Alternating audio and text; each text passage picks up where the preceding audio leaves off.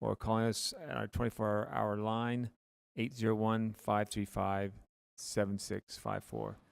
Scott will be moderating today's meeting. And as we usually do, we start off our work session items with number 1, information update from the admin. We have the mayor on the table. We have Lisa Schaefer and Andrew Johnston on the screen. And we also have Councilmember Pui is also online. Hi, Council.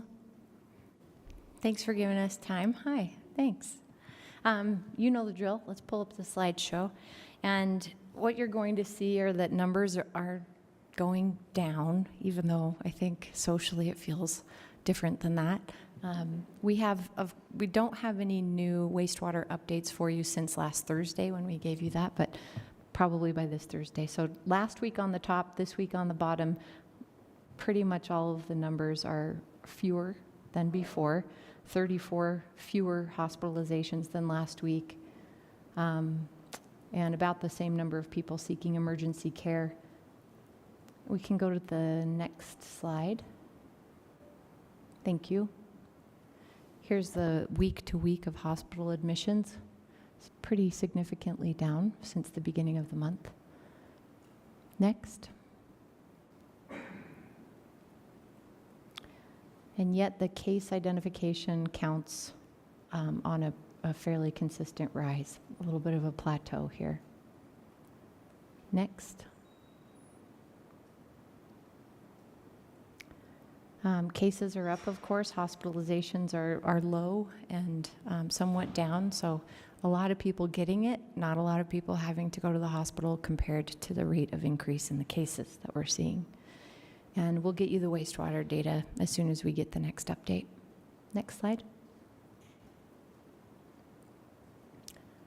And I'm not sure if I'm doing the watering update.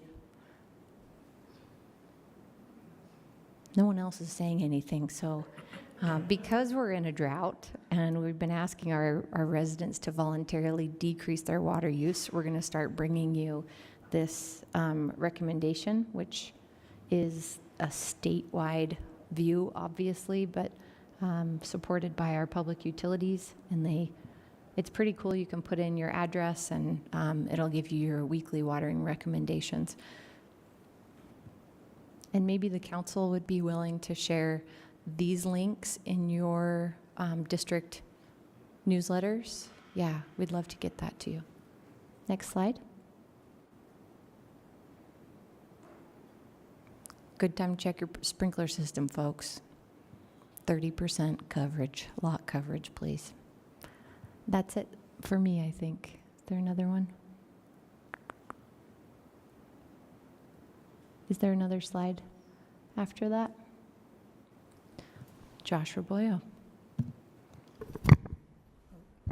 Good afternoon, members of the City Council. My name is Josh Roboyo.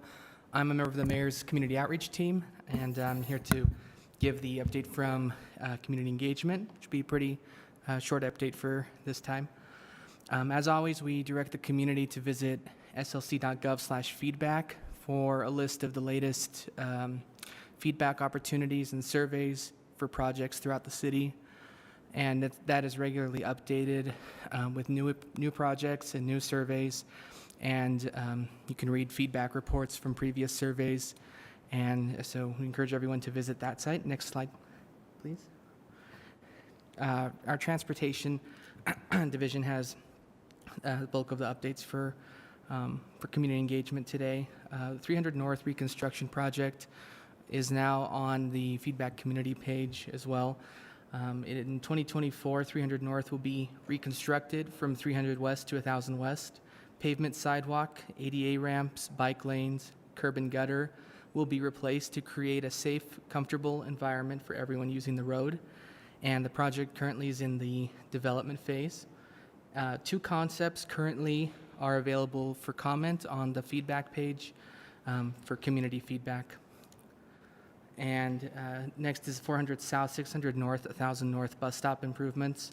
Those bus stops are being improved for ADA accessibility, benches, connections to sidewalks, to accommodate the frequent transit service, and outreach is being done as needed about those improvements.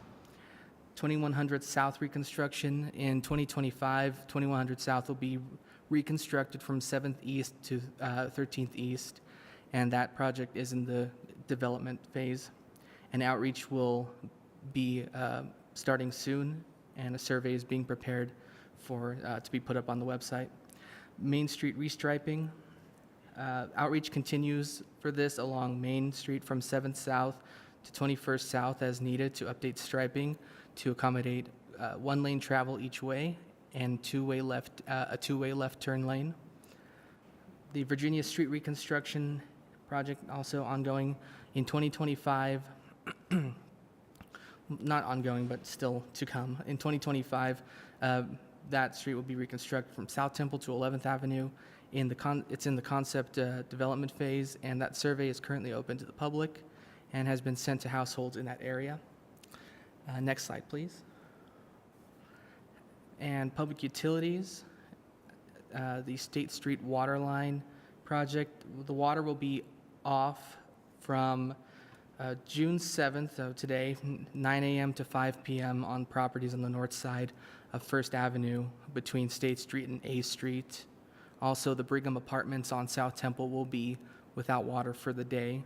The consultant for this project has done significant outreach in advance of that water shutoff, and the website for that project has a dedicated website, statestreetwaterline.com, and slc.gov/utilities for that and other projects. And that is all I have for community engagement updates today. I'm happy to answer any questions. Thanks, Josh. Thank you. Andrew? Yes, Mr. Chair. Council, good to see you all today virtually. Next slide, please.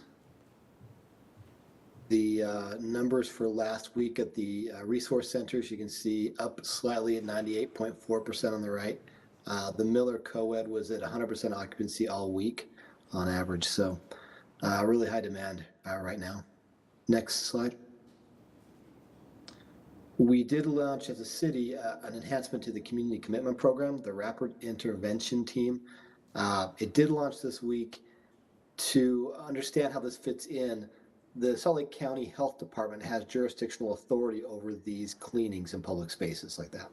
And so generally what they have is a limited number of staff at the county level, one person really, and they dedicate 2 days a week to Salt Lake City, which is really when the city does with them the abatements and cleanings that we talk about. We do have a need for much more robust service outside of those days throughout the week. And so that's where the idea of the Rapid Intervention Team came from that you funded. It is a multifaceted team, including outreach providers, VOA and other street outreach folks, the Advantage Services teams, Salt Lake Public Services, and also the HEART, the engagement team from the city. And this is all, again, under the jurisdictional authority of the County Health Department, but they do work with us to allow us to do this even outside of their times. They can work downtown with us or in the city. It's focused on camps of less than 10 structures, which is different than the abatements, which are usually camps of 10 structures or more, or 10 people or more in one location. And we'll have more information from you all going forward about outcomes and details about what's happening. And also, hopefully you'll see some improvements in our response times to different places. Are focusing on outreach on camps initially very quickly, and then following up that fairly quickly with actual cleanings once we have services offered to everybody who can accept them, or we'll go into other placements as we have those available. The upcoming abatements or cleanings are Fairmount Park and 13th South Ballpark area this week. Next slide. And the next resource fair is this Friday at Liberty Park. The last piece we want to talk about today is just pets. And so there are still rumors and statements sometimes made that people won't come into resource centers because they can't bring their animals with them. The new resource centers for the last 3+ years have allowed pets inside with their owners, and they actually have services on site. One of the big service providers is Rough Haven. And you've heard them before in the context of the resource fairs on the river or in parks or places across the city.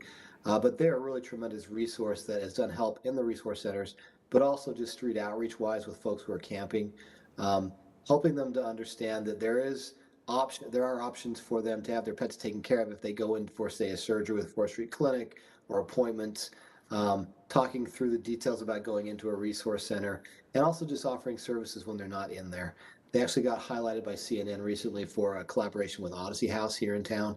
I just want to make sure that you're aware of that, and as people ask questions about pets, that you do know that they are encouraged actually into the resource centers, and there are other services out there. Any questions, Mr. Chair or council members? Yes, one Councilmember Valdemores. Thanks, Andrew. So I have a question on this slide. I have heard that there's a confusion out there in the community still about. Can I bring my? On the last slide, there's still confusion in the community. Like I heard from my constituents. Can I bring the reason why some people do not want to go to the shelters is because they don't accept pets? I'm like, but that's not true, obviously, according to Andrew Johnston's presentation right now. So there's still some misconceptions out there about pets, about where they can hang out. Because that's what I remember. They did a patio in those shelters so that people could hang out at the patio with their pets. Anyway, and then going back to the RIT, the Rapid Intervention Team, Andrew, so I want to make sure that I understand right, because last time what I understood was the HART team is the one that does the abatements with Advantage Services and the Health Department, the big ones. And then the Rapid Intervention team does the ones that are smaller, less than 10, and then property owners or business owners or residents can call in and they could come over and clean up after someone may have left the mess out there. Is that how it works, or are they overlapping? There will be a little overlap, obviously, because it's not always clear about the size of the camp, what's going on. Michelle Hoon is actually in the room, and she could probably talk maybe very quickly to specifics to help you understand the difference between the two and how they work together. Is Michelle on? Yeah, she's coming to the table at this moment. Okay. Hi, Council. Hi. So, Councilmember Valdemoros, to answer your question. Oh, I'm so sorry. My voice doesn't project very well. So to answer your question, abatements are, they're a partnership between the County Health Department and the city. Our team, what we do is we evaluate, we just keep track of what is going on with each encampment. So if an encampment is like really the largest in the city or the most problematic, it's located in an area that is really causing a problem for like another vulnerable population or something like that, we send that information over to the County Health Department. The County Health Department then comes back to us and asks us for resources to help carry that out.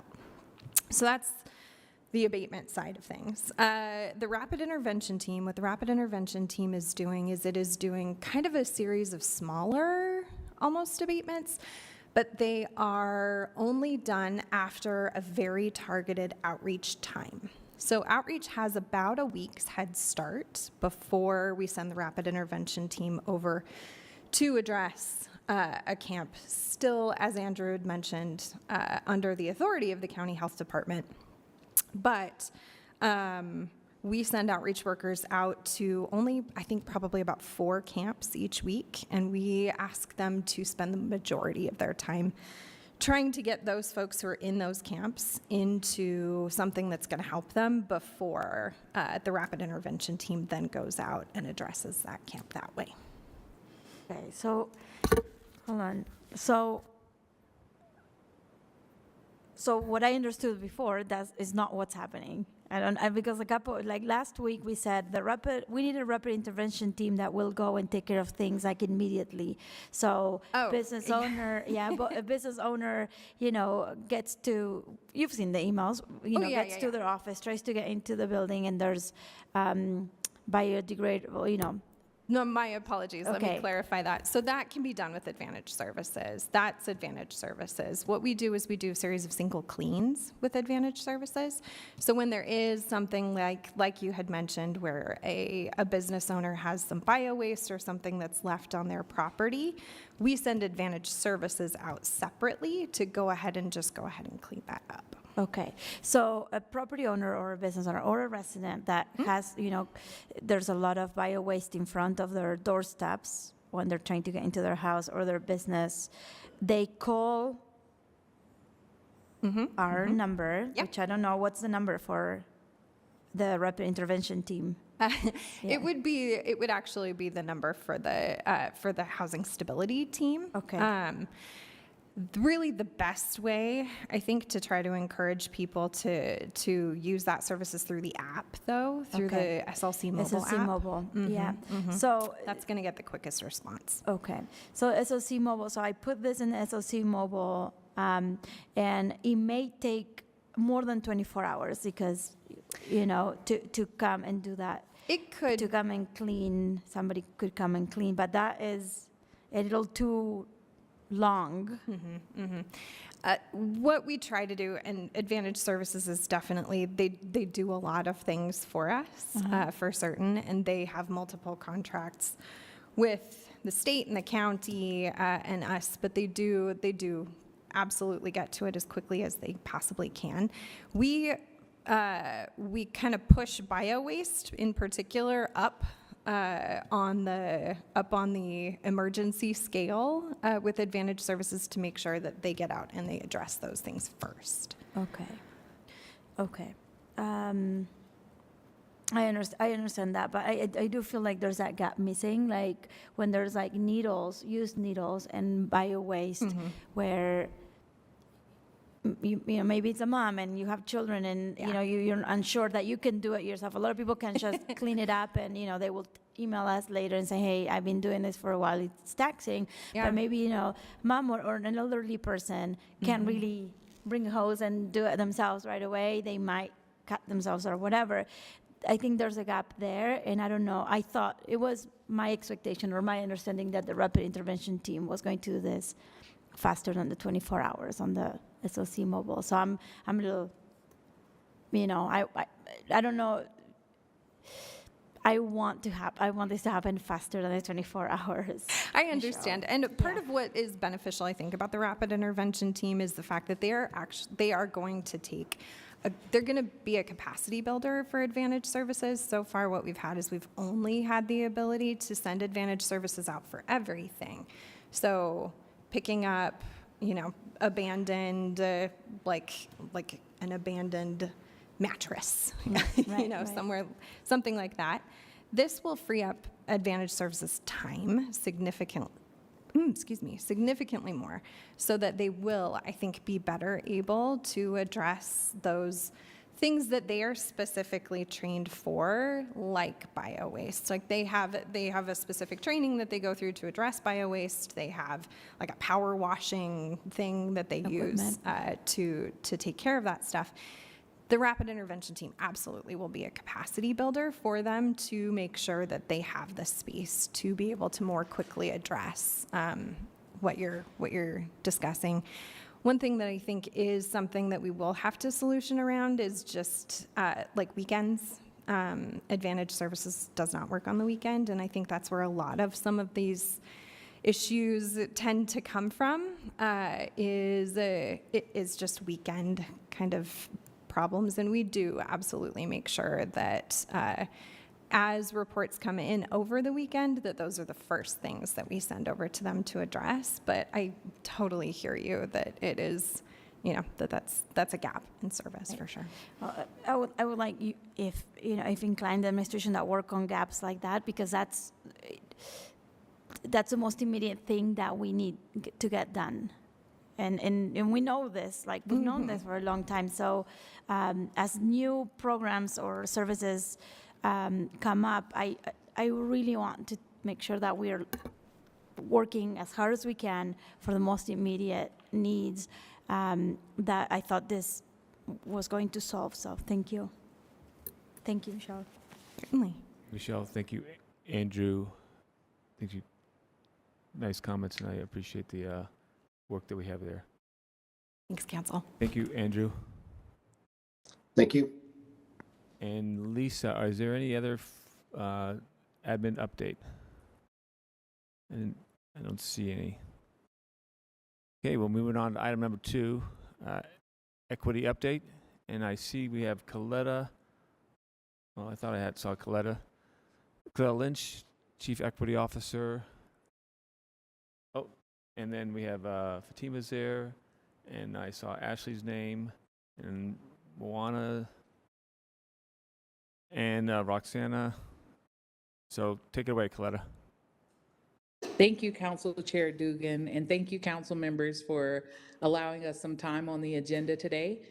We have a brief presentation for you all. We just want to give you some timely updates. So this month is Pride Month. We want to thank you all and the mayor for your support of the Pride Parade and also celebrations that are going on throughout the city this month. We also wanted to notify you all that Juneteenth, this will be the first year that city officials and city staff will get off in celebration and observance of Juneteenth. So the city will be closed on June the 20th. Also, there will be a flag raising that we hope to see you all at, council members, on June the 14th at 11 a.m. More information will be forthcoming to you all about that flag raising. We also are celebrating Immigrant Heritage Month and African American Music Appreciation Month. So you will see some information forthcoming soon about the Blues Festival. We are excited to collaborate with our community partners in efforts that are happening and celebrations that are happening throughout the city for each one of these celebrations and recognitions. And we just want to thank you again for your support as we do this work together.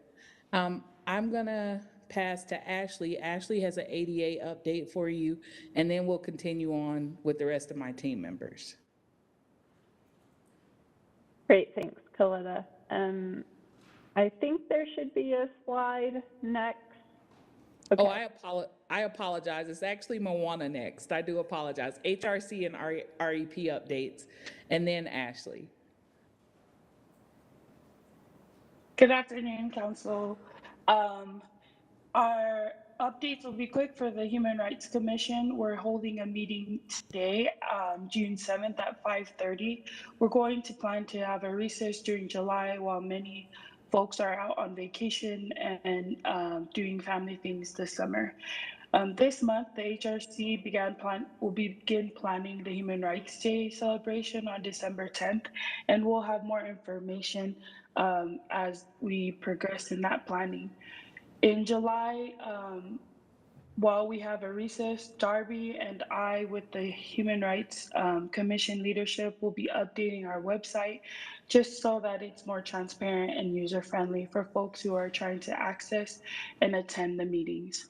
And then finally, we're working with Andrew Johnson to support efforts in addressing homelessness in the city, as well as reviewing, providing feedback for language access policy, and awaiting the CEDAW ordinance process with the council here. Next slide, please. For the Racial Equity and Policing Commission, we'll be having a meeting on Thursday, June 9th, also having a recess during the month of July while many are out of town. During this week's meeting, we'll be listening to presentations from the Utah Courts Office of Fairness, the Juvenile Justice Courts, and the recently hired Park Ranger Manager Janessa Edwards will be presenting, as well as following up on questions that the REP has had with the intersection of policing and managing the park rangers. Last month, we had a great presentation by Representative Angela Romero regarding the Missing Murdered Indigenous Women and Girls Task Force, and how the intersection of that with Salt Lake City PD and our REP's work. For July, again, I'll be working on updates for the webpage in Salt Lake City and trying to update folks on the work that the Racial Equity and Policing Commission is doing. And finally, we are working with SLCPD, or the commission rather, is working with SLCPD on the hiring process for local diversity trainers. They're also providing feedback, line by line feedback for the SRO MOU contract renegotiation with Jennifer Newell, and also re-examining ways in which racial ethnic data is collected by SLCPD and Salt Lake City as a whole. And those are my updates. Thank you.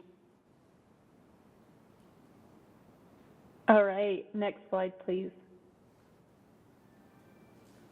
Hi, Council. Thanks for having me here today. Here are a couple of ADA updates. First, the Accessibility and Disability Commission finally got to have our first meeting, May 26th. We did the new commissioner orientation, and then we started looking at our policies and procedures. We're going to hold a special meeting on the 14th to go ahead and wrap up the policies and procedures review and hopefully elect a chair and vice chair for our regular meeting to resume on the 23rd. We have a lot of folks that are wanting to come present to us and get some feedback, so we're hoping to get some transportation updates, the transportation master plan in front of the commission later this month. We're really excited about that. In late April, I collaborated with the Housing Stability team to moderate the Fair Housing Ask Me Anything panel discussion for the Fair Housing Month.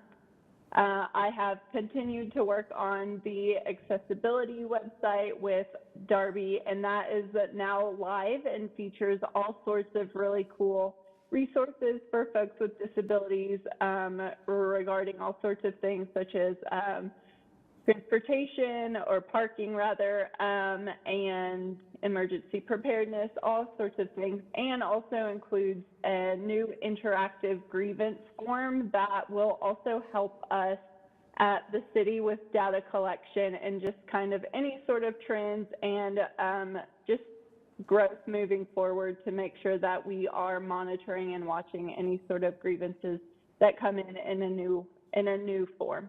And then lastly, I've been working with different city departments, including communications, the police department, and soon to be HR as well, on different accessibility and disability related trainings. And that is my update. If there are no questions, I'll turn it over to Fatima. Thank you, Ashley. I have no further questions here. Awesome, thank you. I don't know who's in charge. Good afternoon, everyone. I am excited to be here. No, it's me. No, it's not my turn. Okay, I'll stop there. I'll be back. My turn. Hello, everyone. Roxana Oriana from Language Access Services. A few things. Of course, I had like 3 slides, but you know, gotta work with 1 slide, make it fair for everyone. Some of the stuff that I'm working on is the most important one right now is a budget request that was submitted as part of the proposed budget. So keep an eye out for that. And also drafted an administrative policy, and it has been reviewed by several staff members and outside parties, and is now before the Policy Review Committee. Actually, they saw it yesterday for the first time, and that was pretty exciting, pretty good discussion.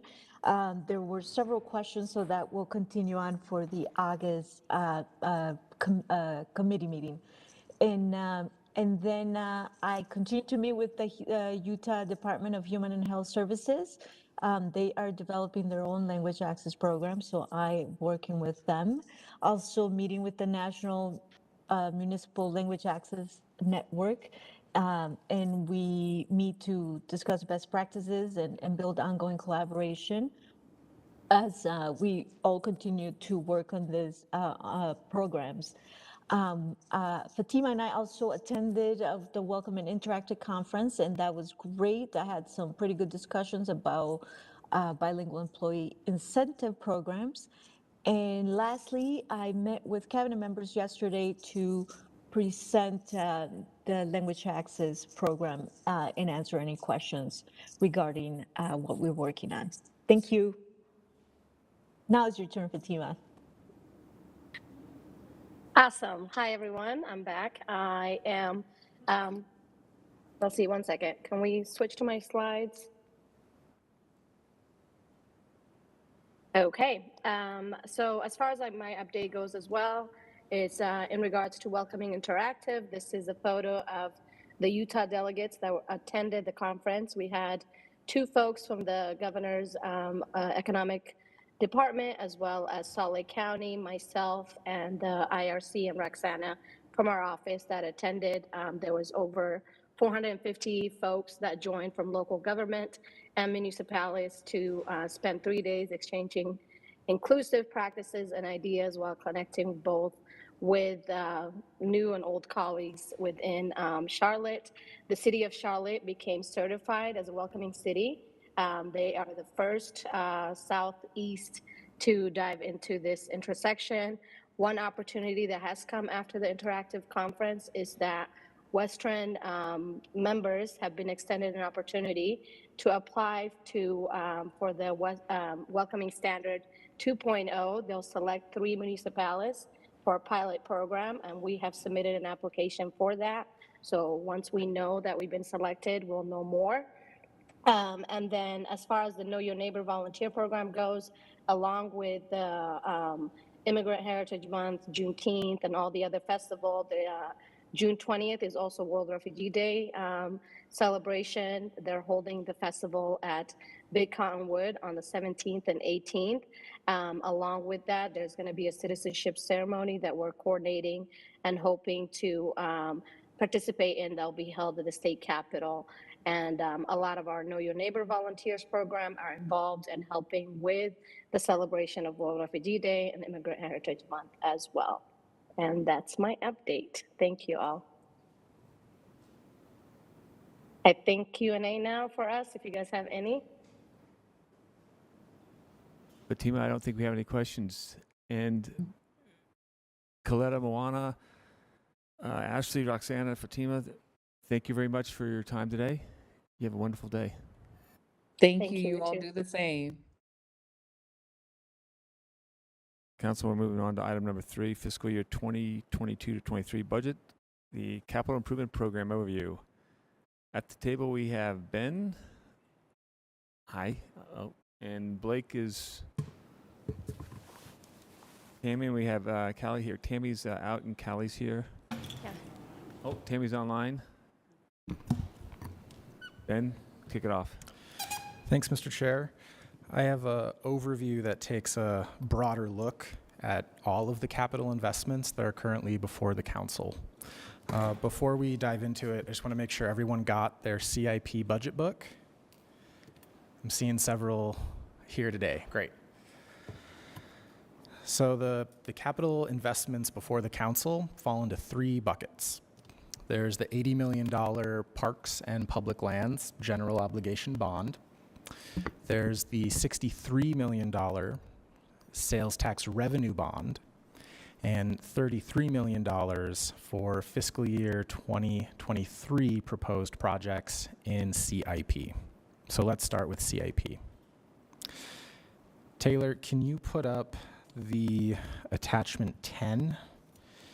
This shows CIP projects by fiscal year.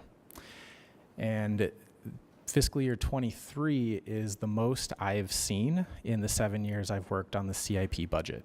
There are 90 requests, and you'll see that these are split 49 from departments and 41 from constituents. And over the 7 years, this is a significant increase in constituent applications.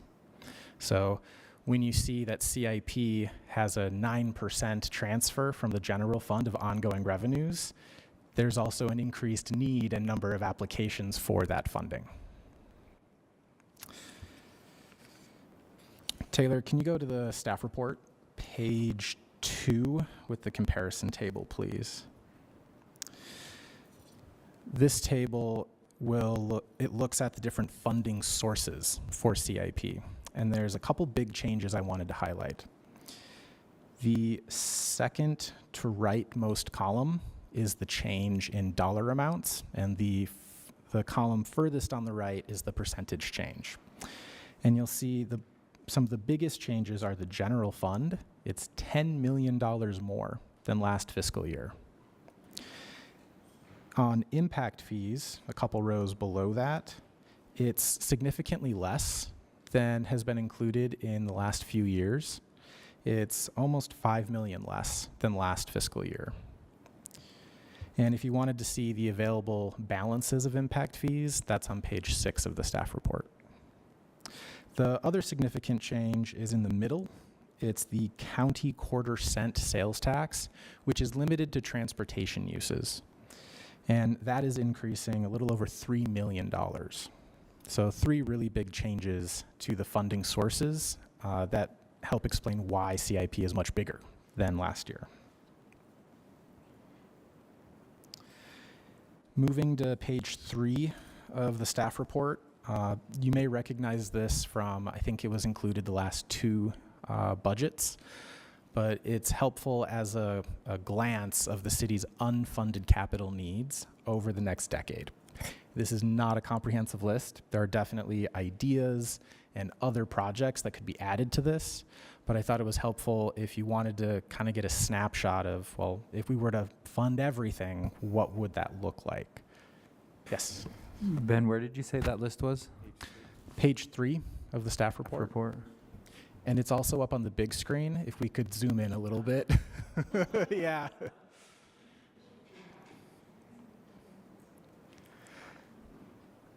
Out of the list, the first point is really the biggest uncertainty. It's new construction and major redevelopment projects on city-owned property. So this includes things like the Fleet Block, aging fire stations, Warm Springs, Fisher Mansion, the Leonardo, unfinished urban trails, and others. So we don't have specific dollar amounts for those because there are various levels that could be funded for those new constructions and those redevelopments, but we wanted to recognize that there is a funding need there.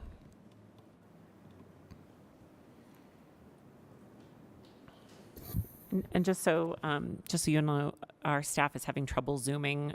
It's a technical issue Zooming, so it is comically small in this room, though.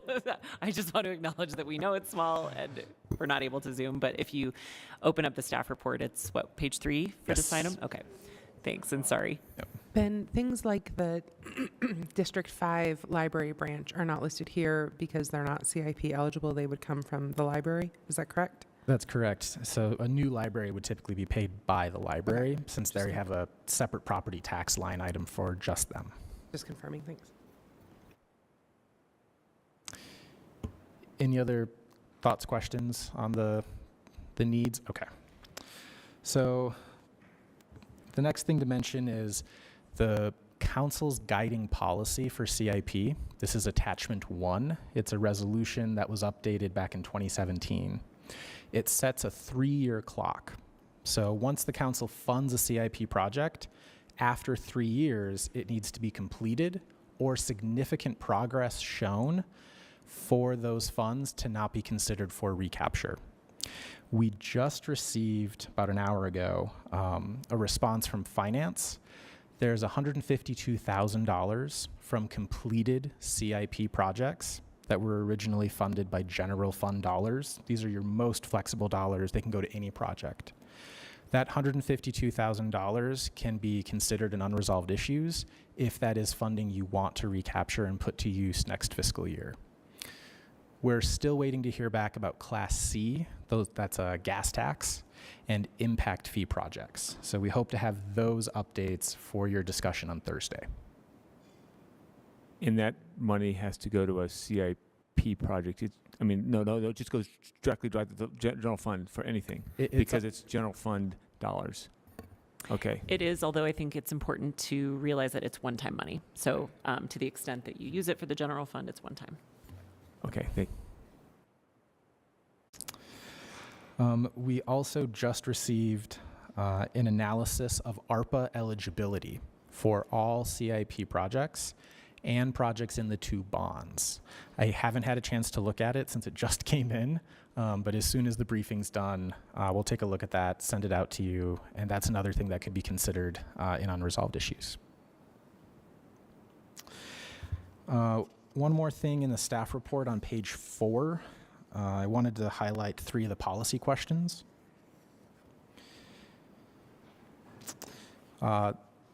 These are the first 3 policy questions because I thought they were more salient. The first is the unfunded capital needs over the next decade, that list on the previous page. How does the city's needs align with the council's priorities for the city and the projects that are recommended? Basically, does the council see that there's a project that is a priority that's not included, or that maybe you wanted to fund it in a different way, to see if the balancing of projects across those 3 buckets of money meets your policy priorities?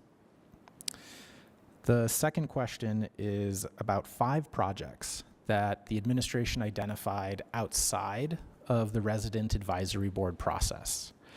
And I'll read them off real quick. It's $3.7 million for handheld radio upgrades to get to the next generation of equipment, $3 million for complete streets, $2 million from Funding Our Future for public lands maintenance, $2 million for restoration of City Hall.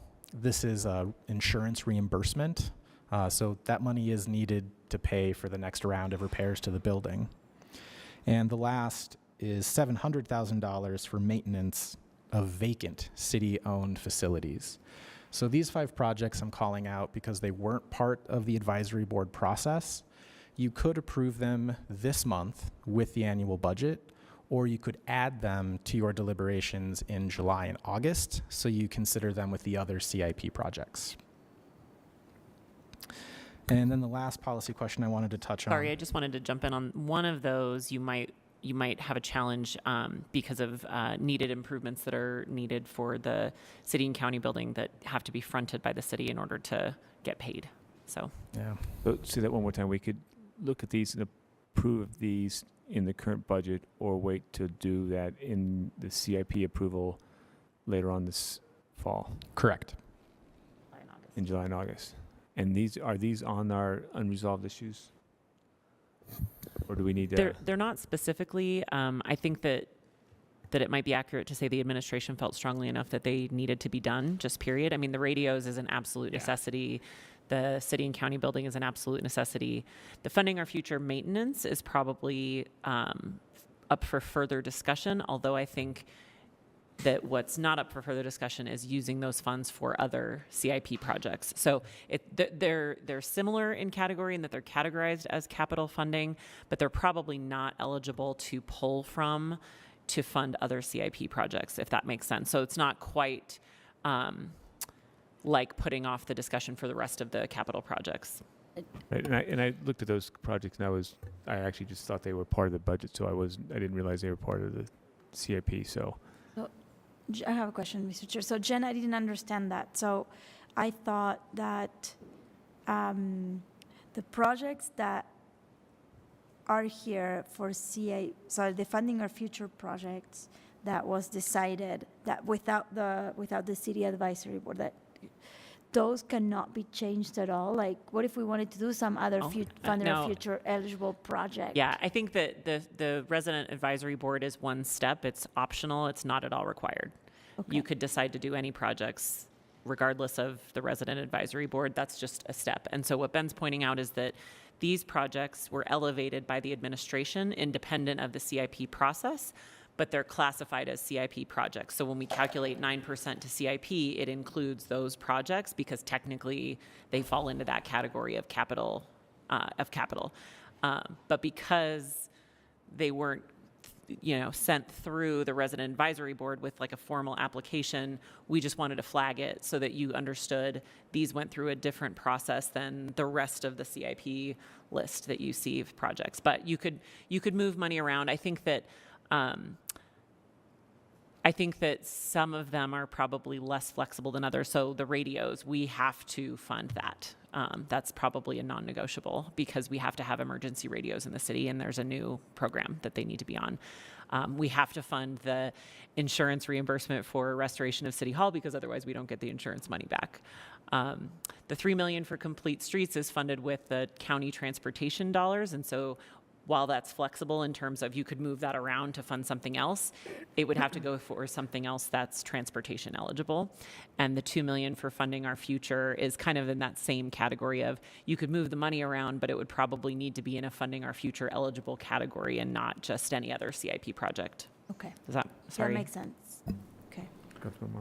Thanks. I have just a quick question about, and I think I might just be not fully understanding when something is considered a CIP project versus just a typical maintenance project, because the $700,000 for vacant city-owned buildings and the $2 million for funding for public lands maintenance, what makes those specific dollar amounts a CIP project rather than just like our parks maintenance crews that are maintaining public lands? Is it because they're allocated to specific projects? And then I guess the same question with the radios, like when we buy a computer for a new employee in some department, that's not really a CIP investment, or we don't consider it in context of our CIPs, but why would the 3.7 million, is it just a certain dollar amount that gets to where we're considering it a CIP? Does my question make sense? It does. One of the most important things is when something's in a CIP account, it doesn't drop to fund balance at the end of the fiscal year. Okay, that makes sense. Can you say it again, Ben? When funding is in a CIP account, it does not drop to fund balance at the end of the fiscal year. Okay. Okay. Thanks. And then I think Mary Beth has something to add. So as far as the radios, they will be capitalized. It may not be a project as in a building, but it will be a capitalized project. That's the reason we included that in the CIP. You are correct as far as maintenance for the buildings and maintenance for parks. Those technically are not in a CIP fund. They're in, this is kind of weird, CIP fund under the CIP fund class under the maintenance fund. But the reason we put it there is so that it does not drop to fund balance, just like Ben said. So if we can't get those projects done or that maintenance completed by the end of the year, that money still sits there for 3 years for the department, for whoever needs to maintain those. Correct. So. And you could continue to look at those year to year, and if it was too much, say it got to $10 million and they spent none of it, then it's probably, the mayor and the council need to reassess that and come back and say, what are we going to do with this funding at that point in time? That's helpful. Thank you. The last policy question. Can I ask one question about that? Oh. Sorry. Good. Do we, if this is too far in the weeds, tell me, I'll happily divert, but do we have a policy for the vacant city-owned facilities that we're maintaining? I really would like to see us start streamlining what we own and maximize those assets. I hate putting money towards vacant structures. I cannot think of a council policy for when to spend funding and how to prioritize funding on vacant-owned city properties. That could be a legislative intent that we could add to unresolved issues. Sure. I would really love that. Okay. And I do know that Public Services has taken a look at that because there are some industry guidelines, like how much money to spend per year versus the value of the property. Kind of like a car, you don't want to spend. And I'm assuming this doesn't comprehend things like Fisher Mansion, which are under, that's being considered for GeoBond for stabilization, right? Mm-hmm. So this isn't comprehending even the historic buildings that we have for basic preservation? So this would be available to any vacant city-owned building, including Fisher Mansion. Okay, thanks. Good. I'm not sure, but I think maybe what Councilmember Petroschler is talking about is maybe the thing you're capturing, Ben, but also I think that you mentioned to me before, like some way to especially take notice of the historic buildings that the city owns and develop a plan for how we can preserve those and utilize them. Is that The historic is of particular interest to me, and I really would like us to be more proactive, even if it means public-private partnerships, but I want us to be proactively seeking those out. But I'm also just curious about, like, what else do we own that is vacant? And is there a reason we own it and it's vacant and we're not leasing it or something? You know, like, could we be generating revenue from that instead of just maintaining for an unused spot? So maybe two, would you want an intent for the historic piece too? Yes, I guess I gave you twice the work there with one But comment. No, yeah. no, it's not hard. I'm always bang for your buck, sorry.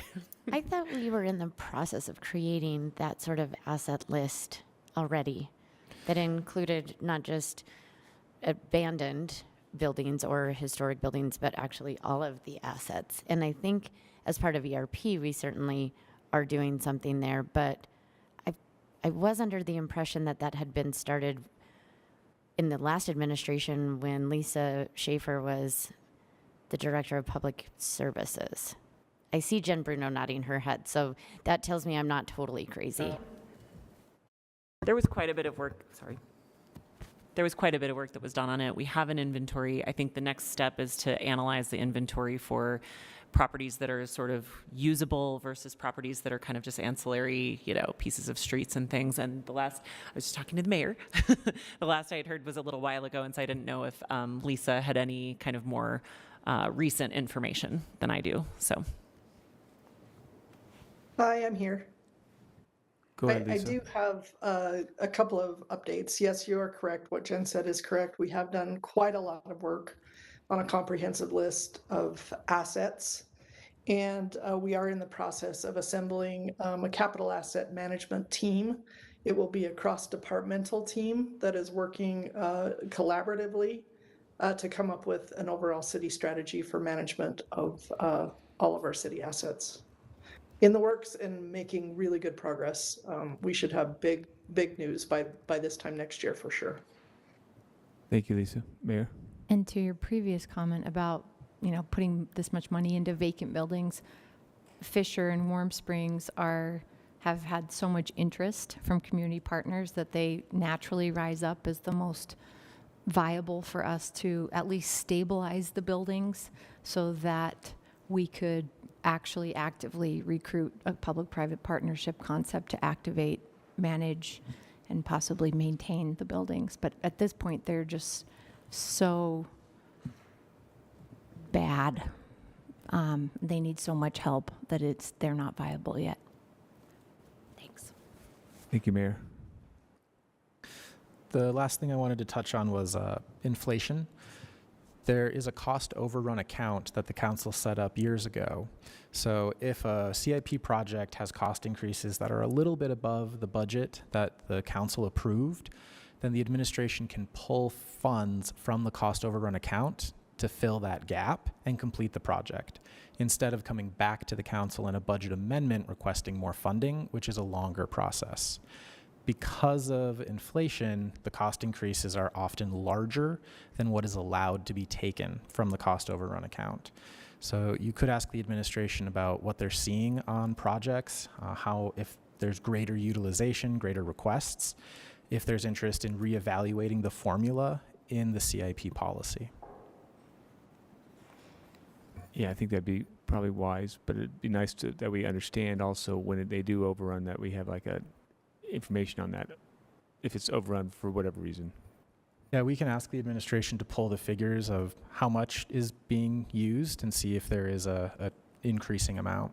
Yeah. Okay. Thank you.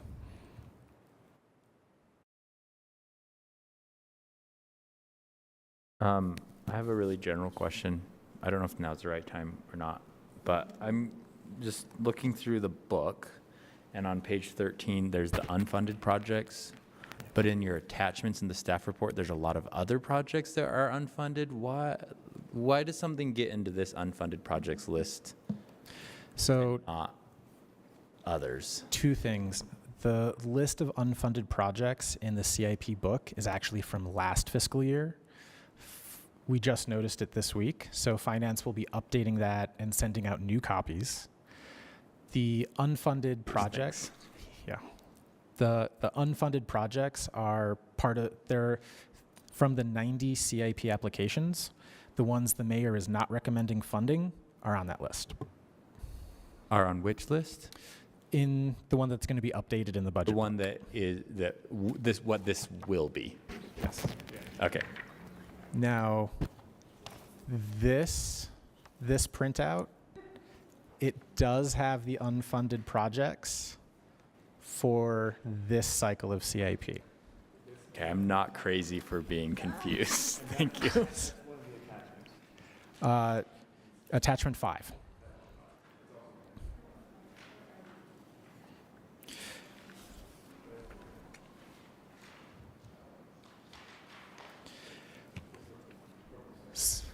Thank you so much. So that's actually a perfect segue into the bonds, now that we've talked about CIP. Up on the screen, and you should have a printout in front of you, is a comparison table of questions we've heard from council members about the similarities and the differences between a sales tax bond and a GO, general obligation bond. You'll notice that there are some important differences, such as the first question: when does the council need to decide? There is no legal deadline for the council to decide on the sales tax bond. For the general obligation bond, it has to be decided at least 75 days before Election Day. So for this year, the last regularly scheduled council meeting would be August 16th to meet that 75-day deadline.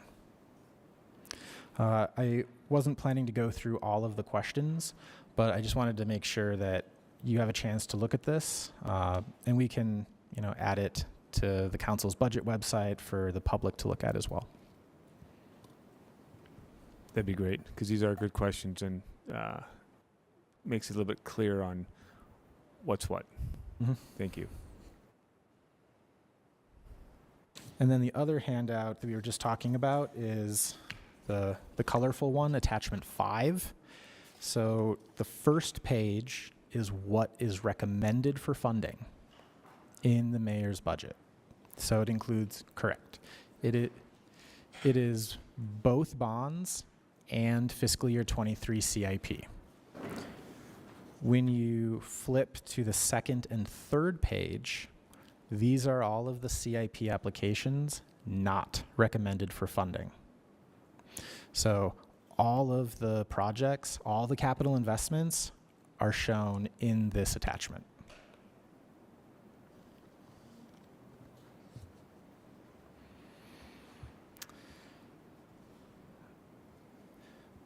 There's a couple notes at the end of it I just wanted to point out. The department listings, when it says public services, that includes facilities, so city-owned buildings, and it includes engineering, streets, and alleys. It's the second column.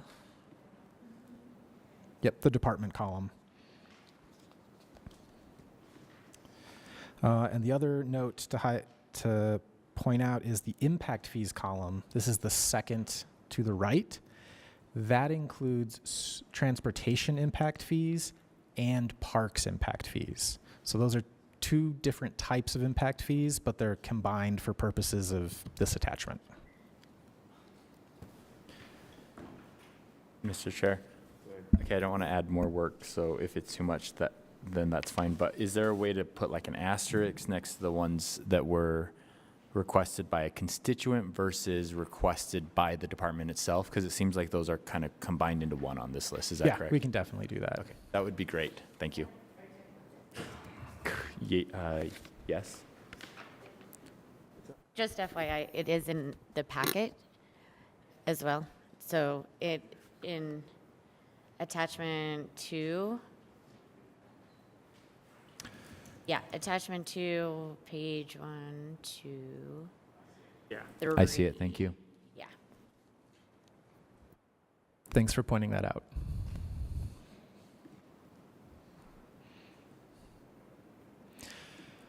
So, Mr. Chair, that's a lot of information on a lot of capital investments. The administration also has a presentation focused on CIP for fiscal year 23, if you want to do that next, or if you wanted to check if there are other council questions. Yeah, well, let's do that next. But we also, part of our unresolved issue, and then we also have discussion on CIP Thursday too. So this isn't the last discussion, so we have many more to go on. But let's go through the staff's or the admin's presentation of the CIP. Okay, I'll turn it over to Tammy. Thank you, Ben. Can we get the presentation? Thank you. So within the mayor's FY23 recommended CIP budget, there's almost $346 million for CIP. And this includes not only the funds I'm going to go through, but part of the RDA's funds and enterprise funds. But these other funds have been presented on in the applicable department's budget.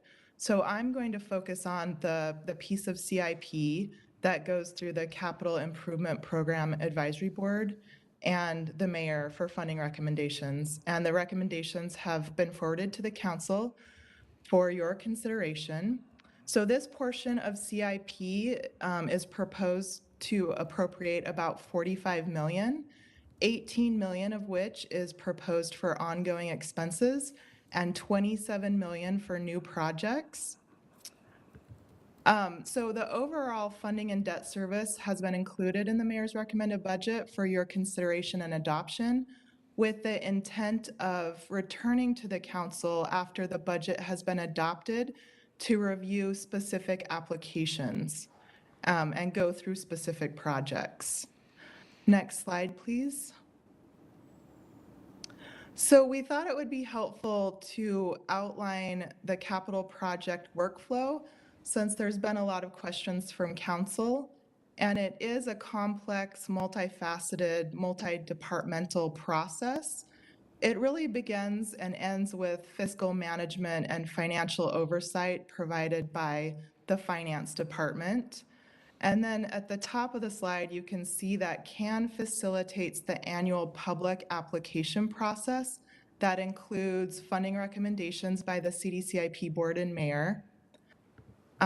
Moving on to city council funding allocations, once that's done, project management and implementation is really managed by the division or department that the project falls under.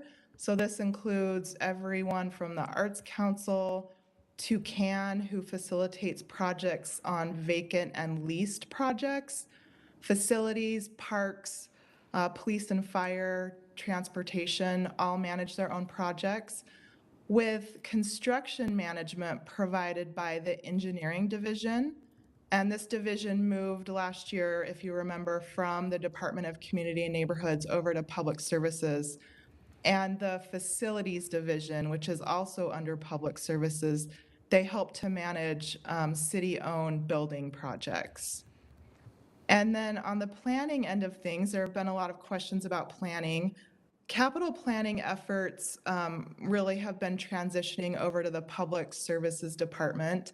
As I said, engineering moved under that department, and then also another FTE that manages capital assets. So Public Services is really charged now with plan coordination for all of the capital planning efforts. And impact fee planning falls under the Department of Community and Neighborhoods for all impact fee plans. And then this is, of course, in close coordination with all of the departments: engineering, facilities, fire, parks, police, and transportation. Next slide, please. Just some updates on what the Department of Community and Neighborhoods has been doing to hopefully help coordinate the CIP process. The first effort is a CIP dashboard. We've been working on this dashboard with IMS, and the dashboard is really intended to allow us to gather data on the location and types of projects being funded. Hopefully this will provide greater transparency to the community And by geocoding all of these projects, we can develop metrics to inform future funding decisions. We're working out a few kinks within the dashboard, so it hasn't gone live to the public yet.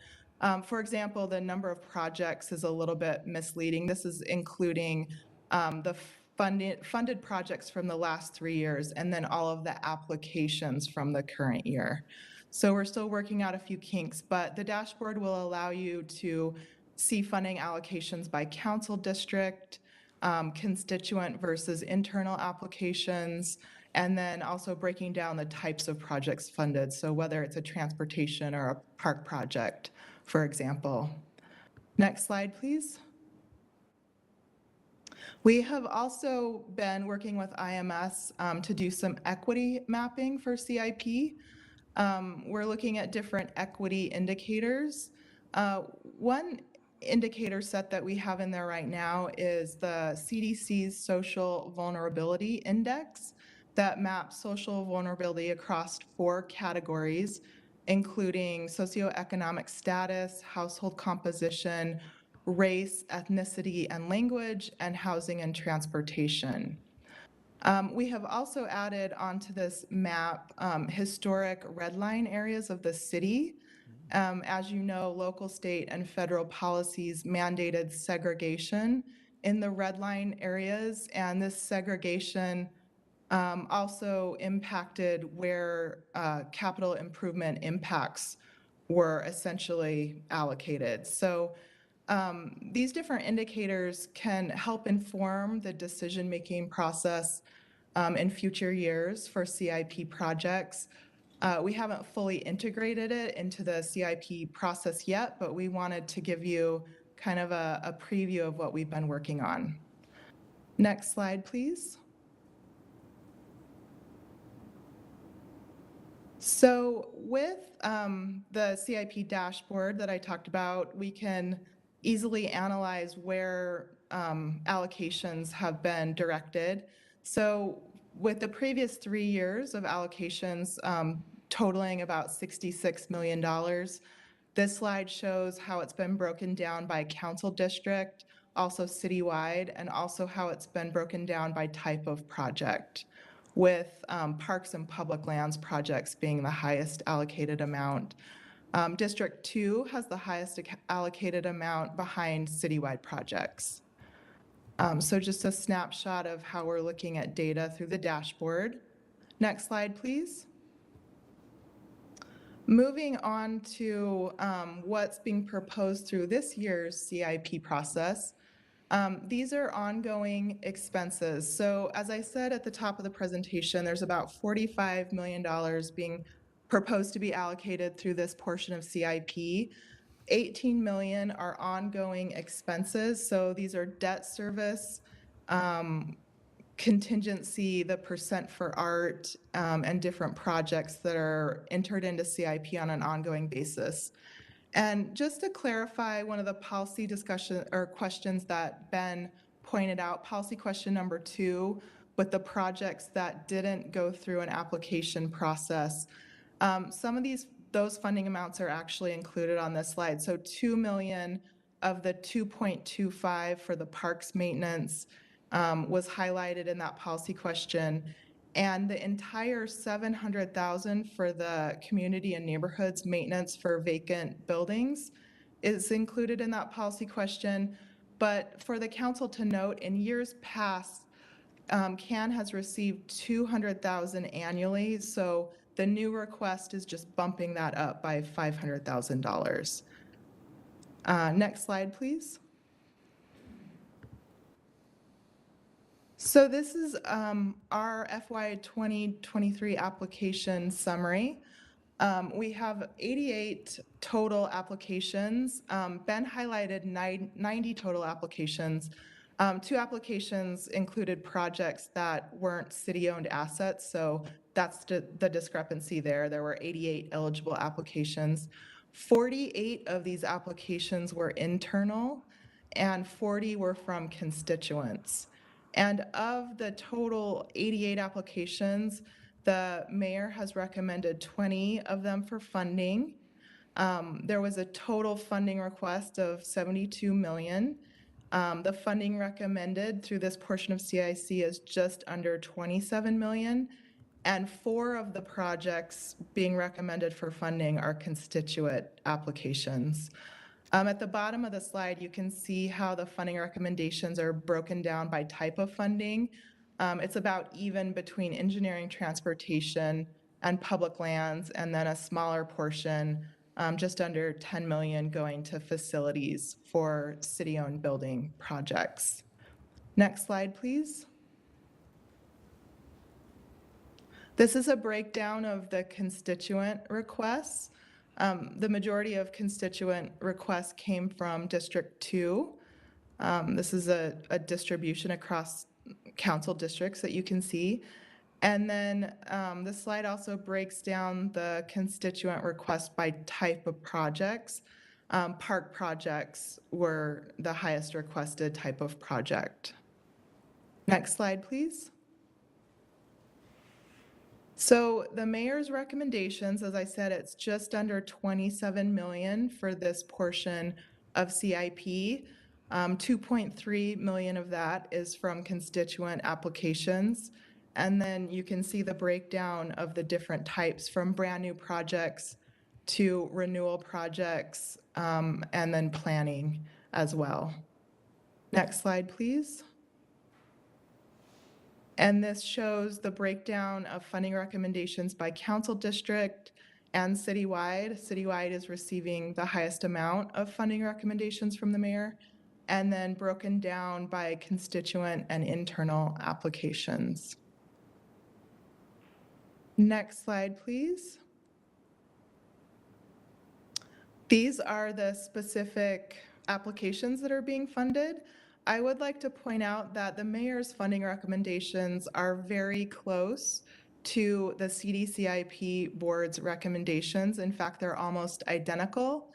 When the CDCIP board made their funding recommendations, we did not have the revenue amounts finalized for them to be able to disperse their recommendations to the dollars. So they asked that overage in new revenues go to the cemetery project. However, the mayor decided to recommend the funding, the excess in funding go to 200 South Reconstruction instead, because the cemetery is proposed through one of the bonds. So that's the only discrepancy really between the mayor's recommendations and the CDCIP board's recommendations. Next slide, please. So looking forward, we really want to engage the council in their thoughts on the CIP dashboard and the equity mapping tools that we've been working on, and hopefully integrate those efforts into the CIP process moving forward. This will allow us to use data and metrics to inform future funding decision-making processes. And we're also working as an administration to better integrate the CIP into capital asset management planning, as Lisa spoke about previously. And then Ben highlighted Resolution 29 of 2017, Salt Lake City's, the council's capital and debt management policies. And we would really like to engage the council and give the council an update on some of the efforts we've been working on to address some of the legislative intent in that policy. And we would also like to engage the council to see if there are any policy revisions the council may want to make moving forward with those management policies outlined in the resolution. So that is what we're working on. That's a high-level overview. And like I said, once the budget is adopted, we plan on returning to the council to really start discussing some of the specifics of specific applications and funding requests. So I will turn it back over to you, Mr. Chair, for questions. Thank you, Tammy. Council, any questions at this point in the CIP process? We can get into the more specifics probably in the unresolved and then on Thursday. Mr. Chair. Oh, go ahead, Ali.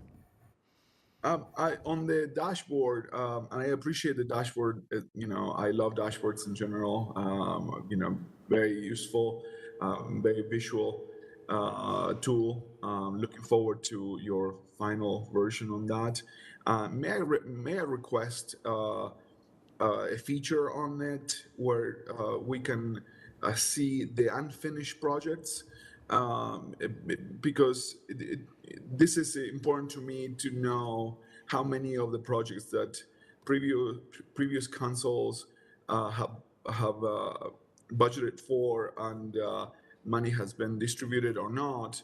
But I want to see where they are. Maybe it's unfinished, or in progress, or maybe even stalled. Something along those lines, because I just want to know, and to me it's important to set the expectations right to the community about where they are in the process. And I think that is very important to me. And I was talking to Councilmember Fowler last week, and we were looking at the dashboard in District 7, and many of the projects that we were seeing were not completed yet. So it will be nice to have that information easily accessible too. Thank you. And Councilmember Pui, they are on attachment 8, but I think you're right about having them on the dashboard would be kind of nice to have that visual. But there's a list of them in attachment 8. But I agree with you. Any further questions at this time? Thank you very much, Tammy. Ben, appreciate it. Moving on. Thank you. Thank you. Moving on to item number 4.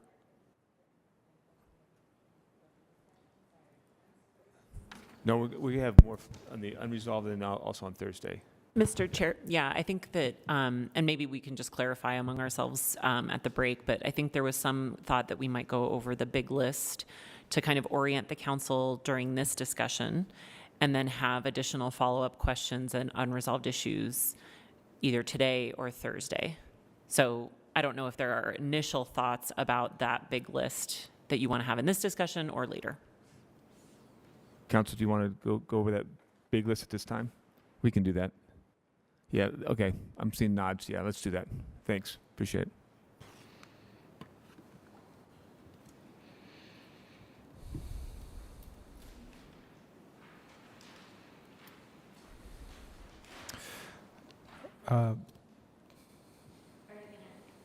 Ben, are you going to sort of brief us on this list, or is this question and answer time?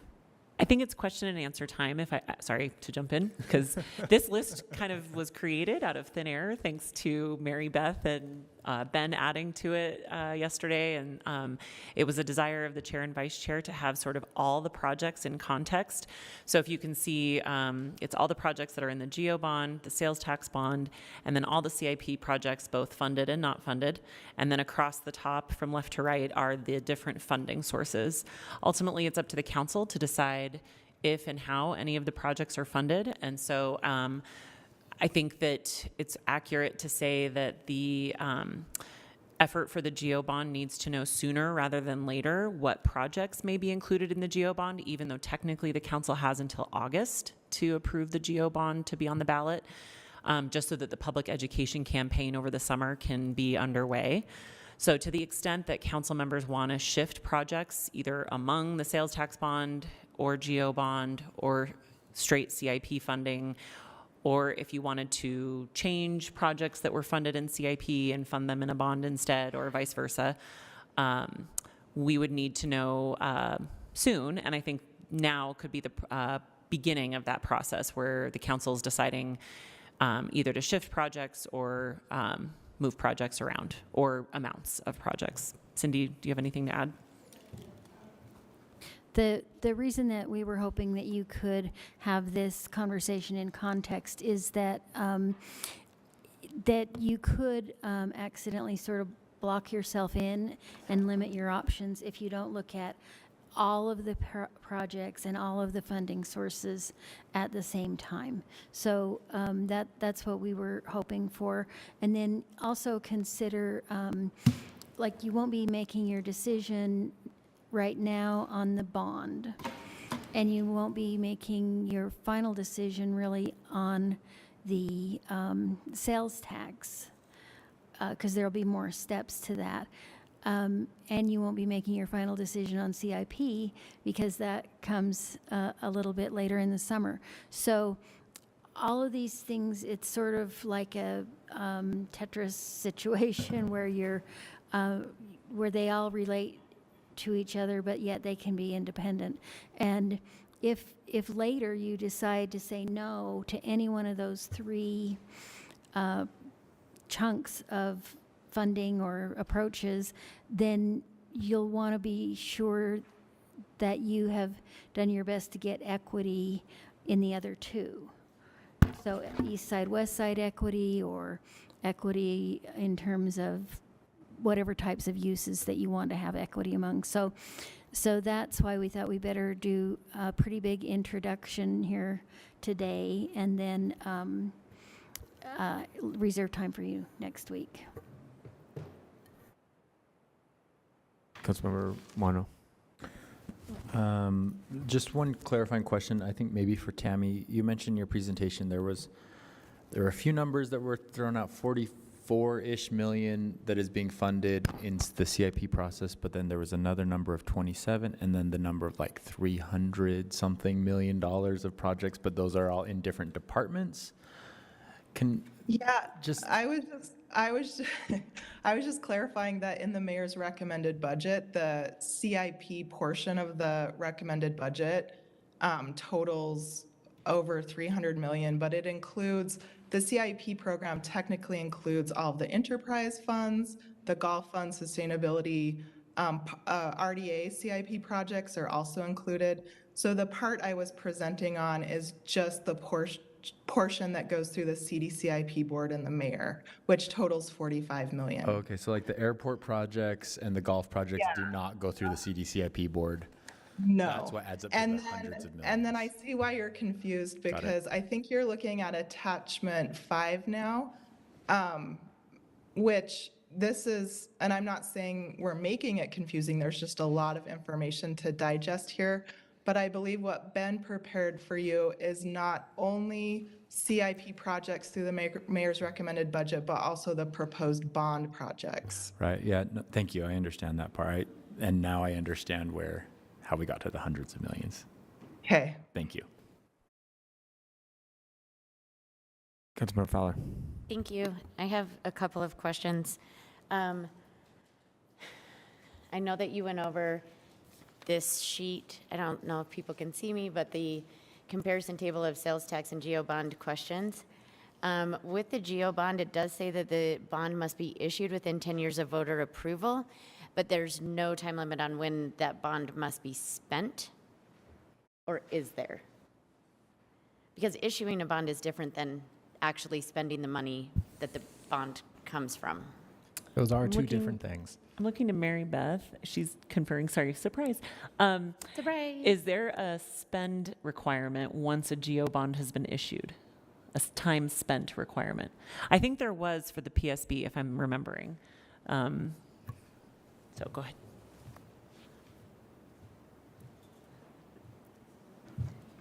It depends on whether it's taxable or non-taxable bonds, and these are taxable bonds. So there is not a time limit on these bonds for the geo bonds. Because they're taxable, there's not a spend time frame. There's just an issuance time frame. Correct. Okay. And then I wanted, I'm not suggesting that I'm going to suggest this in the future. It's more of just a clarification. But we have talked about, as we're looking at the full budget and why we're looking at these different things in conjunction with the budget, because we're also proposing a property tax. And we've looked at whether we want to look at ways to decrease a property tax or things like that. So one of the things that came up in the unresolved issues was whether or not we wanted to decrease the CIP fund, right? So that we could maybe balance out how much we would increase or decrease or have that property tax. If we were to do that, could we, if we decided, again, I'm not suggesting this yet, just kidding, could we take funds from, or projects rather, and funds from the enterprise funds Or are those sort of like, are the only ones that we get to say, yes, we're going to fund, no, we're not going to fund, the sort of everything outside of the enterprise and RDA funds? Does that question make sense in my rambling? I think I'm following the question. I think to the extent you want to lower the property tax increase, I'm not sure that reducing capital projects with enterprise funds would help, because it's not like you could use those freed up funds to help balance the general fund.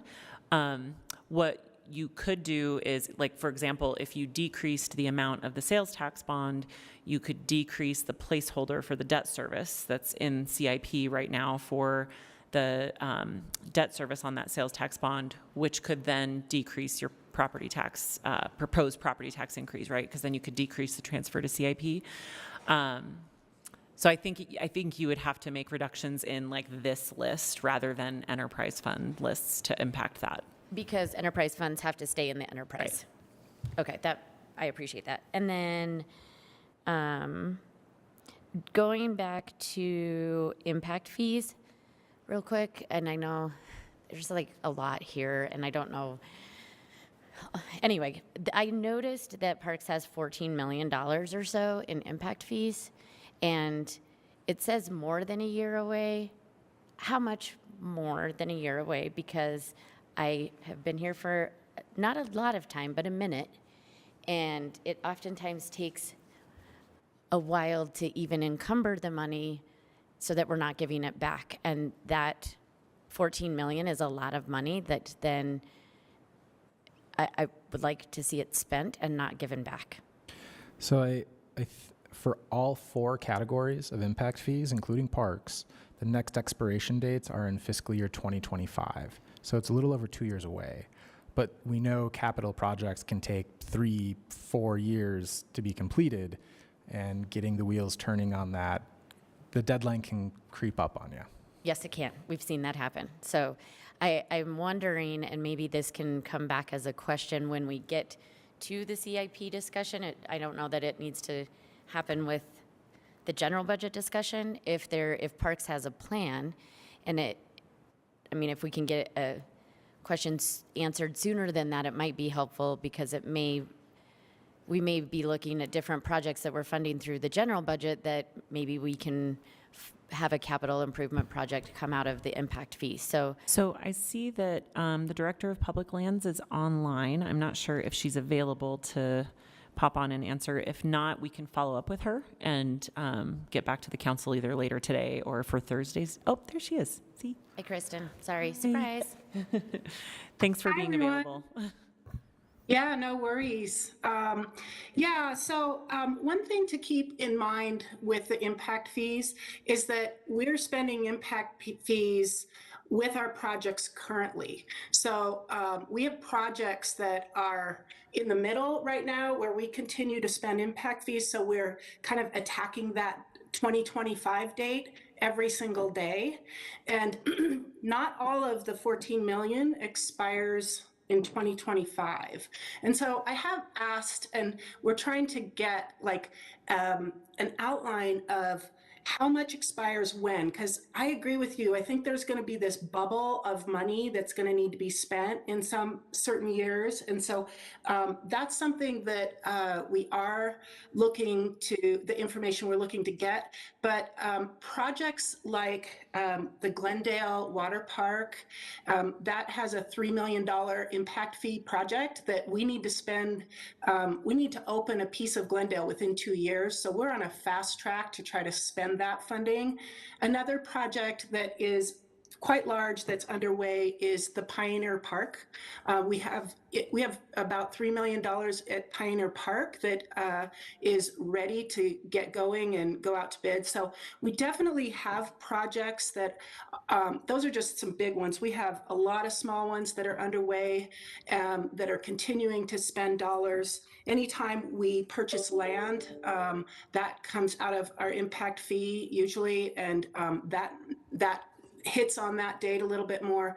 So if we could get that kind of timeline, it changes on a daily basis, though, I would tell you, because as we submit our invoices for the projects, it cuts it back a little bit more. So if you'd like a snapshot, we can work on that with our finance team and try to provide that for you.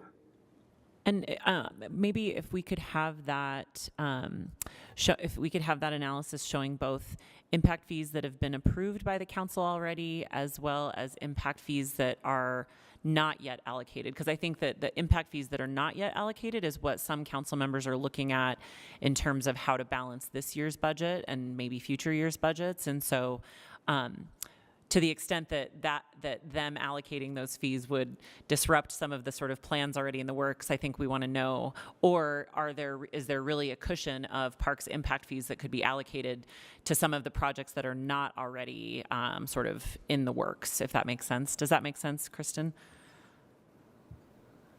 And yeah, I that can makes check sense. in with you offline. And I would like. Sorry, go ahead. I'd like to add, because there's funds that go into that impact fee at this point right now. So every year, more funds go in it. How much more funds are going in it compared to out of it? And then back to Councilmember Fowler's point is, what are those unofficial allocations of that $14 million? Because we do have other projects we would like to possibly spend that money on, at least have the opportunity to make that decision. Mr. Chair? Yes. Do we know if the $14 million is inclusive of council approved and not approved funds? I think the 14 is all not yet approved. So the 3 million that she was referencing for Glendale and the 3 million she was referencing for Pioneer Park, I think have already been allocated and are separate from that 14 So those million. are over and above the 14 million, but I it's money believe that's so. I don't know. sitting in Mary that Beth account. can Mary Beth confirm. is nodding yes. She's nodding. Okay, so there is 14 million that we have not yet approved. So that would, to Councilmember Fowler's point, that could be. I guess my question would be, Ben framed this discussion as all of the projects and all of the funding sources. So the funding sources are that we could consider are the 10 million minus whatever we already took out of that 10 million from fund balance that went to CIP. So 8, something like that is left. I don't know.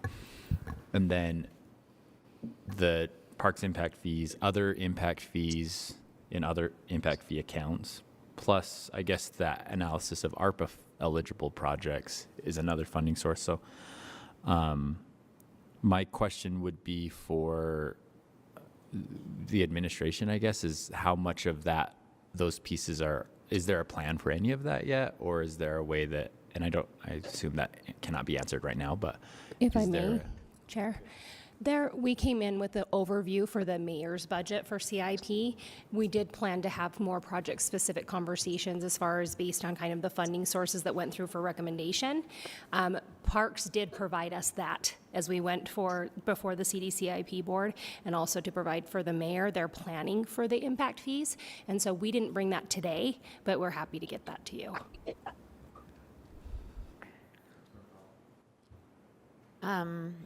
Ben, I think that you mentioned this at the beginning, and maybe I saw an email about it, and I know it was probably the last minute. The administration or finance is looking at ARPA eligible projects as well, and comparing those from what was recommended to spend ARPA money and what projects in the CIP and or other projects, or just the CIP that would be ARPA eligible. All of the projects on attachment 5 are being reviewed for ARPA eligibility. And we did get that. We just haven't had a chance to look at it during the meeting. Yep, totally understandable. And I think it's worth pointing out, though, that to the extent that the council does want to spend those dollars on ARPA, or to the extent that the council does want to spend ARPA dollars on that CIP project, we'll need to communicate that with the administration, because I think that the administration is planning on using funds for other things, right? So. Right. And in future budget years. Right. And I mean, when are we having that discussion?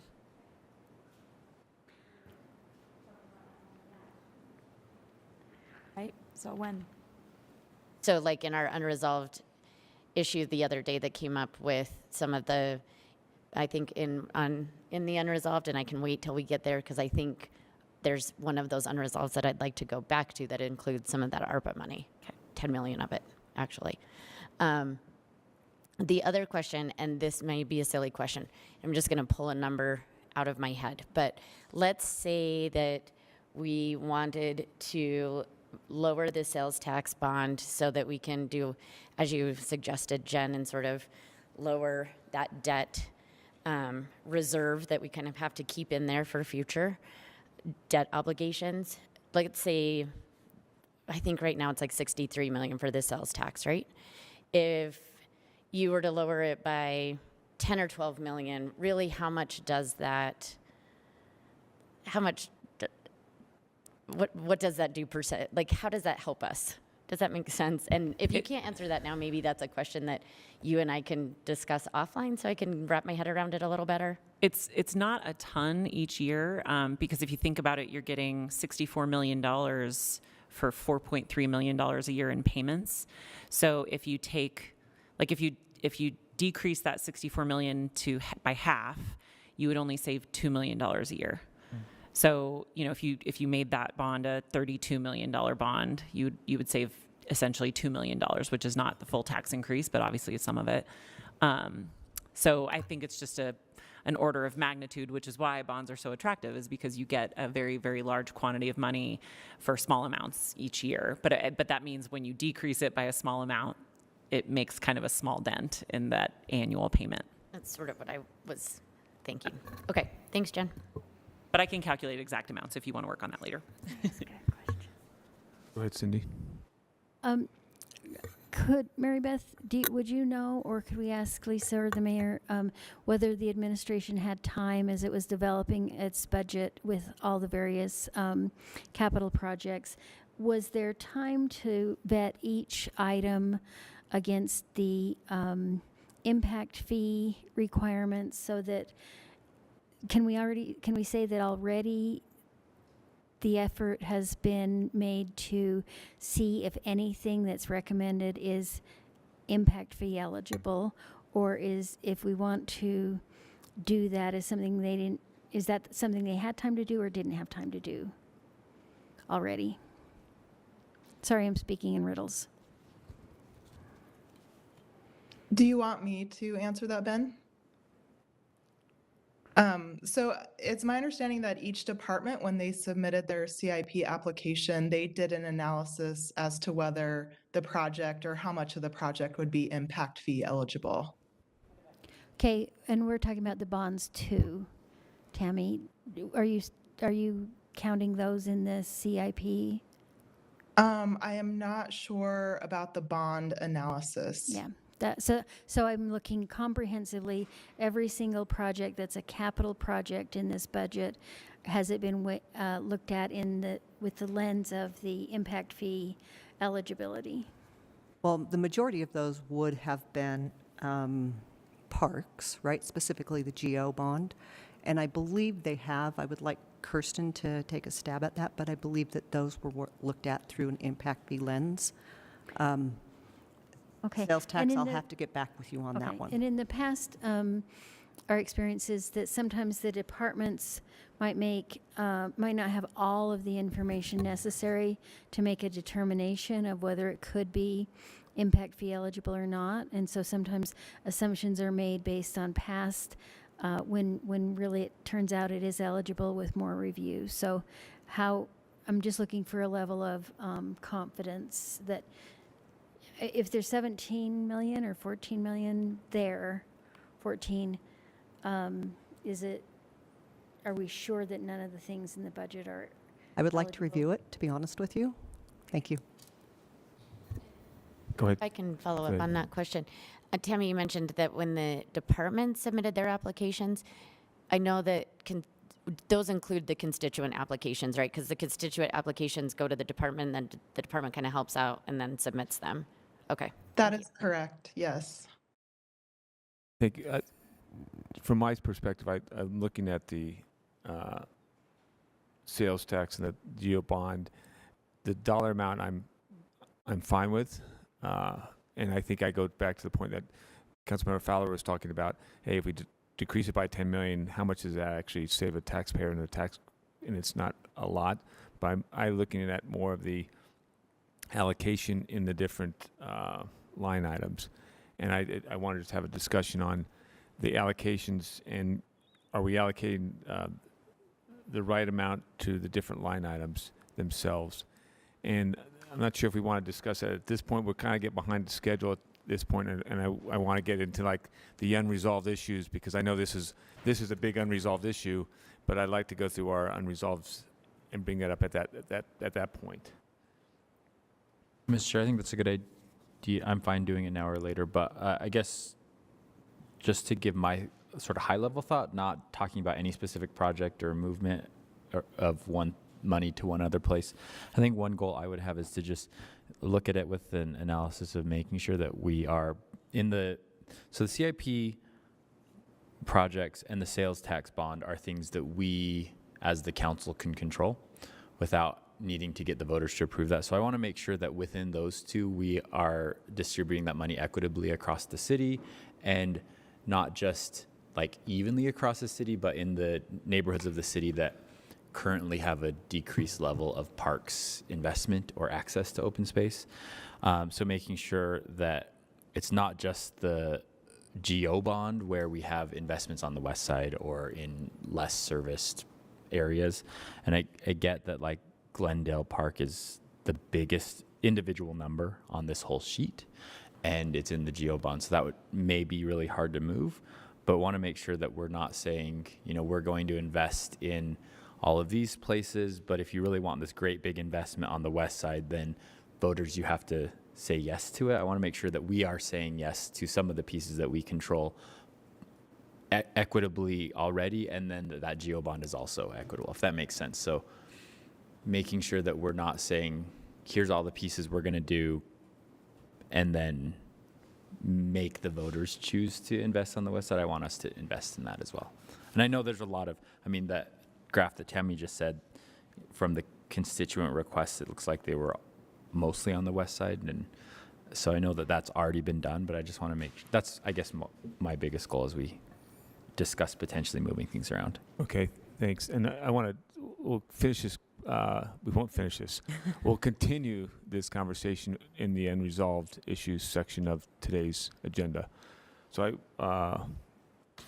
so hold those thoughts for the CIP. Are we fine with moving on from that subject, Ben?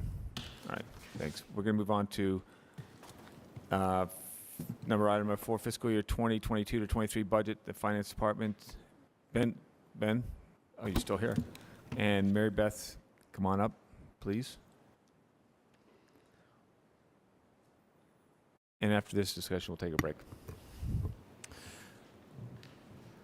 While Mary Beth is walking up, you can find finance in 3 places in the budget book, although arguably they're on every page. The finance budget has key changes on page 38. The overview starts on page 165.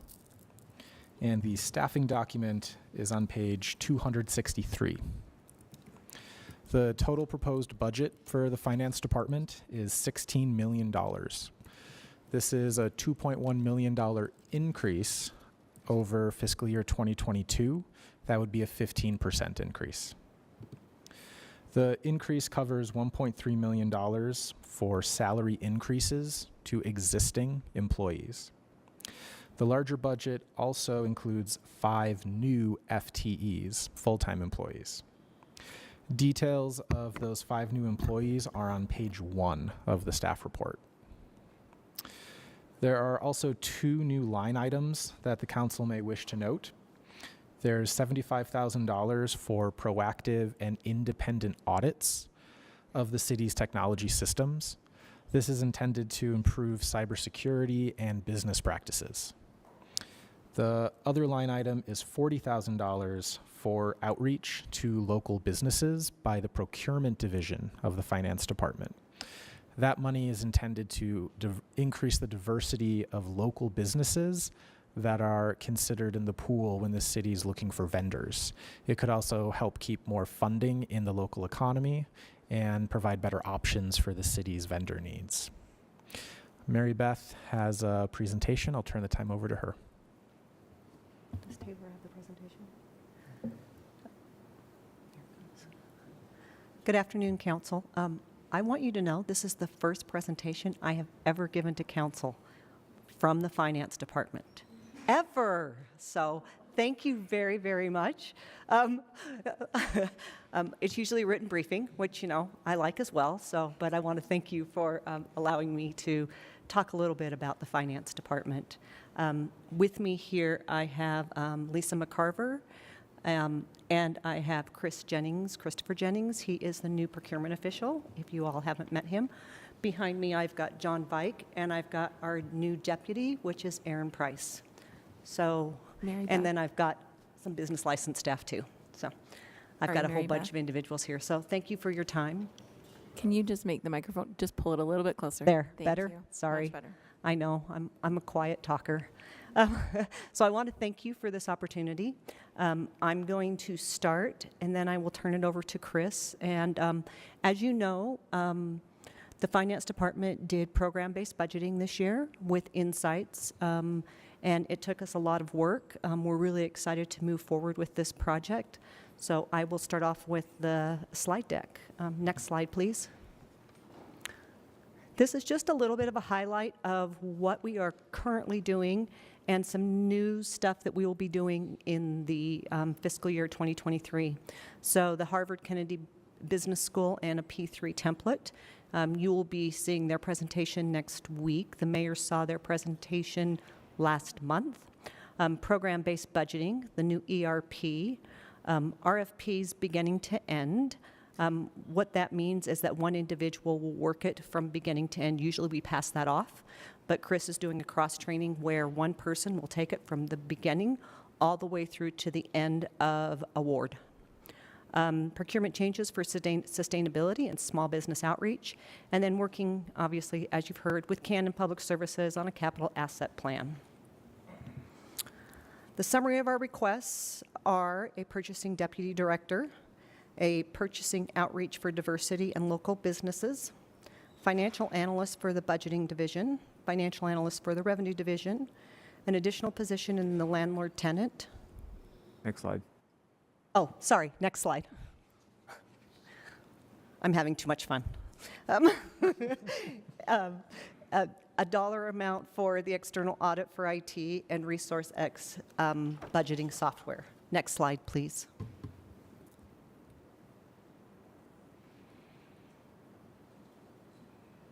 Chris? Can you hear me? All right. Good afternoon, Mr. Chair, City Council. Pleasure to talk to you. This is my first opportunity, so it's great to meet you all. I am newly appointed as of, according to Workday, 7 months and 20 days ago, so pleasure to meet you all. First, I'll speak to the Deputy Director position here and my justification. First and foremost, there's an increased workload in our division, and I'll show you that momentarily in numbers. Also, I believe it's necessary to have adequate succession planning and cross-training amongst the administration of our division. I find that's something that was potentially lacking in the past. I would also acknowledge that we're going to have new systems and processes being put into place. Mary Beth alluded to some of these. As far as that cradle-to-grave approach, in my experience, I've found that is far more effective as far as taking care of the needs of individual parts of the city and their procurements. And so that's something I'm keen to kick off. Training and cross-training amongst not just our own staff, but amongst others in the city, I think is something that really needs to be addressed going forward, and the deputy position will be paramount in that. And then also coordination of complex procurement processes is something that I think is really important in our capacity in public procurement. And having a deputy would allow for us to be more predictive and not just reactive when things come up, and allow for a more efficient procurement process in general. Next slide, please. So just as I alluded to, some quick numbers to kind of demonstrate our increase in workload. As you can see, we do have some increases in purchasing activity. The purchase request number, I do think, is a bit distorted based on pandemic conditions, but the purchase contract request number is accurate, of course, and it does demonstrate, or it shows an increase in more complex procurement activity. Those are the ones that result in RFPs and contracts. Generally take a lot more time to develop, make sure they're put out properly, and to put in place. So there is an increase in workload there. Next slide, please. Also, in a related way, our contract work in general is increasing as well. We are certainly processing more contracts over time. The contracts that do come closed usually generate more complex procurement activity on our behalf. So it is a good leading indicator of what we might be on our table going forward. And as a note, I may have entered it and didn't save it when I updated the slides. That number at the bottom, the 763, it's actually 1,064, and that does represent a significant increase. So I just wanted to make sure that was known. Next slide, please. And it may be a little difficult to read there. This is the outreach portion of our request. And to speak to that a little bit, public procurement is a little bit distinct if you compare it to other forms of procurement. We have notice requirements. We have to follow a formal administrative process. We have to follow all the tenets of good governance. In the business community, this can be a bit alien. As you know, as an individual, you can just kind of buy what you want. Government needs to follow a process, and it's usually set for good reason. And because of that, it's a bit alien to the business community. And with bigger businesses, they generally have people on staff to address these issues, that have expertise, that know how to interface with government, know where to go to register on our e-procurement site, to know how to respond to RFPs. Small business, in my experience, in other lesser funded businesses, might not have the experience. They might be intimidated by the nature of how we conduct our business. And so this request is to enable us to have a form of reach out to these entities to participate in the process of public procurement. It's been my experience that a lot of these entities have a lot of value that they can address to the city. Formerly, I was with the state of Utah, and I found that these smaller businesses often had our interests in mind as well, more than maybe a larger business that's a multinational or a national level business. So my intent would be to create things like workshops where we could explain how public procurement works, why we do what we do, how do you get involved, and at the very least level the playing field and allow them to participate. But in my experience, it's more than that, because they will win contracts. They do drive value. And those are my thoughts there. Comments or questions? I welcome them. Okay, we'll turn it over to, do you have a, sorry. Okay, we'll turn it over to Lisa McCarver. Good afternoon, Council. So, slide. Thank you. So the other request that the Finance Department has is for a new position in our landlord-tenant group. As you may remember, that unit became fully functional in 2011. So we've been working, even with the huge increase in rental units in the city, with the same 3 staff members for that last period of time. So it's gotten harder and harder for us to keep up with the workload of that group. In 2011, we had about 21,000 rental units. Next slide, please. Oh, thanks. Licensed under the program. Today, we have over 40,000. So we've almost doubled the workload in the number of units that we manage with those same people. The other thing that's happened over that time is, one of the benefits of the program is that we review police reports for these properties and we notify owners that there's been activity in their properties. Back in 2013, when we first got that fully functional, we were reviewing a little over 100 police reports a month. Now we're reviewing over 1,000. So it's getting really hard for us to keep up with that workload and provide that benefit to owners. So I'm hoping that, you can see that we have a need for that position. you know, at the current rate, we charge $20 per unit. So, you know, with our increase in units and that revenue, we feel like we can almost fund that position just with the increases that we've seen. And our staff has been working a lot of overtime just to try and keep up with that. And did you show them the, oh, so that, I did I showed yeah, them. the next slide just kind of shows that increase in the number of units. Any questions about that? Councilman Fowler? I just didn't know that the Good Landlord program was staffed out of finance.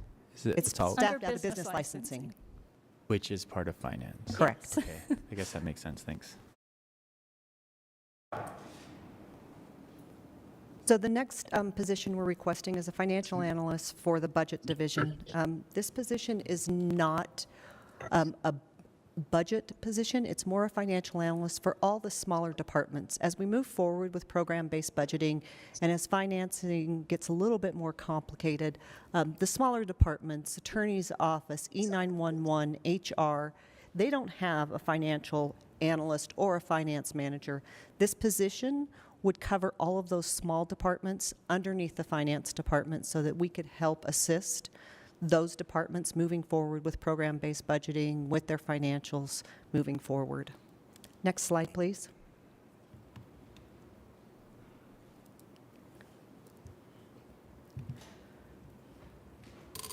So this financial analyst for the revenue division is a financial analyst for data. Andrew Reed is really our only financial analyst that does a lot of data analysis on sales tax, has been working with PBB, has been doing property tax analysis. And as we get, as I say, grow up, Salt Lake City grows up, that data becomes more and more important to you. It becomes more and more important to the administration. It also becomes more important to our residents. So Andrew A. needs a backup because if something happened to Andrew, then it would come back to me. I don't want to do it and don't have the time to do it. But the other thing is that it's really important that we have that dual area where we can start creating some really cool dashboards for you, like the one that you saw the other day on sales tax. Start doing some stackable funding sources, like stacking business licensing on top of property tax, on top of sales tax, so that you can kind of see the stacks of funding and where they're located inside an area. And we're working with IMS on that, but this takes individuals as well. So, next slide, Mary please. Beth, just hold on a second. Yes, sir. Councilmember Puig had a question. It might have been directed at Lisa. Yes, sorry I missed my little chance, but I think I got people's attention. I on the landlord good landlord program. I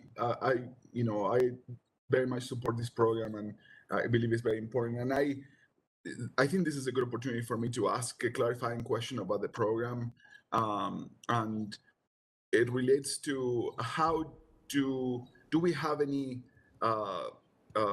requirements to landlords about advertising to their residents about the program, so they have an opportunity to reach out to the city in case there is issues, and is that requirement posted in the buildings? And I guess that would be my question. I can answer it. Okay. So the answer is no. So for residents, we don't. So I actually titled this Good Landlord, but what the council adopted was a landlord-tenant program. And the landlord program, I think we've done a pretty good job with. But the tenant program, I would like to focus more on. But as you can see, police reports have grown, tenants have grown, and, we're just barely keeping up with what we have at this time. But the tenant program is really important. In the beginning, we did focus on the tenants, and we did have individuals call us. At one point in time, we did have the consumer protection program, and that's where the focus was on tenants. But we moved that position. So I would like to start focusing more on tenants and being able, and for them to have a resource to communicate that to the city on when they're having issues. I understand that the focus on, and I appreciate you saying that you guys want to focus a little more on the tenants, and minimizing the issues that they have with the city. And I feel like sometimes tenants are the best way of finding those out. So I wonder if there is a way to, as part of this program, to request those that are signing up for those landlords that are signing up for it to post that there's a phone number or an email to send issues. I hear a lot about tenants that are being unfair or that are doing things that are very sketchy or they're not taking care of properties in ways that break some rules. But they don't know who to reach out, and they send it to me. So I wonder if there is a way to tweak that program and to help the public, those tenants, know that this exists. Yes, I think we'd be happy to consider that. Right, I think we can. So there is a management agreement that each of the landlords signs with us as they enter the program. That's certainly some language we could tweak in that management agreement to have them include that information with their leasing papers. So I think that's definitely something we can add. That will make a huge difference. Thank you so much. Would that require additional staffing, or would that be able to be conducted? I think if we can just include it in the management agreement and then we can develop that, I mean, it would be easy for us to develop the format, hand it to them, right? Maybe a little bit of funding for the expenditure, but not necessarily an additional FTE for that. Okay, it'd be great. Yeah, I would, sorry. Mary Beth, what I think what will be generated from this is the city serving as the ombudsperson, so to speak, for the tenants who are having disputes or physical plant concerns with their landlords. That's a whole new service level. So I don't think that you might be able to start it up without FTEs, but I'm pretty sure that it's a pretty big staffing commitment. Thank you, Cindy. You're correct. That would be a pretty big staffing commitment. I think it's something we need to pursue and look at, though. Yeah. Okay. Thank you. The external. Can I add one more thing to that program? Sure. Mostly because it's just in my head. As it sounds to me, and please correct me if I'm wrong, but in some ways, as we're looking at the landlord side, sort of educating and helping the landlord with their property, as that falls under sort of businesses and licensing. Is that accurate? That's correct. So today I was in a training and we were talking about just different implicit biases and things.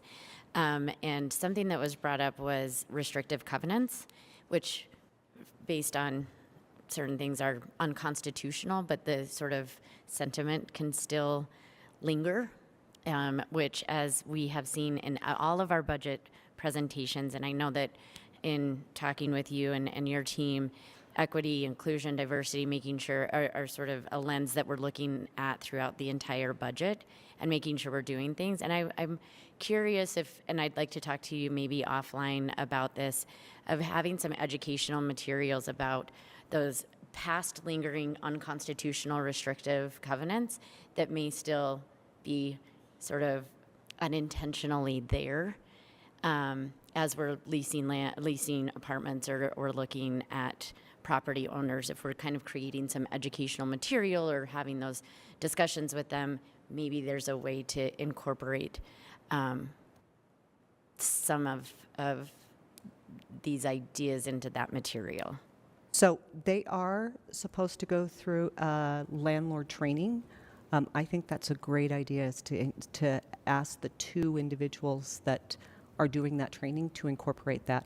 At one point in time, we had our own online training, and I know that people loved it. The problem is keeping it up and maintaining it was very difficult for business licensing in the finance department because laws change. Things change so rapidly that it was outdated 6 months after we created the online training. So I would love to get your ideas and include that in the training. Okay, thanks, Mary Beth. Yep. So the external audit for IT, this came about when the CIO and myself started discussing external audits. I'm hoping Aaron is on and he can walk through what our vision is. But I think what we're looking at is envisioning doing a one-time audit for certain departments and certain software, and then the next year we'd do a different type of internal audit as we move forward. Instead of this going to the IT or IMS as theirs, we wanted to have that separation of duties, and so we requested that in the finance department so that we could ensure this could easily go to the council if they wanted to, or any other place, but we just wanted to bring that to your attention. If you want more follow-up, I'm sure Aaron would be happy to talk about this. I think we can get that maybe at a later date. Go ahead. Yeah. Continue. Yeah. Okay. The next one, and the last one, is ResourceX program budgeting software. So this is the software we've been using to create the insights, to download our financials in, to create our programs. We will continue on. If this is funded, we'll continue on with program-based budgeting with ResourceX. They came in and did a demo and updated you with that information. So this is an additional ask of $25,000. And that's it. Any questions? I had just one question on this item right here. So the program-based budgeting will basically get the software, then we'll be trained to do it ourselves and do any of the internal training we need to do Correct. So that's what we did with the police department. We trained the police department. They went in, did their allocation of costs, created their programs. Some of the programs in the software have already been developed. Others have not. So they added additional programs. That's what happened with finance as well. Starting the end of June, we will start bringing on other departments. I'm hoping and crossing my fingers there will be at least 5 that we can get done. Create those programs with those 5 and then move forward so that, I've kind of discussed this before, so that that program-based budgeting is pushed up for the mayor so she can see those priorities earlier, which then also gives you some time to be educated and then move forward with the budget. Thank you. Councilmember Fowler. Thank you. Going back to the outreach to local businesses program, which I very much appreciate a lot, so I think that's a great program. I'm wondering if there is a way to be creative and make that ARPA eligible. I will check. Thank you.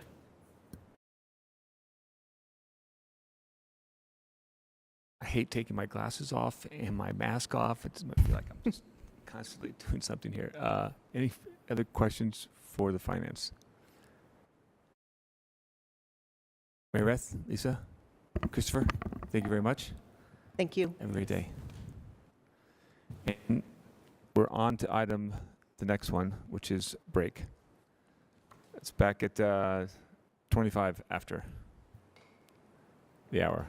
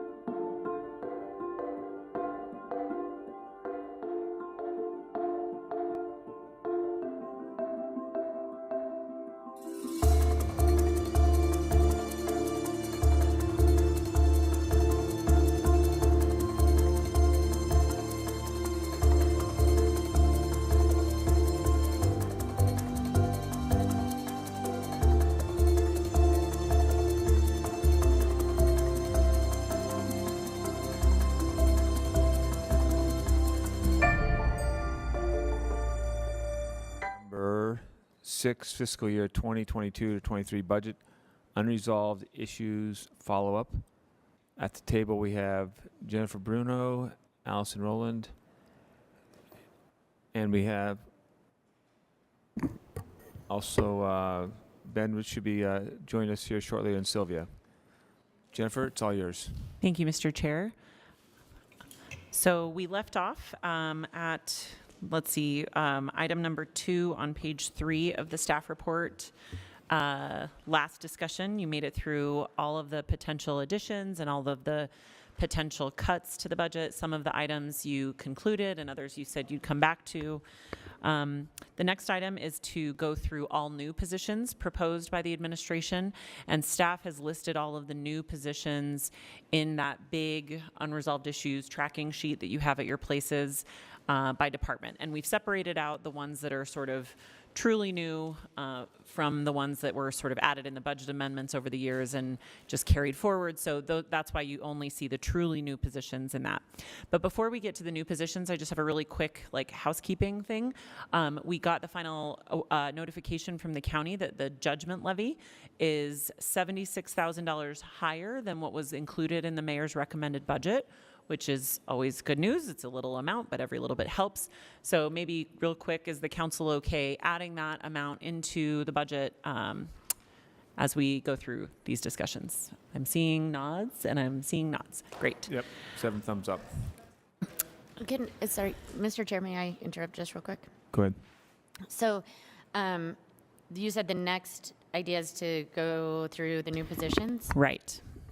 If it's okay with Mr. Chair, I'd like to go back to one of the items in number 2. Yep. And I think to my point earlier, it's item 2I, which is, and I think that maybe we have seen my trend on this a little bit, but the $10 million from ARPA for the social impact bond. I personally have some concerns about that social impact bond and that 10 million, and I would like to look at, and this is why I'd like to see which projects are ARPA available, and I just kind of wanted to throw this out and get other council members' thoughts on that. And if I'm the only one, then I'll leave it alone. But if I'm not, then I think I kind of want to make sure that staff has direction towards where we're at with that. And if, like I said, if I'm the only one, then there's no point in having staff do all the work to say, this is ARPA eligible or this is ARPA eligible, and be able to kind of play with that a little bit. But if I'm not the only one, then I would like to make sure that we're going forward before we get to that final decision making. We're just talking about the 10 million for, yeah, you're not alone. We might be alone, but it's us now. And some of the questions are like the pay for performance, the 5-year outlook, past 5 years, and some other kind of concerns and questions in general. Yeah, and I saw the email that Cindy wrote to administration. I know that I'm sure they haven't gotten back to those questions, but we're sort of, in my mind, at a decision where if there is money, if there are projects in the budget that are ARPA available, and particularly if there are one-time projects like an infrastructure project, I would really like to look at using that, and again, that it's ARPA available. I'd like to look at using that money because then we're not continuing this sort of structural deficit in some ways with ongoing needs. Not saying I recognize the project's supposed to end and the 10 million is going to cover the 5 years and all of that, but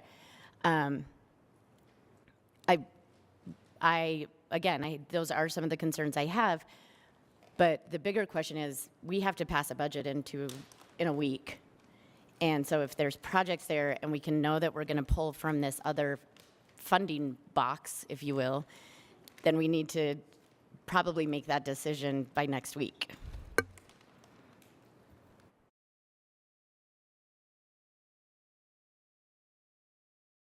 I think Councilmember Wharton. The mayor raised her hand, and I think it would be helpful to hear like an update on that. Thanks, Ben. Yeah, thanks. Can you hear me? This is on. I just want to take us back that we've given you a balanced budget that still maintains the $10 million set aside for the early childhood education. Phase 2 of the financing option research has been done by Sorensen, and it was finished up right about the time that the budget process began here in early May, so we recognized that timing didn't work out to bring that to you. But those conversations are now progressing between my office and the leads with those community partners. I also have heard, and I really agree with your questioning, Councilmember Fowler, of what is the city's role in certain subjects, issues, things we try to face as a city, and then where can we amplify existing nonprofits and organizations that are already out there doing the work. This is one of those places where we are recognizing there's a tremendous need economically with families in this city to survive and then to be able to thrive. And when we ask the question, what is the most transformational investment that we can make as a city in lifting up our communities in our low socioeconomic, with lower socioeconomic histories and current situations, early childhood education with access for parents to job retraining, upskilling, was the biggest investment we could make. And the early childhood portion of that is not through a new program with Salt Lake City, but through the opportunities of Head Start and the existing school district pre-K programs, both of which are limited by funding at this point. Again, I don't want the city to own these programs, and what we've asked Sorensen to help us explore in the phase 2 that they did is how could we invest in one time in a way with other community partners who are also excited and participating in the conversations with us, but want to see that the city's going to lead out on this. They want to see that this is a city-led initiative. So this is the most transformational investment we can make in, frankly, our central and west side communities, who right now have the highest, and have for a long time had the highest per capita of children in the city, and had the least access to affordable, high-quality early childhood education, and also the opportunity for potential upskilling and job retraining for the parents with the tech industry and other industries that we're supporting through other efforts in the city. So I just want to make that plug. We're ready for the conversation with you on the results of the phase 2 work with Sorensen. I know it's a tremendous amount of money, but I also am very confident that ours would be not the majority of the funds brought into this by the community partners who we're working with right now, meaning that I think there's even more money that we could bring with our leveraged investment. So I know we don't have time for phase 2, and that's not what this is about, but we're ready to go when you are. Is it appropriate? Oh, go ahead. Is this getting in the weeds if we discuss it too much more, or are we? Go ahead, Cindy. It probably, we have so many council members asking questions that it'd probably be just as well to get them addressed, or at least on the table. Yeah, because so I think there's I think Cindy's, sorry, Cindy, we couldn't hear you. Oh, I was just saying that so many council members have asked us questions that it probably would be just as well to get them out onto the table. I agree. I think Councilmember Fowler mentioned a few of them. Oh, go ahead, Councilmember Petro. Well, I've said this to anyone who will listen, and so Mayor, I need you to hear my heart in case my tone or my words don't communicate exactly what I want to communicate here. But I think the reason historically investments like this have not had the transformational effect that we want them to have is something that we're already seeing in this process, is that we have really great researchers with really good academic data, and I've yet to hear, even when I ask them, what West Side mothers have you sat down with and talked to? What West Side fathers have you engaged? Have you gone to Backman Elementary and sat several weeks in a row just to gain some trust and to get vulnerable feedback? This is an example of how we inadvertently attempt to get to policy as a package that we deliver to historically disenfranchised communities. And I'm open to the idea that this could be the investment we need to make. I don't have faith in the process we have taken to get to that conclusion. As a West Side mother who has claimed the income-based tax credit, the earned income tax credit, 3 times in the past decade, who had to exempt herself from a workforce for several years because she had children needing daycare, I can attest that we actually have some really decent options over on the West Side. I see after school as a much bigger hole where we're losing young people. And if we're going to make a transformational capital investment, I could see opportunities there. So while I'm open to being persuaded, I haven't seen research and data gathering that reflects the both and, which we're doing the part of the top-down policy making and appropriations. And we need that grassroots voice elevated to confirm it's what they need, to confirm that this is actually the equity building project with buy-in that we want it to be. I've spoken to people from the Sorensen Impact Center. I am by no means laying this responsibility at your feet, but this is a really, really big concern for me before I say $10 million is going to have the transformational impact that we're expecting it to, no matter the model implemented. I don't think that's a very fair characterization, because Sorensen's worked with the wait lists that the school district has and that Head Start has of our community members waiting for a chance, waiting in a wait list that has no new funding coming at it and that isn't growing capacity. So I hear you, and if you want to do some additional research, if the council wants to invest, or you want to partner with us in another phase, which means more waiting, but they're working with the community partners who are in the communities and who have the names and emails and addresses and phone numbers of your and my community members who are waiting and have no new space. I'd be open to talking to the Impact Center, because every time I talk to them, that's not the feedback I've gotten. And waiting lists aren't always accurate. People in my neighborhood put their kids on every waiting list while they, search out whatever options are available. For me, this is where I need to get to in order to have faith in the integrity of what we're investing in. I hear that, and it sounds like it's more observational need than data, because the numbers of people on a wait list and locations of their address is actually pretty good data for us. Yes, but what I'm saying is, like, my kids were on 3 waiting lists while I secured something in another place, right? So I could have been counted 3 times with an 84116 zip code. Does that make sense? Their data is more specific than a zip code. And I would love to sit down to make sure, to see that. Every time I've talked to someone from there, it's kind of been a high level, we haven't, right? And I still want to elevate the voices of those women who say, this is what we need, the men who say, this is where we need it. And I think it would be helpful also to have, which is about 2.5 steps from where I sit today, in terms of meeting conversations, the representatives from Head Start and the school district who are talking to these community members who are maybe multi-listed, maybe have no other options, and that let them be the voice. I would really welcome that. Yeah, we would love that. Thank you, Councilmember Fowler. Thank you. And I think if I can just clarify sort of why this is important for me, besides all of the questions I have about the social impact bond. There's a lot there, and I think Cindy covered it all in the email, but as it relates to the budget, is that, last year when we were in the budget, we added a lot of ongoing expenses using one-time fees and said we're not going to have any sort of property tax increase.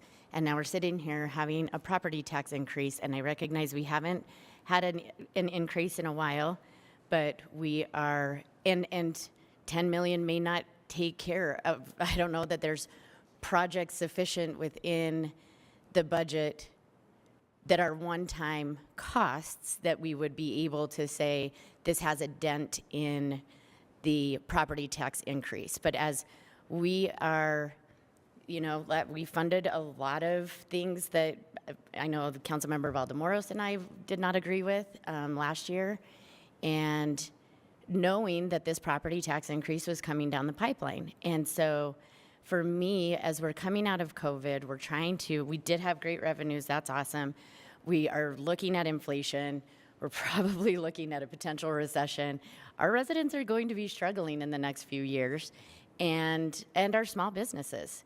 The huge impact that is going to happen with these property tax increases is the small and medium businesses. And so for me, that's why I want to just look at what are, if any, some of those projects, particularly if they are one-time funded, so that we're not, as I mentioned, continuing this sort of structural deficit, that are ARPA eligible, that we could use, that are still maintaining the lifeboat for people, right? Or building that lifeboat. So that's why this question for me is important as it relates to the budget. Thank you, Councilmember Mono. Thanks. Yeah, I don't expect an answer to this today because I think I'm getting really far in the weeds, but my questions about the early education funding are on the financing mechanism for it. So if we have $10 million, and I know that $10 million is seed money for private investment or something like that. I'm not exactly sure how that works, so I want to figure that out. But my understanding, at least from our previous discussion, and this phase 2 study may actually clarify that better, is that the ARPA money was actually used as the success payment, which is the repayment of the social impact investors' initial seed funding. So I'm trying to figure out, is that even ARPA eligible itself? Because that money wouldn't happen until 5 years from now. Like that payment wouldn't go out until 5 years from now because the success cannot be demonstrated for that 5 years. So I don't understand how the ARPA spend down timelines work with all that. And if you have an answer now, great. If not, that's something we can discuss in the phase 2. Yeah, we're not recommending a social impact bond, and So council staff knows that. We were ready to talk about that when we get to the phase 2 presentation, but I know Jake from Economic Development is also on, and if you want to take the next level of conversation, Jake can tell you what it is that the results at a very high level are recommending. And we I'm do okay know doing that now or later. But we don't have the study. But, we don't have the study at this time. Are we still waiting the study?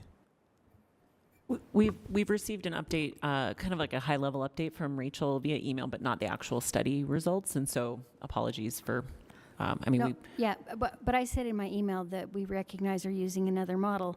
The model has similar elements. So Performance contracting, and I we guess. haven't seen the study.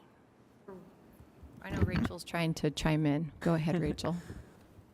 I'm not necessarily trying to chime in, but I will just thank you for allowing me to give you that brief high-level update last week. And Sorensen did do work on financing options, and we've gotten, some good feedback on the pay-for-success type model that I think warrants, us to look really closely at whether or not the city would want to go down a path of pay-for-success. There's a way to do, performance-based contracting that seems to be, I think, maybe more within our comfort level, that focuses, it really shifts more of the risk onto the providers and what the providers are, what they are, the services they are providing, as opposed to looking at the outcomes that some would argue really kind of perpetuates a cycle of needing people to, feed into a system to, it creates kind of a perverse incentive to continue the pipeline if we are looking at the success that then pays back the investors. So I think, our recommendation would be to the council to move away from the pay-for-success model, which Councilmember Mono just mentioned, and more into a hybrid or a performance-based model, which would be a more direct appropriation, from the city and other partners, that we can talk more about how we could make that fund sustainable over time past the 5 years, which I know has also been a concern for all of us. Thank you. But we feel confident that it would be eligible for the rescue plan funding. Thank you, Rachel. I wanted, Councilmember Puy, you had a comment?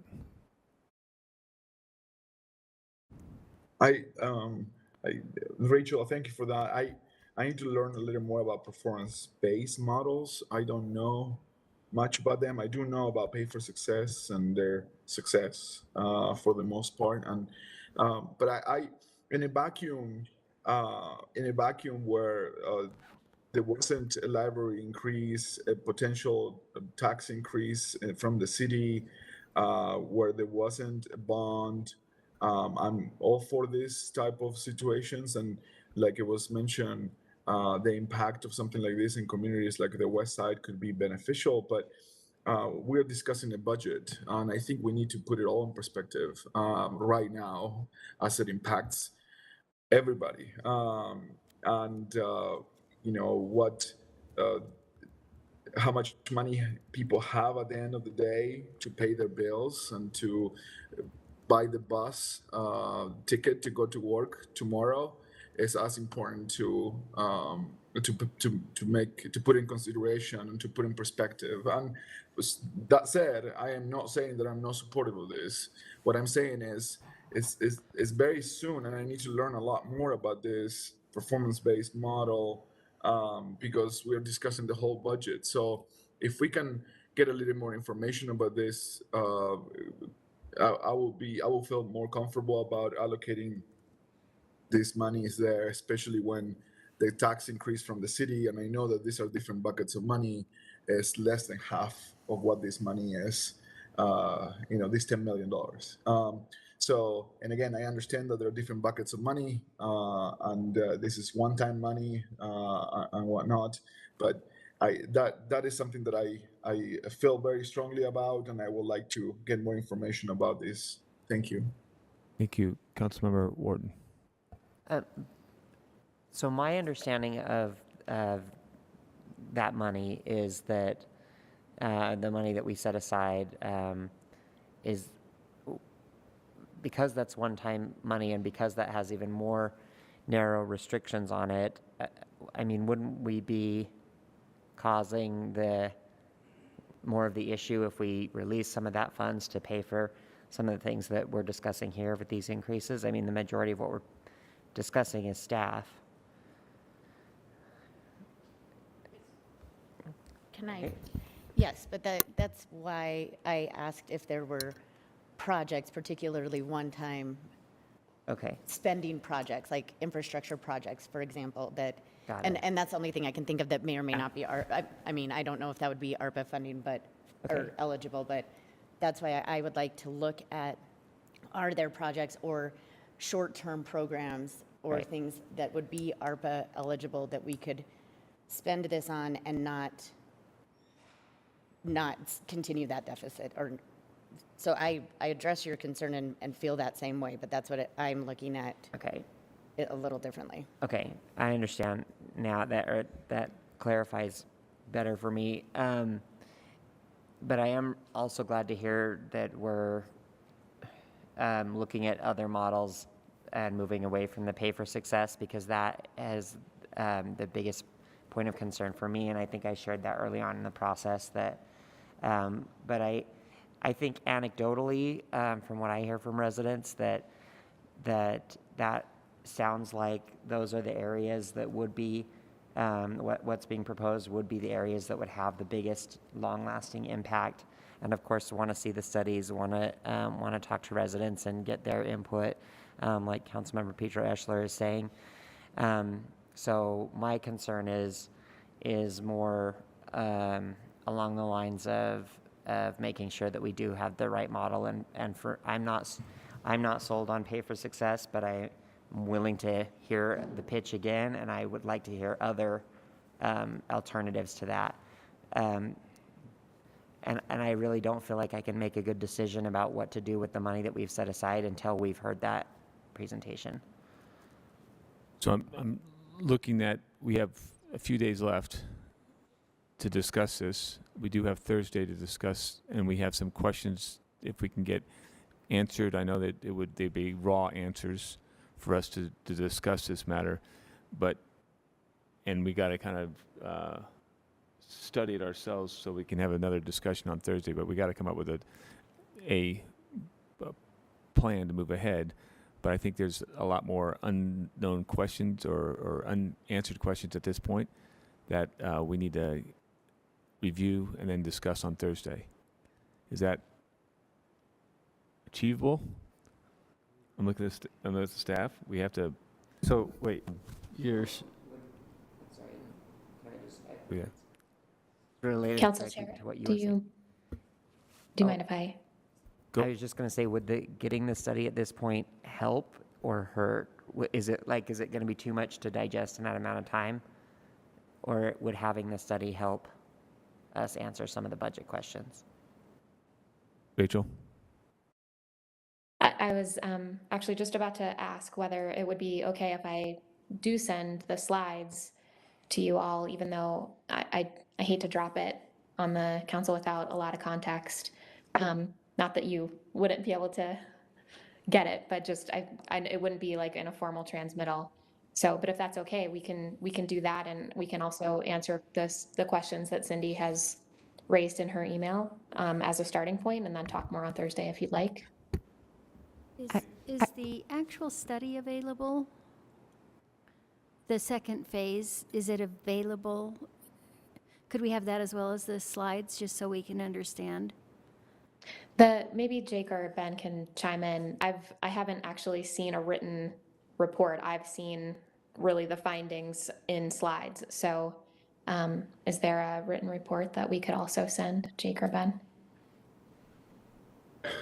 There's not a written report. It's just all in slides. With appendices. I wanted to say that we're happy. I know we can share with you the 60 or 70 slides or whatever that we've been given through the phase 2 discussions, but our next step was going to be to try to come to you with that, with the leadership of the school district and Head Start, because those are the partners who we would be amplifying here. So that was my next step. But if you want, I mean, it's the budget process, so it's the sausage making. I think this study deserves a lot more than you're going to be able to do on Thursday as you're finishing up the budget here, but we'll do our best to answer all the questions we received this morning from Cindy, and if the slides are helpful, we can share those out of the context of the broader discussion. Thank you. Councilmember Mono? I guess I'll just say I definitely want to have all those discussions, and sooner than later. I'm not confident that I personally will get to a place by Thursday to be able to say, yes, I agree with all this, let's use the $10 million for that, or no, I won't, which makes me feel like I'm not going to be able to get to a place to consider that $10 million to offset the property tax increase by the time we have to adopt the budget, which is just unfortunate timing. So I'm okay having the discussion on Thursday. I just think it can't be our only discussion. I would agree with the mayor that it probably deserves more than what we have the capacity to do this week. So with that said, I don't know that it's necessarily worth doing it this week at all, because I don't think I'm going to be able to get to a point to say yes or no. But maybe 4 other council members will, and if that's the case, but I'm not. Mr. Chair? I don't feel like I will. Councilmember Pui? Just to that point, Councilmember Mano, and it just brought up a thought, and how do we arrive to the $10 million number? And could 8 or 9 or 5 make a difference? And because that could answer some of the questions that Councilmember Mano just mentioned. Could we do a smaller one that maybe still has an impact, so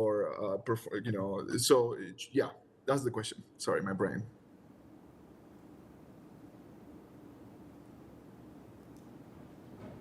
Go ahead, Councilmember Fowler. And maybe that we can have that question sort of answered up for Thursday, because I think to Councilmember Pui's point, and also to your point, Councilmember Mano, and kind of reiterating my thoughts on this, is that within the budget, there probably is not $10 million worth of projects that we can fund with this ARPA money, right? But in terms of, let's say there was 1 million to simply offset a little future increases in property taxes. At the end of the day, we know that we're going to most likely vote on the property tax increase as is. We've already added money to this, we're taking out the credit card and we're keep putting stuff on it. But in future looking, it sort of is, there are some things to offset a little bit of the budget, hopefully that we don't have to put our residents through this year and year and year again till we make all of that structural deficit up. So I think to your point, Councilmember Pui, if we had that answer, is like, why is this the 10 million the end all? And look, at the end of the day, if there aren't any ARPA eligible projects and we decide not to use it, fine. But I would like to have that information so that I can also make that decision for me. And I may be the only one here, but. So can't we, so without opening like another box, another Pandora's box, to add to all of the complications and all of the things that we're trying to answer with this budget, can't we answer the questions for what we need to know right now by knowing if there's anything in the proposed increases that would be ARPA eligible? Isn't that the only thing we need to know? I think that if to the extent that there are any capital projects that are ARPA eligible, that is money that could be used to offset the tax increase. Does that make sense?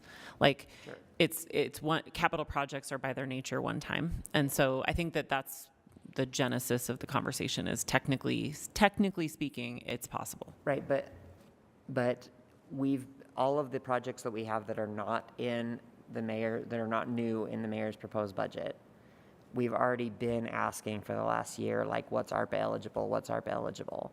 So can we start with the things that are the newest to see if there's anything there? Because I feel like that will give me the answer that I need to vote on the rest of this stuff. I mean, I feel like we've been asking that question. We just haven't. I mean, we asked them for the ARPA eligible projects, yesterday, Ben? It was the last day of May. Oh, last day of May. Okay, last week. But just the ARPA ones. Okay, sorry. Maybe I'm not being clear on what my line of thinking. Because I could totally be wrong in the assumptions that I'm making.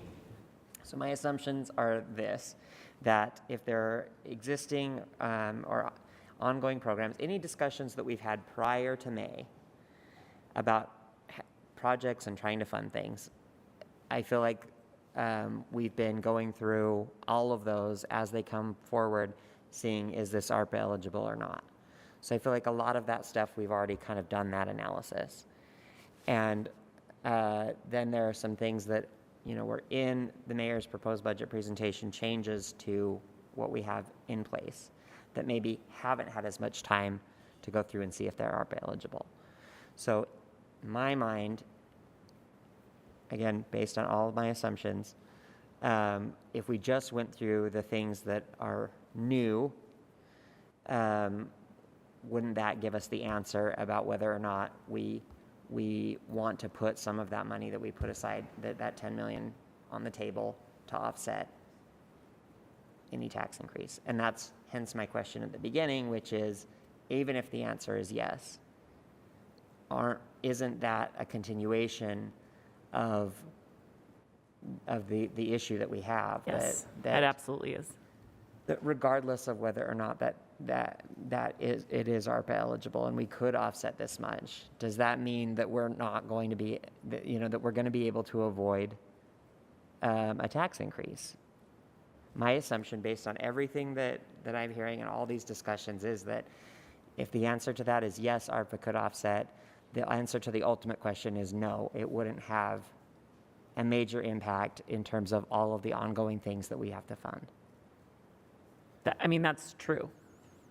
It will not undo the need for a tax increase.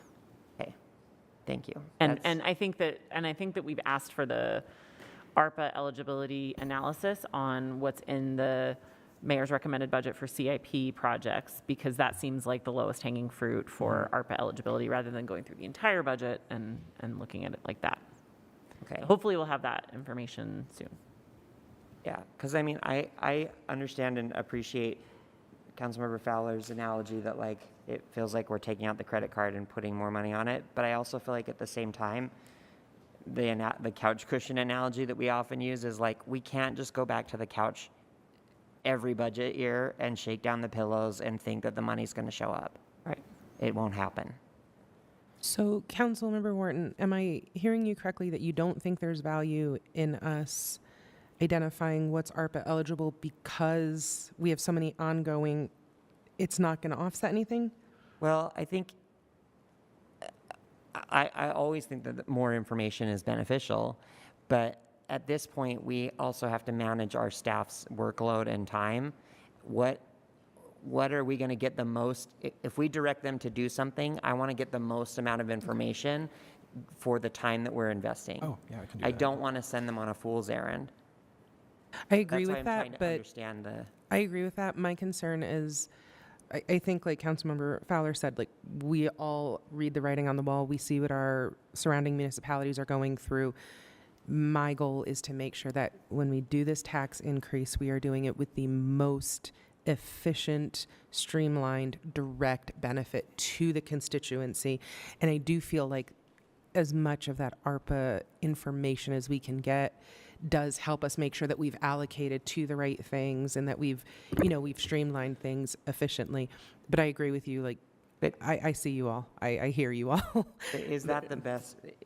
If the answer is yes, then good. I want that information too. But is that the best use of their time between now and Thursday? We haven't gone through this step yet. So I didn't want to mention it because I didn't want to promise that Ben could simultaneously be presenting at the table and processing information at the same time from finance that he received right before the meeting, but he's been doing that because he's awesome. So he's got kind of a list going together of potential capital improvements that are ARPA eligible. I don't know if it's at the point where you can read kind of an order of magnitude, just so we know, are we talking $5? Are we talking $1 million? Fair. Yeah, can I look at your sheet? Yep. So going on this sheet from the top down, yep. The big one. Attachment 5 with all the capital projects. You got it. So based on review, and this was by finance and the attorney's office and the newly hired grant administrator. So the sales tax bond has one project, Pioneer Park, that is likely eligible for ARPA. Going to the GO bond, Glendale Regional Park, Fleet Block, and 3 of the 7 neighborhood parks would be eligible. And the eligibility is based on they have to be in a qualified HUD census tract. We have a map of that. And the projects need to benefit low-income households and populations. So since these are located within HUD's identified qualified census tracts, that means the majority of the residents are low income, and since the project is adjacent to those residents, they would benefit. There are also 4 CIP projects. This is the Rose Park Neighborhood Center Community Garden, which is the 5th one listed in the CIP section. And then going further down, it's in the middle of the CIP section is the Urban Farm Development at 2200 West. The other 2 in CIP that are eligible are not recommended for funding by the mayor. So you would need to turn the page. And those two. And Ben will send this out in an email too, so that you have it. So. Yes. You don't have to write it all down. But Ben, are you saying they're eligible based on your judgment or feedback from? Finance and the attorneys. Okay. Yes, just checking. correct. I didn't know if you somehow developed new ability.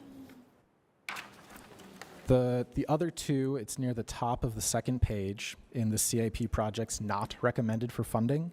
It's the Jordan River Peace Labyrinth Park improvements. And the last one, which is in the middle of the page, is Brentwood Circle stormwater drainage. And that one we would need to do a second review because ARPA allows a general category of eligibility for stormwater improvements, but it's not entirely clear if floodplain mitigation qualifies, and it appears this project could be a bit of both. So we would need one more review on that project, but it appears eligible. And what is it again? We're still on the labyrinth? Brentwood. Okay. It's in the middle of the page. There's only 3. 4. 4. The 4 in Jordan River Peace Labyrinth and Brentwood Circle. And I'll email this out in a minute. Plus Pioneer Park, Glendale Park, and 3 of the 7 neighborhood Correct. parks. And Fleet Block. And Fleet Block. So in the bonds, there were some projects that were ARPA eligible. Thank you, Ben. Can I? One more, yeah. But it's. I'm gonna wait on that one. I'm gonna keep it in my brain for a minute till I fully develop that thought. Thank you. So we have a lot to digest here.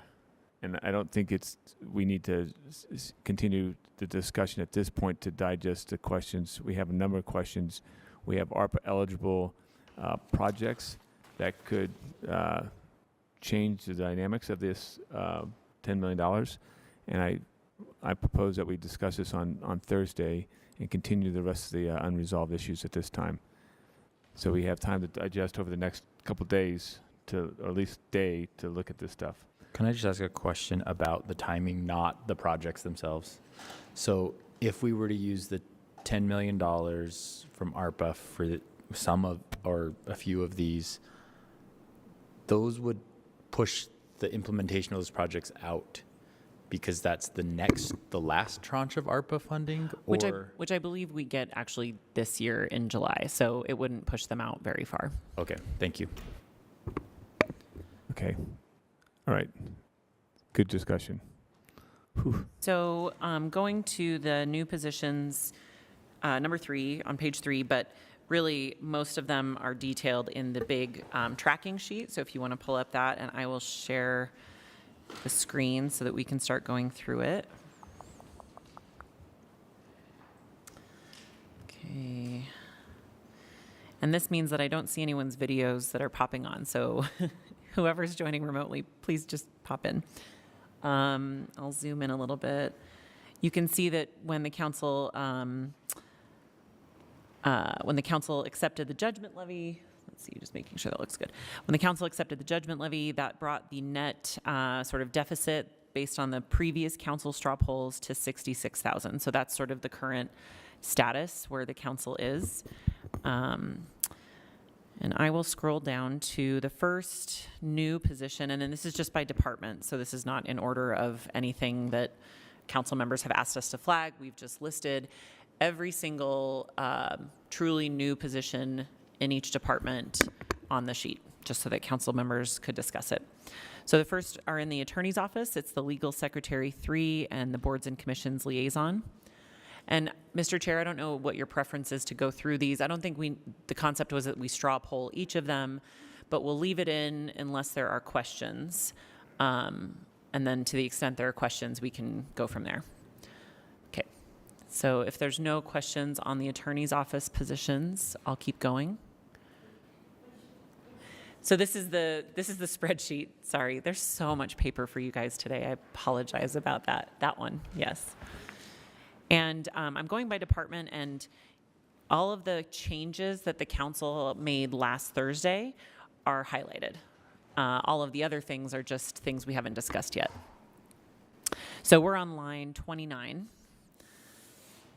in the attorney's office.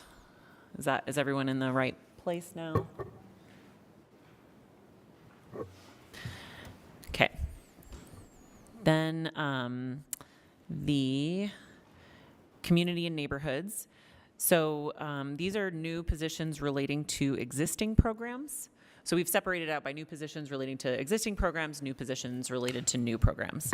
So in CAN, the new positions relating to existing programs are a civil enforcement officer, 2 building inspectors, and 2 transportation planners funded with Funding Our Future. There's no questions about those. I don't want to go too fast, but I also don't want to go too slow, so just let me know. What about the 2 additional transportation planners? The 2 additional ones are actually down on line 41. Those were added by the council. So back up on line 38. These are new positions in CAN related to new programs. There's a My Brother's Keeper position and Northwest Quadrant Liaison. Now, the Northwest Quadrant Liaison is technically a new position, technically a new program. One could argue it's required by state law now. So that one may have less flexibility than we would like, but so I'll keep going. You'll notice lines 41, 42, 43, and 44 are what the council added in the last discussion. So economic development is not adding any truly new positions because their position was a transfer. In finance, new position related, these are all new positions related to existing programs. You discussed them in the earlier discussion, so I won't spend a bunch of time unless there are additional questions or reconsiderations of including those. I have a Yes. question. So I'm not understanding like the math here. Like, so on the one column you have okay, the amount, and then an expense. Okay, so the way it works is the amount is what's included in the budget. So column C is what's included in the budget, or if it's an addition, it's just the reference number. Okay. If you want to make changes, that's when I go to columns D or E. So if you want to make a change to the revenue, it goes in column D. In this case, we would make a change to the expense. So like, let's say you wanted to remove a position, I would subtract the amount that's included in the budget in that column. And this is just for our staff tracking so that we can make sure you're balanced. So that number at the top is what we're constantly looking at. Right, but so for example, but if I am at let's say 35, so the building inspector number 1, okay, that's $143,000 that I need to come up with. No. Oh. So that's what's included in the budget. It's already in. It's and so- and proposed in the mayor's recommended budget. So these are all positions that are proposed in the mayor's budget. And so we've listed them because we've gotten questions from council members about, do we need all of the new positions? Okay. And so this is a way for you to say, let's say you did not want that building inspector. You can watch, so like if you did not want that building inspector, we would do a subtraction on the expenses of negative 143, and then that puts you in the positive in terms of balancing. Thank you. But if you want to keep it in there, you just leave it. We don't make any changes. Okay. And all those top lines, like top line 51 or 59 of the NFPs, those are what we agreed to last time. Yes, on you straw Thursday polled. night. On Thursday night, we straw polled that to recapture those 3 months of the Got it. non-represented employee salary adjustment. Okay. That's why Right. So that's why in each department, or in most departments, there's a subtraction, because what the council did is recaptured 3 months of what was in the budget already Okay. in order to fund some of the other things that you guys added. Right, thank you. Okay, so down back to in finance, line 53, good landlord program position, the accounts receivable financial analyst, and the financial analyst for the budget division, and the purchasing deputy director. So those are all the new positions in finance. They're all related to existing programs. And Councilmember Puy, if you have a question, just go ahead and ask it, because I may not be able to see your face. Oh, I will let you know for sure.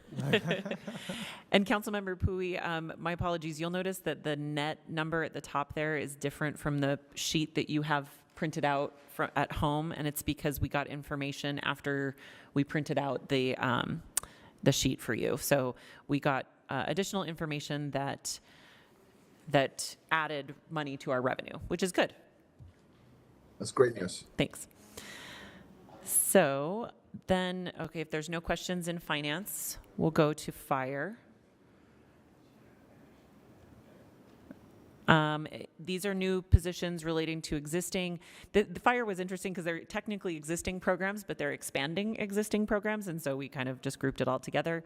An office facilitator, 3 firefighters funded at 5 months, 3 firefighters funded at 11 months, and an MRT expansion.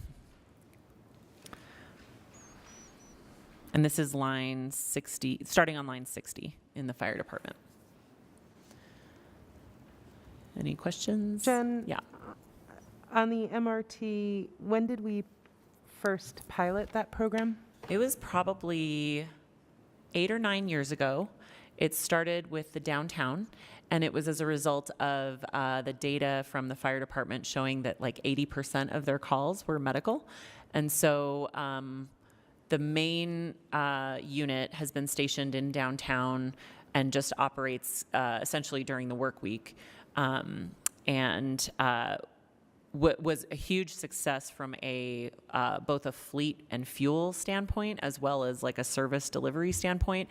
And so I want to say in year 3 or 4 of the program, when we started seeing that data, council members were starting to ask the fire department to track the data and say, when the data is showing that the cost to add this program is worth the benefit that we get from the program, let us know. And the fire department has come back, and actually one of the units was funded in the budget amendment this last year to expand the program to the west side. And this would be to expand the program to Sugar House because they're showing the data supports it. Awesome. So could they potentially be a template for a program that was piloted, data collected, and then enhanced as a result of data-driven decision-making? Yeah. Hey, look at what we just did.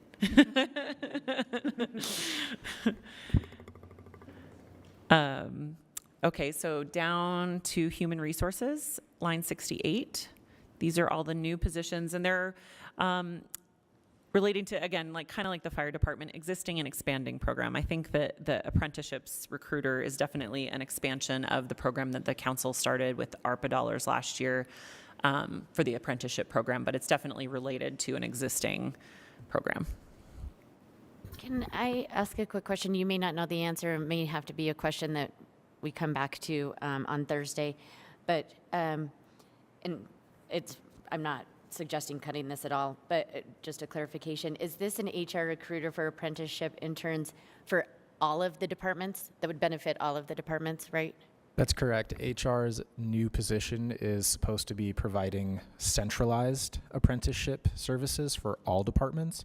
Right now, departments are kind of doing their own processes when HR isn't able to provide someone to assist. Okay, perfect. Thank you. And I did want to flag, we've been sending you guys so much information that I'm sure it got lost in the email shuffle. Finance did work with HR to provide some of the data on that apprenticeship program and participation in that program in various departments. And so that's in your email. If you're interested, I can find it and bubble it up, but it's somewhere in your email. So, Jen? Yes, go ahead, Councilmember Pui. The question, on the recruiter for the police, line 71 in my list. Oh yeah, yours list too. Then there is also in the police, there is a recruiter. What is it? I saw it. Community Outreach Recruiting Coordinator 85, line 85. How do we remember? I don't know if I wasn't paying attention for, at that moment, but how do those two coordinate or relate or overlap? Yes. Both positions were recommended by the REP Commission, and they're intended to work together. One is in the police department, one is in HR. The position in HR is the internal-facing position that would actually handle the recruitment steps, such as posting job descriptions, doing the interviews, and assisting the department going through the candidates. The other position in the police department is the outward-facing position, who would be doing more of the outreach in the community, going to different events, job fairs, and trying to establish relationships with community organizations.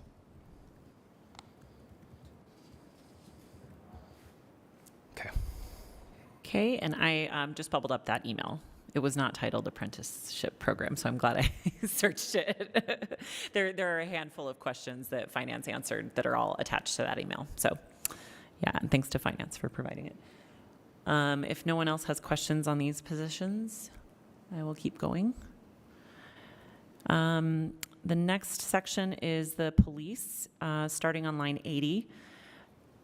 These are positions relating to existing programs. The SVU Victim Advocate, the Victim Advocate Program Coordinator, Victim Advocate Program Director, GRAMA Caseload Management, and Community Outreach and Recruiting Coordinator, and the Promising Youth Program Youth Specialists. And Jennifer, I know I got an answer on the Victim Advocacy Program Coordinator and Program Director, right? Do you have that up on your slide there, the response to that?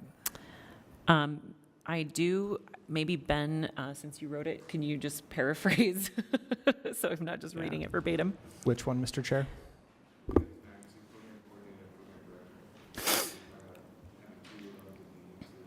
Yes, these are two new management level positions, the director and the coordinator.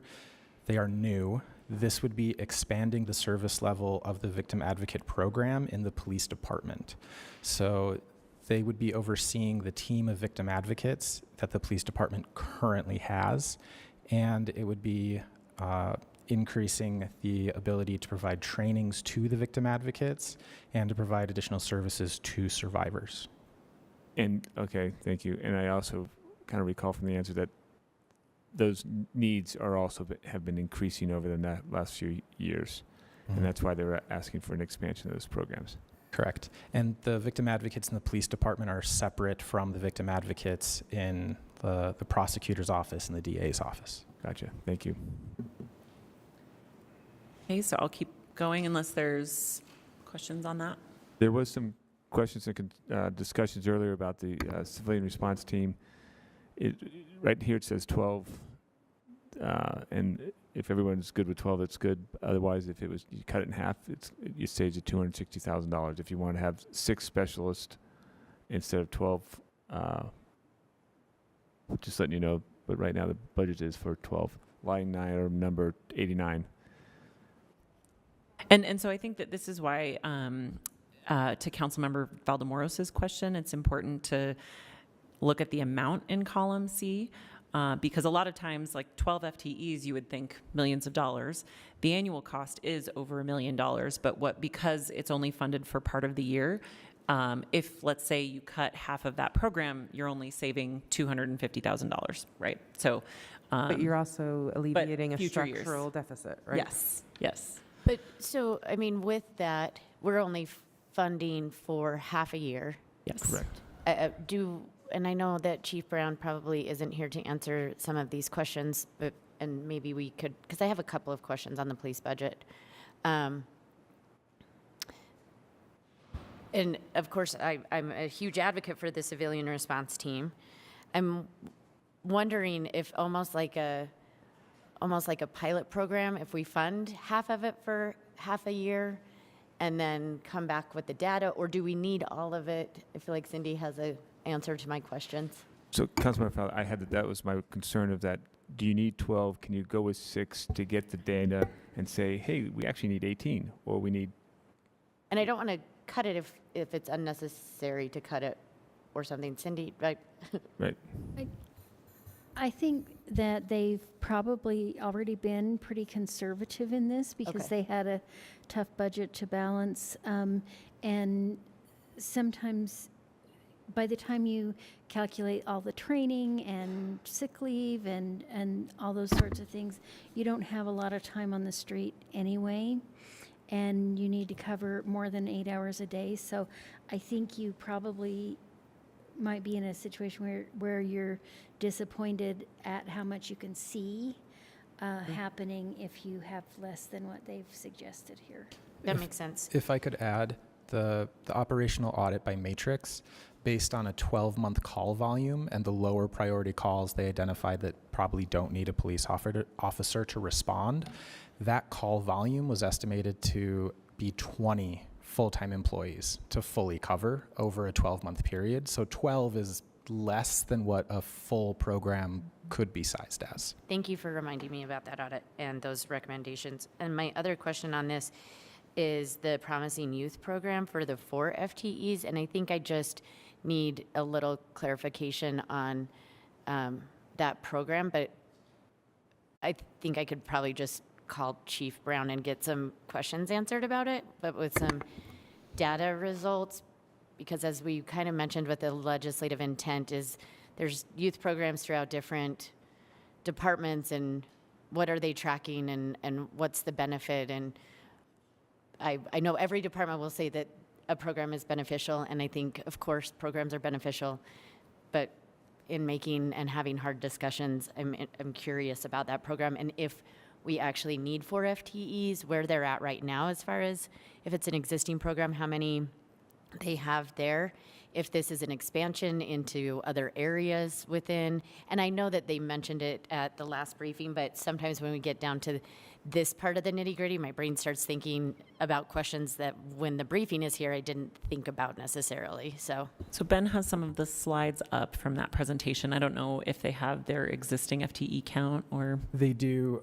3 of the youth specialists for the Promising Youth program are funded by a federal grant that ends next month. Yeah. Right. There's also the annual program expenses, which is a smaller amount of funding that's also included. That would be partial funding. There's some ongoing donations and grants that would continue to fund the program expenses. And then there's a separate slide that has some of the metrics. I can go over those or email it to you. Okay. sorry, I'll look those. Slide 15. Slide 15. Okay. Ben, also, do you know, I can call Chief if I need to as well, but do you know, is this a seasonal program that's offered like during the summer that people enroll for, or is it more like Youth City that's a continuous thing that people are depending on as it's being provided? I know that they have an enhanced offering in the summer, but I don't know the extent of, like, during the school year versus the summer, what that service level is.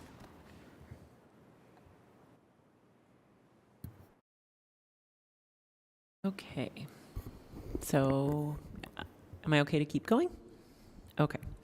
So the new positions relating to the new programs, like we were talking, the civilian response team, sworn lieutenant is an annual position for the director, and then the 12 FTEs would be for a partial year. The council added back in the street racing mitigation. Let's see, down to public lands. These are new positions relating to existing or expanding services. There's the crew arborist, an office tech, board and community council liaison, an area forester, and a groundskeeper for the former Jordan River Par 3 golf course, which is now a disc golf course. And then, oh, sorry, I'll stop there. Any questions on those positions?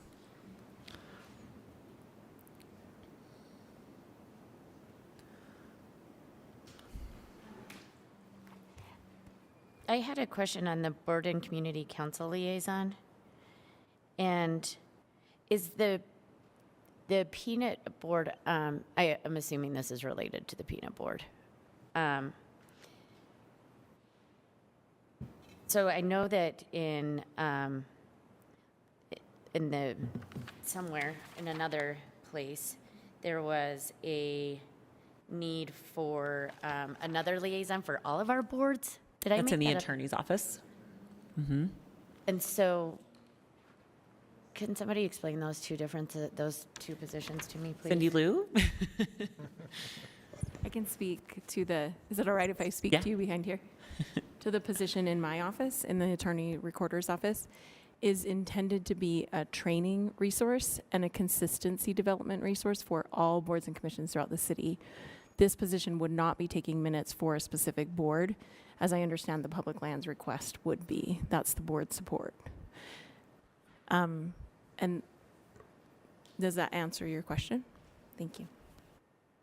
Thank you, Cindy Lou. So this position in public Is lands. to take minutes at the peanut board. I think that, and I probably refer to Allison for more information from the briefing, but I think it would be more focused on the work of the peanut board. So not just minutes, but follow-up work, requests from board members, things like that. Okay. And then also would serve as outreach to community councils as well. May I add, Councilmember Fowler, to that comment? I didn't mean to diminish that minutes were not a lot. It also has to do with the applicants and the process that is gone through to outreach for applicants to the board, and then to manage the packet and the contents of the meeting. Okay, so, sorry, just to repeat, so to keep track sort of also of the applications that we're getting and making sure that kind of follow through with those applicants for a board position? So the distinction, I'll bring it back to where my office would assist with the process of the board appointments, but the board appointment recruitment is included in the mayor's office, and then that training is part to the board staff, the board support staff. Okay. So they're involved with the mayor's office through that outreach. Okay, that is helpful, thank you. Any other questions on these? And this was probably discussed in the thing, but why does the public lands need a community council liaison more than other departments? Because that would be the first department that has a specific community council liaison, right? Whereas like planning, I think public utilities, sorry, go ahead. No, I just wanted to suggest that we ask Kristen Riker, who's on the call. Thanks.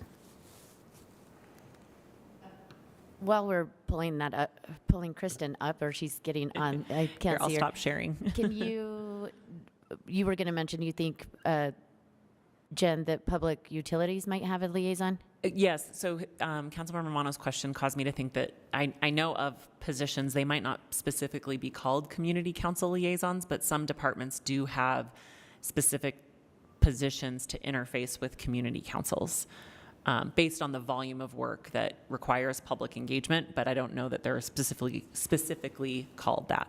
And I see Director Kristen Riker's popped on. Hi, everyone. Thanks.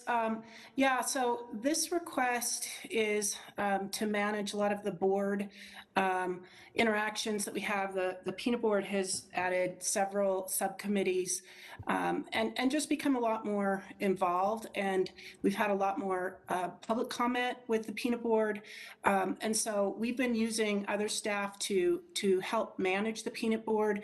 But this position also would be a liaison with our community councils, who are also very interested in our projects, the maintenance of our facilities, and help us to communicate with the community councils and their chairs. We're just getting a whole lot of inquiries, and it doesn't feel like that's going away at this time. And it's just becoming more than our staff that we currently have can handle. We're using our planning staff in general for a lot of this work, and we'd prefer them to be working on our projects and planning our projects. The position also requests funding for an annual stipend to cover 40 hours of service for each of our board members, and also for community members who are part of focus groups, to encourage them to attend our focus groups and give us feedback and input. Basically, it works out to about $20 per hour for board members and also for community members who are part of those focus groups. Thank you, Kristen. Councilmember Valdemars. Hi, Kristen, thank you. What does and this is for another line item that you have here, what does an area forester do? Or how many do we have? Yeah, so that position is set up for the tree mitigation. And so that person would go out to projects, whether they're residential or business, and make sure that those projects are following the tree protection guidelines, and help those contractors follow those guidelines. They would also help set up ordinances that could contribute to helping us enforce some of the tree protection guidelines so that we can protect our trees in the city and along our streets and our park strips. In addition, that person would be helping to locate new tree planting locations. We're spending a lot more time trying to find planting locations that are already being watered and cared for so that we can reduce the mortality rate of some of our trees. And how many do we have existing? Do we have more of them, of area foresters? Yes, so we have 3 area foresters right now. And so they do all that work with the public. So when somebody calls and says, I want my tree trimmed, or I want a new tree, or please take my tree out, they do all of that work with the public. They track the maintenance of all of the trees and, everything that our tree pruners and our arborists do to remove the trees. And they do a lot of that community work. Thank you. You bet. Thanks Thank you, for Kristen. popping on to share that. And I'll just throw this out there to anyone who's joining. Please pop in if you have answers that our staff doesn't have. So keep going. New positions related to new programming, the Fisher Mansion Carriage House Coordinator. There is partial year funding for that in the budget currently. Mr. Chair, I do have some questions about this position. Questions and concerns. This city put a lot of effort in getting the carriage house working, and I was told that it was going to be offices for the park rangers, and I was told something different later. But I don't understand still what the purpose of this position is. I'm very unclear about it. I would like a little extra clarification about this. And I know we talked recently about this, but it will be very useful for me to have more clarification. Mr. Chair, maybe we can ask the director to pop back on and address that. Kristen, you still there?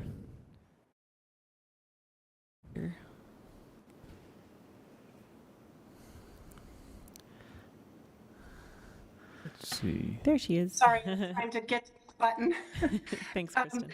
Yeah, you bet. So this position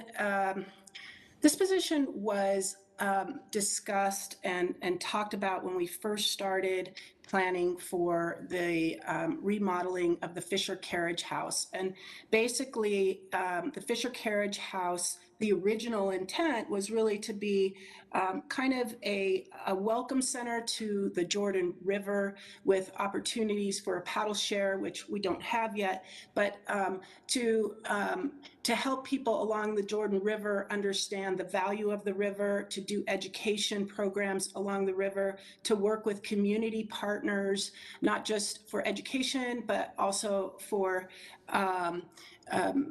service projects, and to work with volunteers along the river, and just be a resource there at that facility. Since that time, we've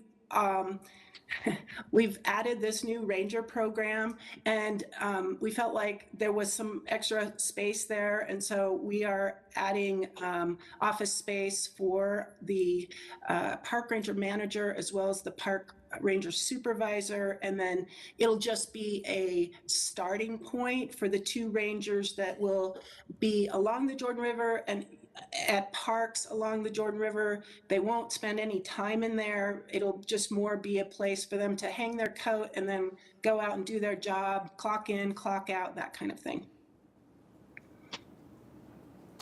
but the coordinator will be there, assuming that this position gets funded.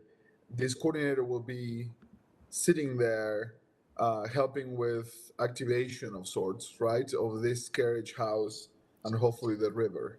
But we don't have the paddleboard system or program just yet. I think that this is a great idea, but I think it is coming ahead of the other parts of it. I struggle with the position, not because I don't believe in it. Again, there's no thing I want to see more than this place activated and this house remodel and the community embracing it. But if we're not providing any services and maybe duplicating what other organizations are doing, I struggle with the creation of this position at the moment. If I could just add, if we had a paddleboard program, we would probably be asking for an additional FTE because that's going to take a full-time person to manage that type of a program. This would be more education and outreach along the river, working with school districts and the public to run programming, education, volunteer activities. That would be the focus here. So, may I ask a follow-up? Sorry, Alejandro, did you have a follow-up? I didn't mean to.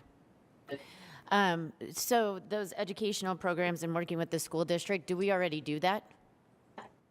No, currently we do not. This would be a new program. We have some volunteer programs that happen along there, but this would just be like an additional, it would give a home base for all of those Jordan River activities and really kind of boost the Jordan River engagement that we would have with the community. Sure. And so and then you said that there would be office space for the park ranger, manager, and supervisor? That's right. And so they would be there full-time, even though the two park rangers on the river would not be there full-time. The manager and the supervisor would be there full-time? Yep, absolutely. And is that office space in the carriage building complete and ready? Like, are we moving in when we hire people?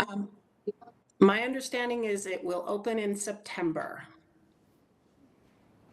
And so, I guess,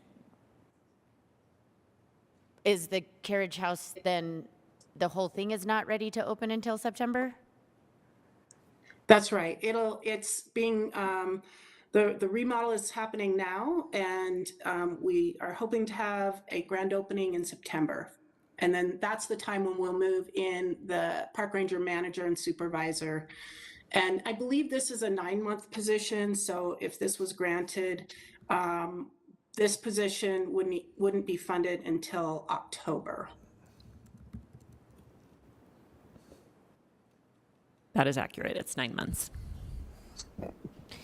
I guess I'm with Councilmember Pui on this one, and to be fair, on the liaison. Are we doing, I think with this particular position, to Councilmember Pui's point, it feels like we're putting the cart before the horse. If we're not actually engaging in programs right now where we are realizing that we need somebody, the building's not yet open yet, and there are, like, the Jordan River Commission is out there doing a lot of this work as well.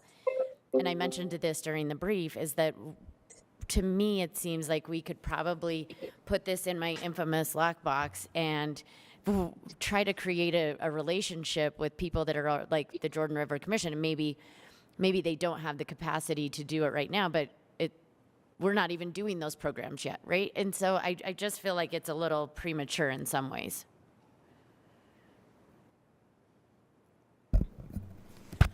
Mr. Chair, I tend to agree with the council members' thoughts on this. And moving back to the community council liaison, I suppose I worry a little bit about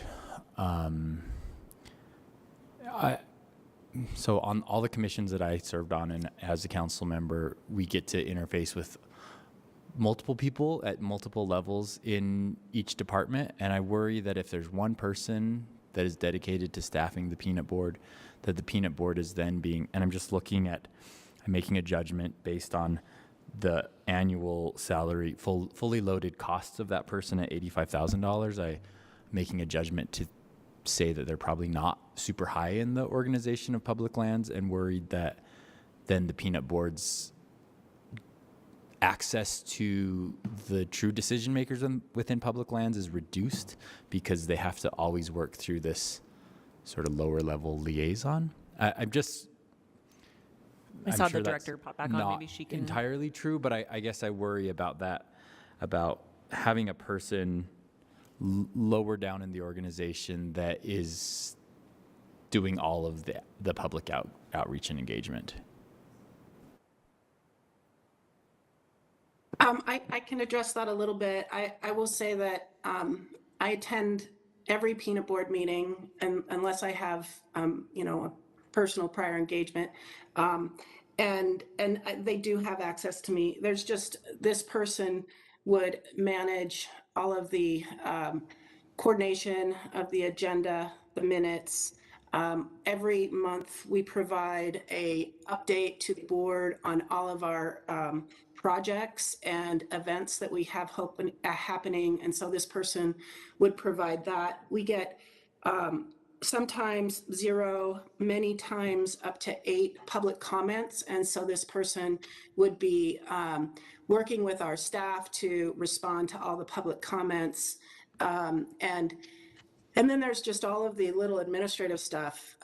There's a light meal that's served, and dealing with that, and just making sure that all the questions of the board members are answered, and that kind of thing. It's the peanut board has truly gratefully become a lot more involved with public lands than they were in the past, and we love that. It's just we don't have the administrative capacity, and we're pulling from other places to manage that. So that, I think that they would still have that input. Most of my staff also attends several of the meetings to answer questions. I appreciate that. I guess maybe what strikes me about these two positions is they are, maybe it's the title is so specific that I'm wondering if, do you need a whole person to order lunch once a month? Or I know that's not all that they're doing, but like, maybe it just sounds so specific that to hire an entire person for that feels. Mr. Chair, can I ask a follow-up question to that? Because you made me think about this. There's other, like the Planning Commission, the Historic Commission. Who does that work for them? My understanding is that planning has significant staff resources dedicated to that. We have secretaries. Yeah, both administrative and the professional planners. And I understand that the staff that is dedicated to it, their decision to have either hybrid or in-person meetings is based on kind of staff being maxed out, supporting that board. But I think to Councilmember Romano's point, do they have other responsibilities other than being dedicated to those two commissions or to planning that? Or I'm just curious about the makeup to Councilmember Romano's point. Can I just add? Go ahead. Like, is this something that the new office tech could do? Could they absorb some of these responsibilities? So the new office tech is taking the place of the part-time person that's working in urban forestry. So they will be an urban forestry office tech. And right now our urban forestry is using the part-time funding as well as funding from another source to make the new office tech a full-time position out of their budget. So no, that office tech would not be available for this this particular position.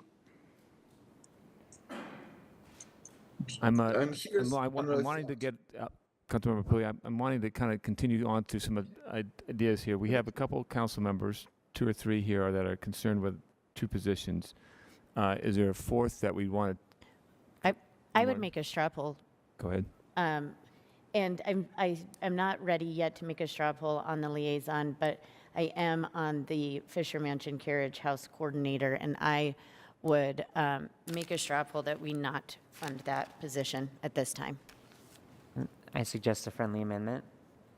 You can suggest it. My friendly amendment would be, my friendly amendment would be, can we just straw poll adding one of those positions and having Parks tell us which they think would be the most effective?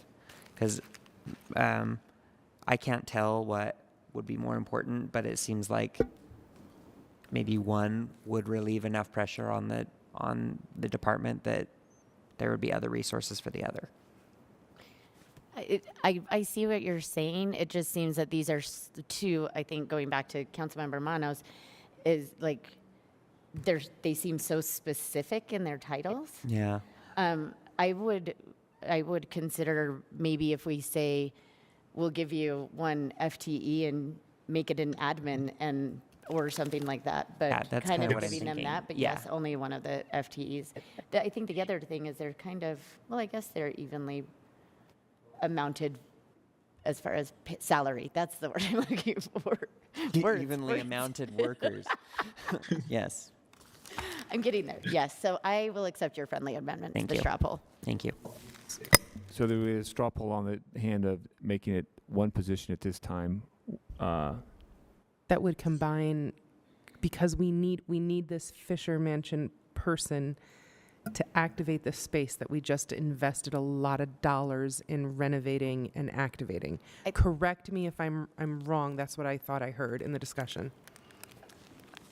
Well, I think we just give them 1 FTE and let the department figure out Decide where to how it allocate them or goes. how to allocate them. And then I think you could have a legislative intent that, one, that we want to see activation. But right now, there's nothing there Okay, anyway. that's the straw poll. So all in favor, give a thumbs up to Councilmember Fowler's straw poll. Okay. 1, 2. Seeing a yes. I got 1, 2, 3, 4, all 7.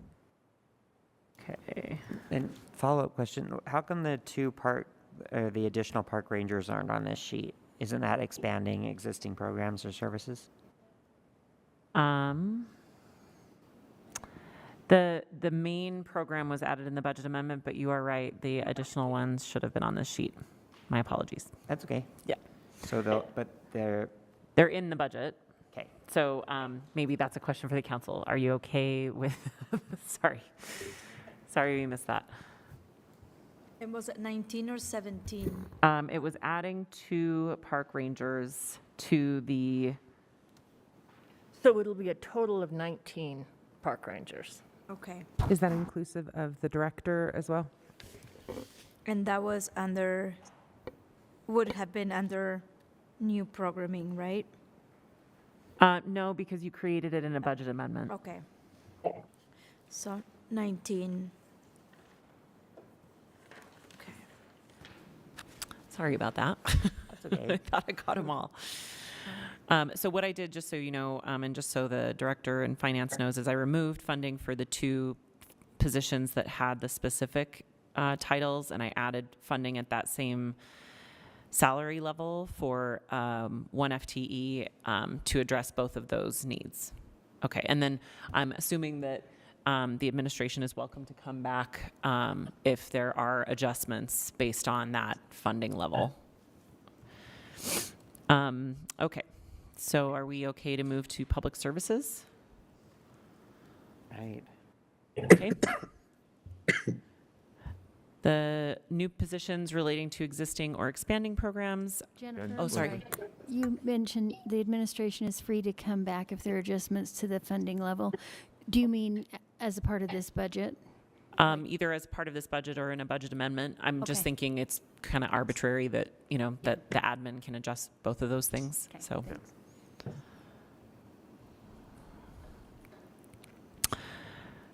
The next item is Public Services, Deputy Director, Safety Coordinator, Public Services Financial Analyst, Business Districts Operations Manager, Senior Facilities Project Manager, an Engineering Project Manager, and then some Funding Our Future positions, an expanded traffic signal maintenance position, and 2 expanded traffic signal maintenance positions.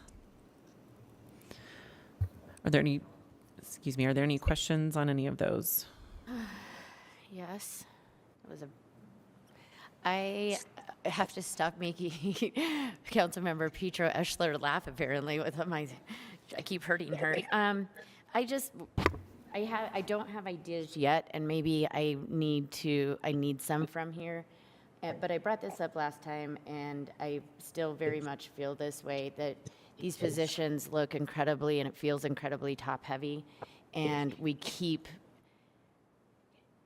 getting, if there's responses about projects not getting done, it's because we don't have the staff to do it. And I'm wondering if there is a way for this department to come back to us and say, with that there's a manager that maybe we don't necessarily need, but we could add 2 FTEs out of that would get some of the projects done that, like the workers that we need on the ground or something. And so that's my biggest concern, and I don't have any ideas, and maybe I can have on Thursday this department maybe think about that or come back and say, nope, all these managers are incredibly important, and we can't, this is actually... And I think, and maybe sorry to interrupt, sorry. It's okay. This is actually what's going to make these projects go faster. And I know that we sort of addressed that when they did their briefing, but again, when we see it in this sheet like this, it kind of sparks my thoughts about that. And if I need to, Ben, if you need to tell me to just look at the slides again, I'm happy to do that too. I think the director tomorrow might be on the call, and so maybe he can pop in. My understanding is when we were first going through some of these positions is that the title of manager does not necessarily mean that they manage people, but that they manage projects. And so it's possible that the title of manager is, not misleading, but could cause you to think it's an admin type when it's really a person who is doing the things. That said, it's different than like the deputy director, which is obviously a top part of the organization. That distinction is very helpful. Okay. But the salary level is pretty close to the deputy director. Can we make sure we get questions out before we... real quick, too, about the deputy director. I was under the impression that because Jorge was promoted to the director, that his position was empty. But as I'm reading this, it sounds like he does currently have a deputy director. So they used to and have there's a 2. second position that we're asking for now? Right. So Public Services had 2 deputies. Thank you for that. Okay. One of them was transferred to Parks when it was created. Thank you for that clarification. And so Parks had 2 deputies, and now Public Services is asking for their second deputy, essentially their second deputy back. Thank you for But that I see Jorge is on the call, so I'll let him speak to all of these questions. Can I? Go ahead, So I Councilmember Warden. asked the question last time, how does a deputy director translate into more people out there doing more projects? And Jorge answered that. I think that's why it's not in the slides. But he explained that a lot of that is meeting with all of the people who are doing the projects and making sure the projects are going forward. And that if he's the only person available to do that, then that takes up his time, and it takes up their time because they have to get on his schedule. He can only meet with a couple of them a week, so that's stalling projects. So, but I mean, that's a good point, and that's why we brought it up at the first time. And thank you for clarifying that, Councilmember Wharton. I don't think I remembered that part of the discussion, but I'll leave it to Jorge. Did you have anything more to add to what Councilmember Wharton just said? Thank you for the opportunity to clarify these questions for you all in the council. I'm going to try to be brief, but I heard different questions coming up. I think Jen clarified the one about the second deputy. Yes, we currently have one vacant position as a deputy. We are in the middle of the recruiting process for the Deputy Director of Operations. The second position that is going to be over our capital investment divisions, which is facilities and engineering, that position doesn't currently exist. Right, so we are requesting that position to be created. Now, to the question of how does that translate into accomplishing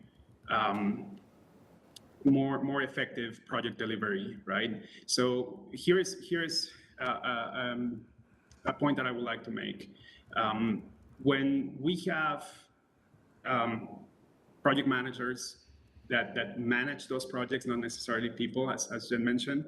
And we need to be strategic as to what the plan is. How are we going to prioritize these investments that the city and the council have decided to put towards infrastructure, towards new improvements in our buildings? That is part of what the deputy director kind of coordinates with the division directors, right? The division directors will be focused on their operations and delivering those projects, but the strategic planning is what comes with that higher level position. And the accountability to stick to these plans and not make decisions on the go is important as well. So there is that.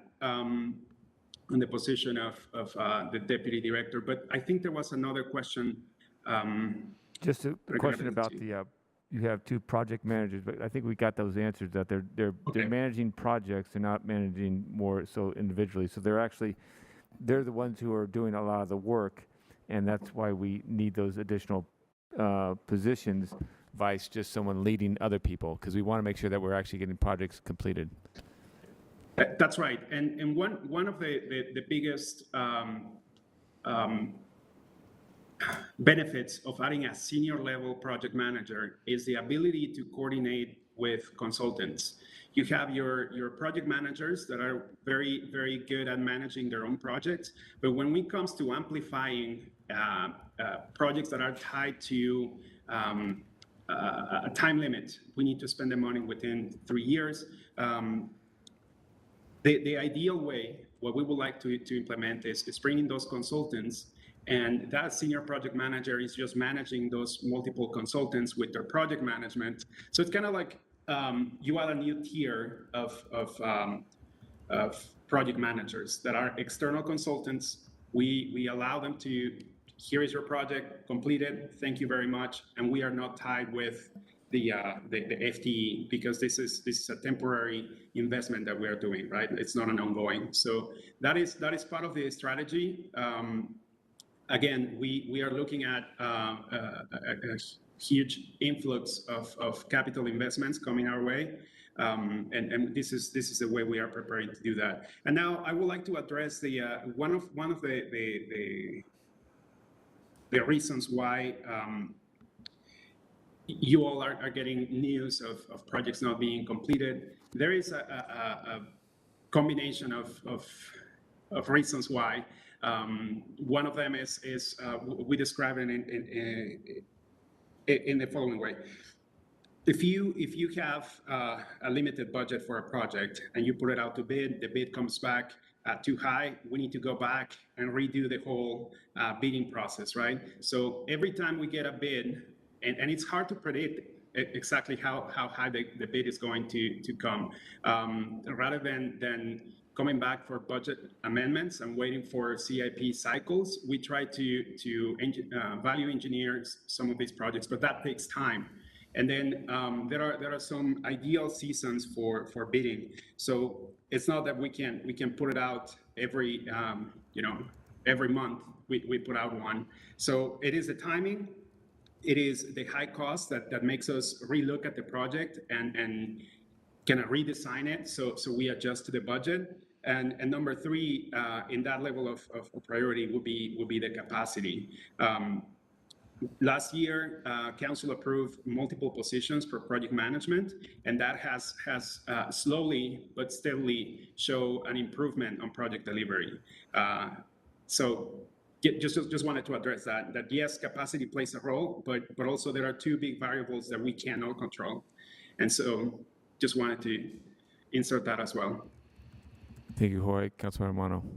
Yeah, thanks. I think this brings up a lot of questions that I have, and maybe I just need to sit down maybe with Jorge or somebody after the budget process. I don't think I'll get my questions answered before we need to vote on this, but I brought up the question, I think, last week about, okay, how much money is going to external consultants? And so when Director Chamorro says managing consultants, is that managing, do we have need this many more internal people to manage external people to design things that then will go through 12 more people before someone's actually on the ground with the track code digging up the road and fixing it? Or is this, when you say consultants, is that the actual construction company that's going to build that? And then that brings up a second question of, okay, we have these streets projects and we're all focused on trying to do complete streets and all these things, but how many of those streets are actually built by internal city people with internal city equipment versus external contractors?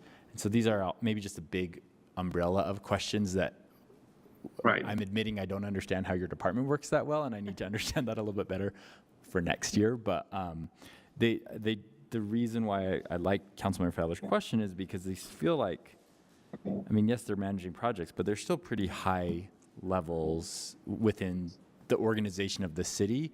So is that the lowest level within the department that builds roads, because really everything below that is externally contracted? Or don't we actually have people that are literally on the road with shovels? Yes, so we do. Would taking one of those project managers away, and then funding a crew of people with shovels, how many? Just be one project he's managing. He's managing probably. I understand, but I think the question is valid that these are higher, potentially top-heavy additions, whereas I don't see another person in there with a literal shovel fixing the road, except for maybe the traffic signal maintenance. But Jorge, just one second. Cindy, go ahead.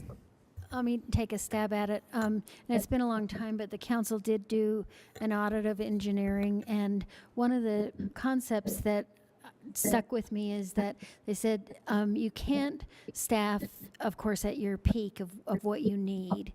You have to staff kind of in the middle. So there are times when you have more projects and times when you have fewer projects, but you staff it at a level where you can hire plenty of consultants when it is necessary to handle more projects. So right now, the influx of projects that we have with the 2 bonds, plus the funding from the county transit tax and the Funding Our Future, those are all really significant increases. So we're at that point where we do need to be outsourcing a lot, as well as building our base. We haven't had an adequate base, I think, for quite some time in terms of the number of planners, and that's why it's taking or not planners, engineers, taking 3 years to get through it. So, and I think that the people with the shovels are in a separate division doing that work, whereas the engineering is what we're dealing with here. But I could stand corrected. I mean, do we have enough people with shovels, I guess? And if we don't, then where are they on this list? All right. Councilmember Romano, let me please take my offer of giving a good wide overview of what the Department of Public Services is currently doing. When we talk about engineering, they do construction management. They don't do the construction themselves, right? When we talk about the division of streets, they do maintenance of the roads. So the reconstruction of roads, it is contracted out.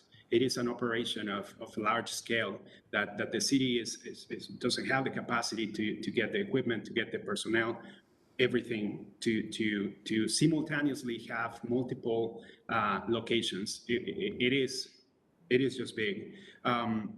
So the city doesn't do the construction themselves, right? So it is managing those construction companies, those consultants, as I mentioned before, in the PI, the public information, to keep people informed on these projects, right? So there is coordination not only with the consultants, but also with the other divisions that touch on this, from transportation, bringing the design into engineering to be built, and then passing it over to the appropriate division for maintenance, which is the streets division. So people with shovels to build roads, we don't have any.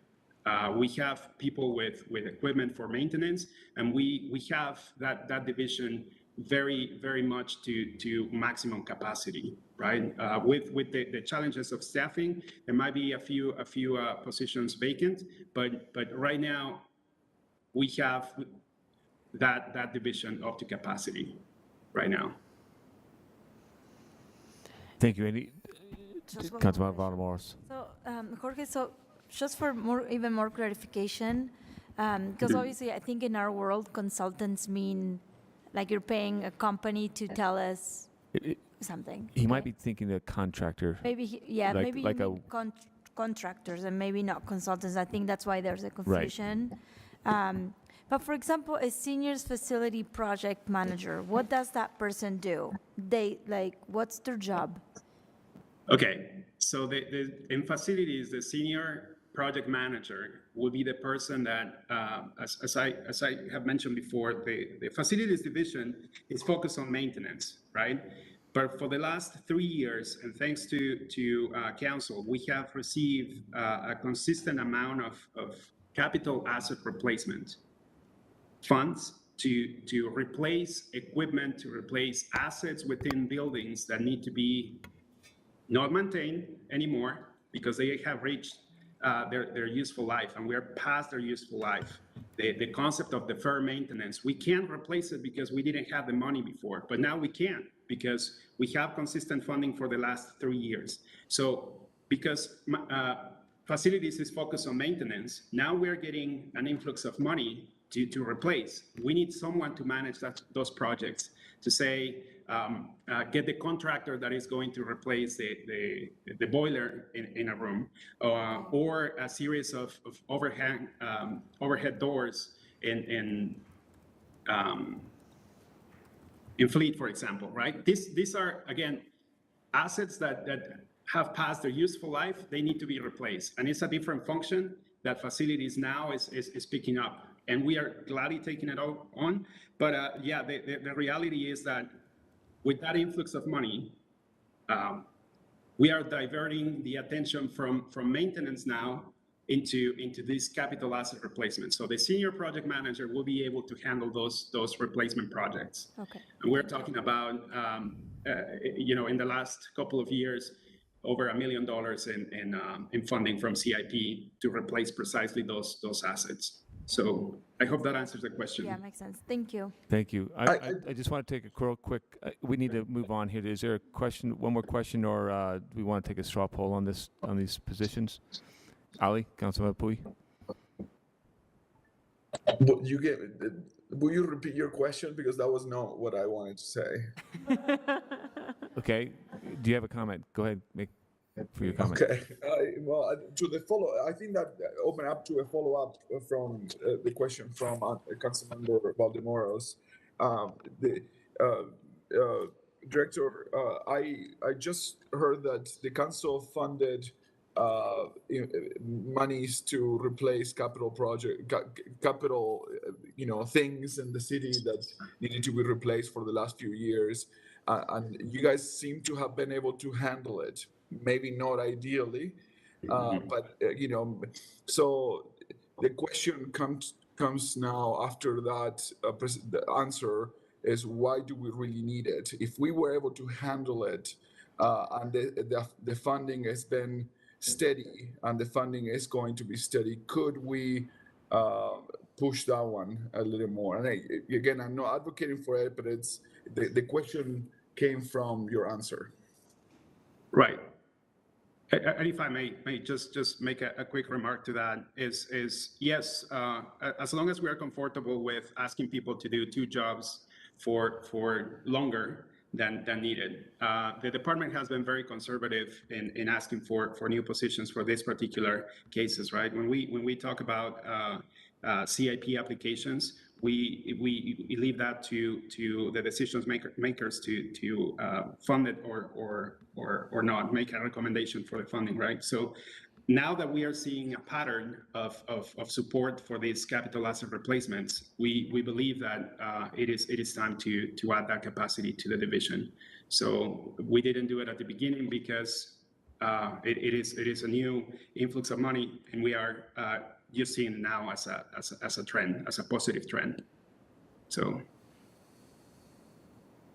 at least I don't know if you wanted to add anything to this comment. No, I think you covered it, Jorge. I was just gonna say that sometimes, we want to give that new funding source a minute to see if it's gonna stay steady. Fortunately, the council has been supportive over the past 3 years. But prior to the past 3 years, it was really kind of non-existent funding for capital asset replacement when things have reached the end of its useful life. And so we embarked on a pretty intense campaign by getting data together to show, the problem that we were facing in all of our existing facilities. And this funding is a result of the council really understanding that need. And now that we know that funding seems to be quite steady, and we know that we need to make these investments in our facilities, we do need to add capacity if we're going to continue to capitalize on the funding source. So I think the director, explained that very well, but I just wanted to make sure that it was understood that this hasn't always been the case, and that the past 3 years that we really have been asking our facilities division to do double duty, and it's time to add capacity. Thank Great. you. Thank you very much. Is there any more questions or concerns? Do we need a straw poll on these? These items are already on the budget. They weren't a question at that point. Straw poll that we. Mr. Chair, I straw poll that we approve that we support these positions as proposed. Okay, we have a straw poll. Is that all in favor? Okay. Thanks. Got 6 of us, and Councilmember Fowler is absent at this moment. Great. So moving on to, let's see, I think that's the last of the positions. The next section is non-departmental. The other funds? Oh, the other funds positions. We wanted to list these because although IMS is an internal service fund, it is funded through transfers from both the general fund and enterprise funds. So let's say, for example, you took out one of the positions, it wouldn't necessarily reduce the general fund's contribution by that exact amount, but it would reduce the general fund's contribution. So we just wanted to highlight them so that you can make that evaluation and decide. So if there's no proposed questions. I do. Sorry. Councilmember Go ahead, Pui? Councilmember Pui. Sorry for the delay. There is a little delay between the question and the answer. The civic engagement specialist on the IMS, I struggle with that position still. I understood the explanation from IMS last week, but they mentioned to us that they are getting a lot of requests for engagement and design from that department to help the organization as a whole, the whole city, all the departments when they need that. But yet again, we get an answer from the administration about the educational campaigns on the tree, saying we don't know if we can handle the design and the communication with the outreach with the community. So it seems like we are there. Everything seems to be very disconnected. And if we are going to fund these positions, that all the departments understand that this exists and that they can rely on it. We got that answer in the email yesterday. I think it was yesterday. I don't know anymore, but that they don't know if public lands can handle the educational campaign.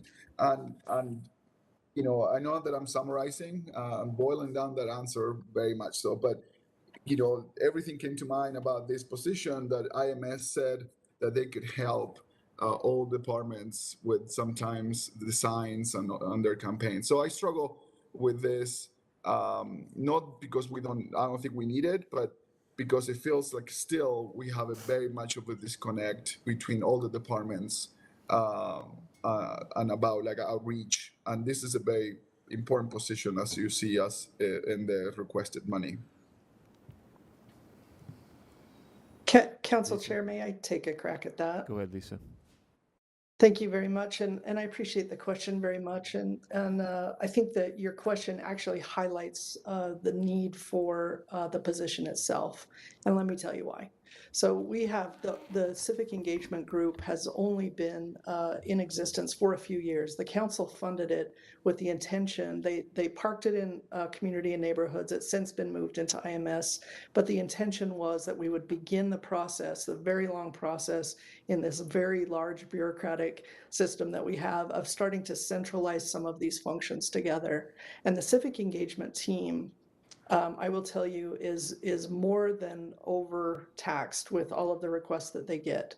And so as a result of that, we have individual departments that have always kind of had that function, have not been able to rely on civic engagement for all of that needed engagement, design work, all of those things, and have had to rely on their own in-house folks to do those things. What we're attempting to do here is, instead of siloing off all of the little individual departments to have their own engagement, design, all of those things, trying to centralize those positions in one group that every department can rely on. It hasn't been the case in the past.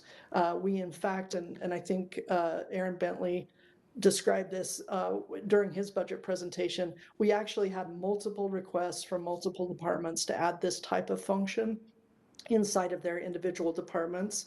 And in light of the fact that we can't address everything in every budget, and there will never be enough money to address all of the need, right, as you know, what we're attempting to do here is to address multiple departments' needs with this type of function in one centralized location inside of our civic engagement team.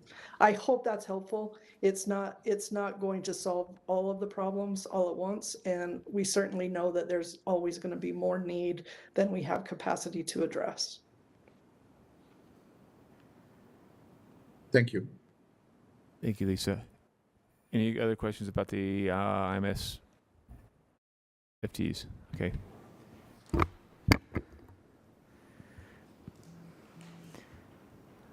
So if there are no additional questions about that, I think where we landed was about $4,000 out of balance, which is pretty good considering. That was, yeah. That was 66.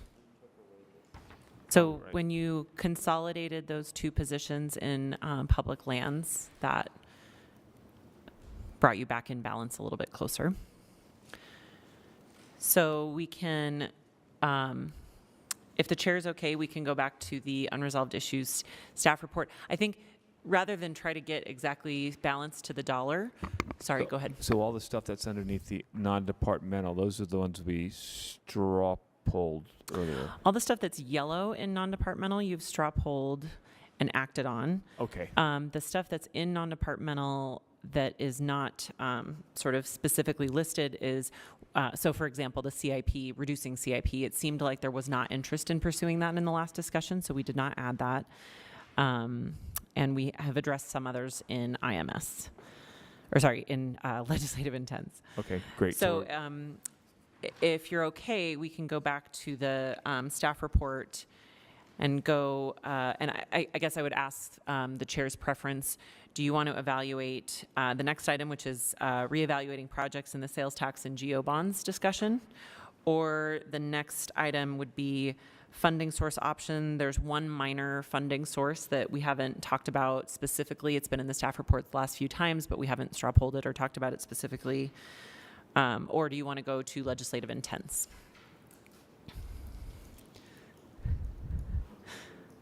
Take a break? That's fine too. I should have listed that as an option. Let's take a 10-minute break. Okay. I know we're, yeah, let's take a 10-minute break. Thanks.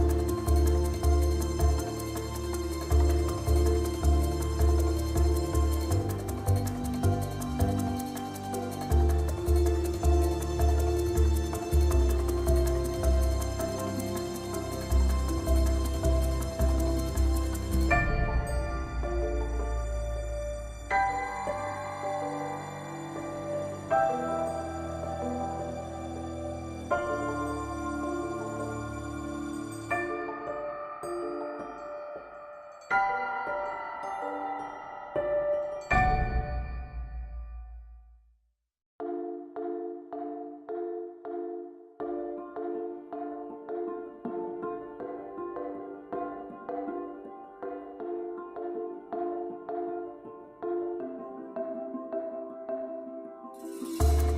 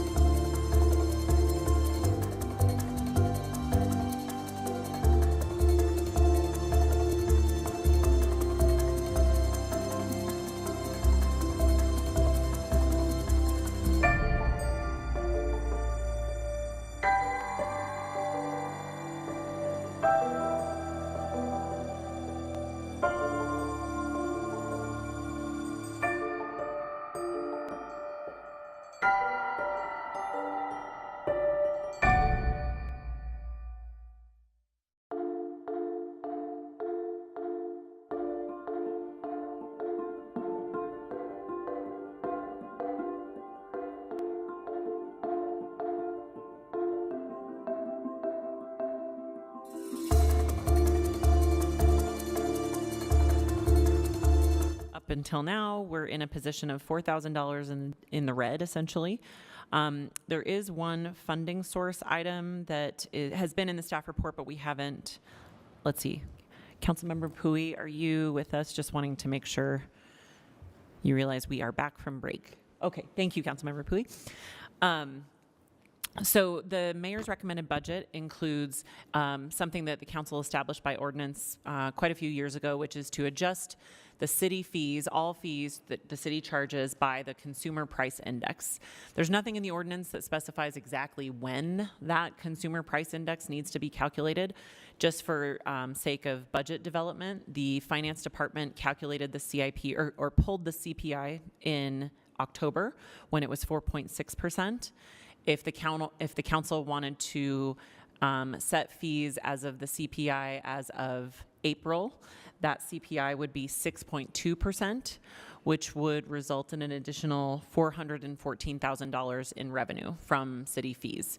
Obviously, because it's fees charged to people, we didn't want to assume that the council was okay with that. We just wanted to discuss it, which would obviously affect your balancing. Can you help me understand specifically what fees we're talking about? Business licensing fees? Everything. So zoning applications, business licensing, fees charged to rent a pavilion at a park, all of the fees. So just walking through this from an equity lens. But those fees are also, they have to be justified by, the reason why we do Right. CPI is they're justified by the costs that were incurred, because we're not allowed to make money off the fees. Right. And our fees are very low. Like our fees are not, our fees are not close to the ceiling of cost justification right now. Does the administration have feedback on how they would feel about us doing that? I don't know. We could ask. Could I also ask a question? What have we done in the past? Have we adjusted it by the October or the April or? I don't know if Mary Beth isn't here, maybe she could pop on, but I think we've typically used the October figure, but we are in a very unique situation in that every month inflation is increasing. Another percent. Yeah. And that's, My reason for being thinking this is the correct way to go is because our fees are always been so low, and that we're actually not recouping the costs to provide the service. We're losing money on this stuff, and it should be more of a cost neutral. And with the cost of inflation and the cost of goods and services and personnel, we should adjust accordingly because of the fee structure. I do share the feeling, but I also think that there is an equity situation there, right? And people that maybe cannot afford, to rent a party place, event center, will, maybe rent a park, pavilion for, whatever the fee it is. So I wonder if there is a way of we can increase, and this is a question maybe for staff, can we increase some of the fees and not some of the other fees? For example, could we keep the park fees as they are and maybe catch the other ones up, or, which are the different categories of fees, so we can make the decision if that's something that we can do? I think that the council could do that because the council adopts the consolidated fee schedule. I think it would be significantly more work to figure out, because there are, I think, like 25 pages in the consolidated fee schedule of fees that the city charges. And so we would probably need more time than we have between now and Thursday to evaluate that. So maybe, I don't know, Cindy looks like you're... Can I also ask the question that, if you're going from a $100 fee, and you go 4.6, it's $4, it's $6, right? So if you're renting a pavilion at $10, it's 40 cents or 60 cents. So I think, and I should have made that clear. All of the fees are proposed to increase by 4.6% currently. It's that the council could choose to increase it instead of 4.6%, 6.2%. So 1.8% more for the fees. And so if you think of all the fees that we charge throughout the city of a $300 million, of a 200,000 person city, we're increasing our revenues by $414,000. It's not a big chunk of money to any individual or to any individual fee user, but it is significant at that point. So that's where I think the 1.8. Go ahead. Oh, sorry, Alejandro.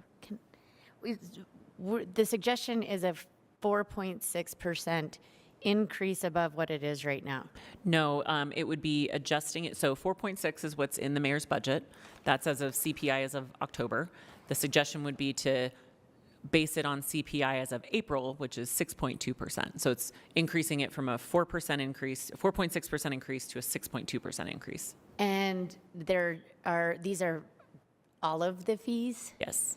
I would not support that, but we can have a straw poll on that. Yep. We can leave it at 4.6%. We're already. So I'm looking at the pavilion reservation fees are $90 for a half day or $130 for a full day.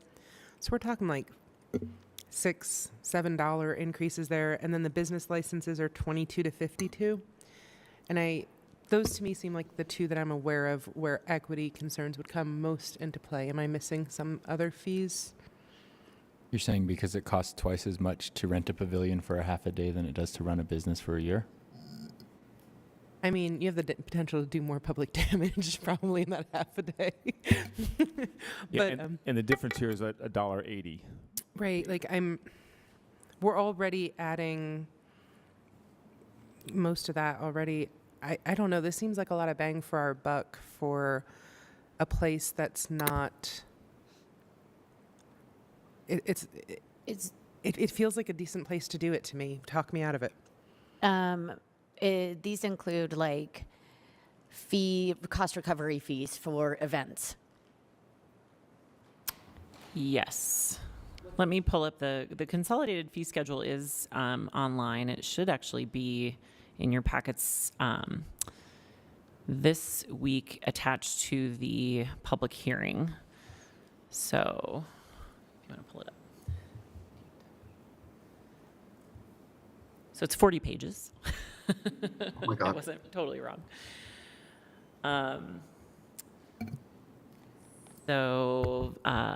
Filming on city land, meeting room rentals, business license fees, beer fees, childcare facility fees, fees for zoning applications, rental fees, building permits. Building permits is actually probably where the most amount of this money would come from, because those fees are calculated based on the value of construction. And especially with all of the very large buildings going up, I would see that. And that is a place that I'm okay increasing the fees, the building permits and the zoning. And I struggle a little bit again with the parks and the rental facilities for the community to gather and to use their public spaces. And that's, I'm with Alejandro on this, and I bring up some of the events because, as many people know, and yes, perhaps we're looking at like, oh, this is just $6 or this is just that. But I mean, again, all of these things add up for people wanting to live, work, and play in Salt Lake City. And, for many people, I'm pretty involved in different events here. And what I hear from event coordinators is that the city makes it too difficult to do an event here, and considering taking events outside of the city and taking businesses outside of the city, and this, that it's, in fact, I know of. Anyway, a lot of those events and people are looking elsewhere where it seems more friendly, and just increasing the fees, even if it's $6, is just perhaps it's perception. And I recognize that this increases revenue, but for me, it is a lot about we're already raising rates for people. We're raising property taxes. We're raising fees. I go back to small businesses that are going to be the most impacted in some ways by our property taxes. And then we're like, oh, and by the way, P.S., it's only $6, but you can handle that $6. Yeah. Right. I There's just want to make a clarification. It's really not $6. It'd be $1.80, because The increases in the proposed the budget. increase in the proposal is already 4.6%. Right. This is going to 6.2, so it's I $1.80. think it all adds up, is my point.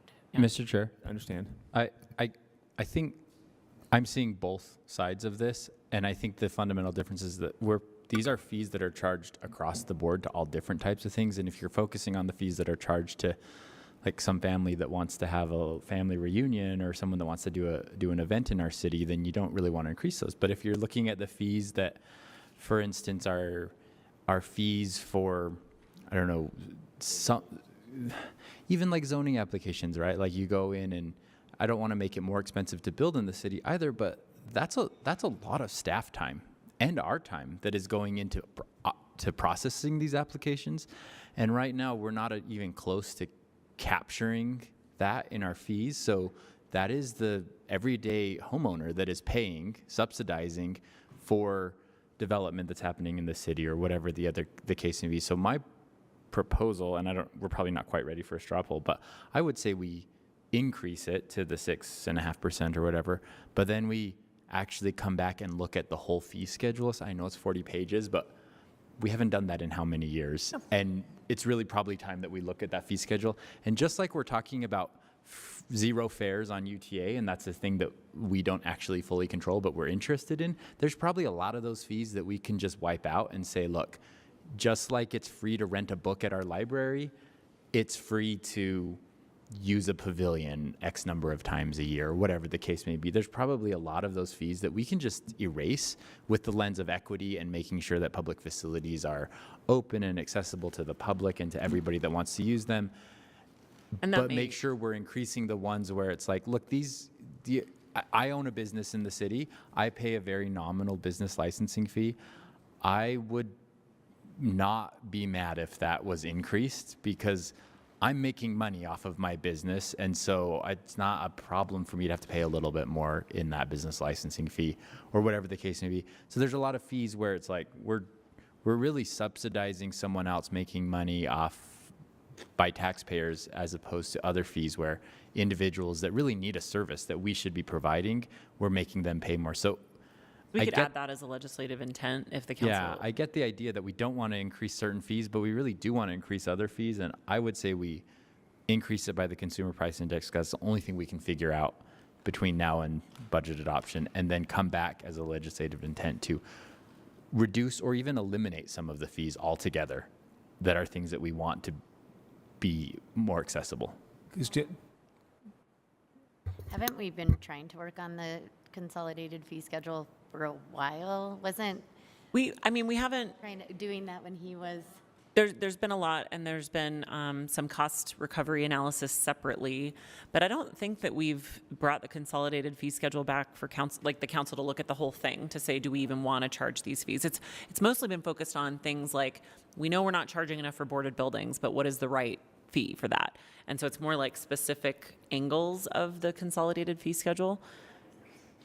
And this might give finance time. I was just messaging with Mary Beth. They would have to do it manually if we separated out the increases, which might not, they can do it if that's what the council wants. But this would give them a chance to actually figure out exactly how much revenue is associated with each fee, which I think also would help the council figure out, is it worth charging this fee if it only generates $1,000 a year and that kind of thing. And back to the boarding house, is that one of our intents? Legislative intents, because yes, we talked about the fee schedule for the fire department, talked about that portion of it. Was that one of the legislative intents? It was one of the, yes, it is one of the intents. Right, because that is a fee a specific fee that we've been discussing for a while. Right. Was there a straw poll? So is there a straw poll? Well, I'll propose the straw poll that we increase by the 6.5, but we come back and look as a legislative intent, which fees to reduce or remove altogether, and which fees to increase. Yeah, 6.2%. I would still be interested in if there's any feedback from the administration. Mayor, do you feel any way about this one way or another?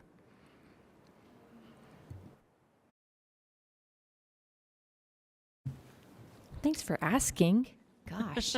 I was actually thinking Lisa was probably going to jump in because she's much more involved in the consolidated fee schedule conversations and the actual, cost recovery. That $6 may actually be quite a bargain. And your question or your comment was making me think of a comment you made earlier on a different subject about, like, is the $6 really the limiting factor for access for someone to rent a pavilion, or is it actually the digital platform that we ask people to go through or coming into City Hall that's the issue? Because our fees are pretty nominal on almost everything that we do. And I'm not really sure that solves for the access part, but I'm just questioning and appreciating you bringing that up. But Lisa's really Lisa? I don't have much to add to that. I think the mayor did a fine job. I think that the consolidated fee schedule itself is extraordinarily complicated, and every single line item in the fee schedule has to be cost justified. So if we go back and we look at every single fee that we charge in the city, we would have to task the finance group with doing a time and motion study for every single item that we charge for. And I think the mayor, expressed it correctly. We do charge less than it costs the city to basically administer all of the functions that we charge for. I do have, maybe to Councilmember Fowler's earlier point on special events, I do have a very large body of work that I would love to resurrect and discuss with the council at a certain point about sort of the policy direction that we want to take, the fees associated with special events. And I do think that, as has been expressed throughout the debate that I've been intently listening to here on fees, I think that it's very obvious, right, that not all fees are created equal. And I think that there is always room for debate about which fees should increase and which fees should not increase. I think this discussion should stay focused on, does the city want to keep pace with the inflation that we find ourselves in? So it costs us the same amount that it costs everybody else when those CPI indexes go up. And so this is about, do we want to keep pace with that? But I do think there is a legitimate conversation to be had around which fees we could take a hard look at and decide whether or not we wanted to reduce, eliminate, or increase. But again, like I said, and I think somebody said it's a lot of pages. There's a lot of fees that the city charges or has the ability to charge. You all, as the governing body over the purse strings of the city, have the ability to approve each and every one of those. But keep in mind, if we're going to change any one of those line items, every one of them would have to have a time and motion study associated with that so that we could cost justify the fee that we ultimately decide to charge. Thank you, Lisa. Thank you. I don't know if I added much to the conversation. A lot of rambling, but thank you. Thank you. So back to Councilmember Mono's straw poll, unless other comments. Can I ask Councilmember Mono to split his straw poll in two?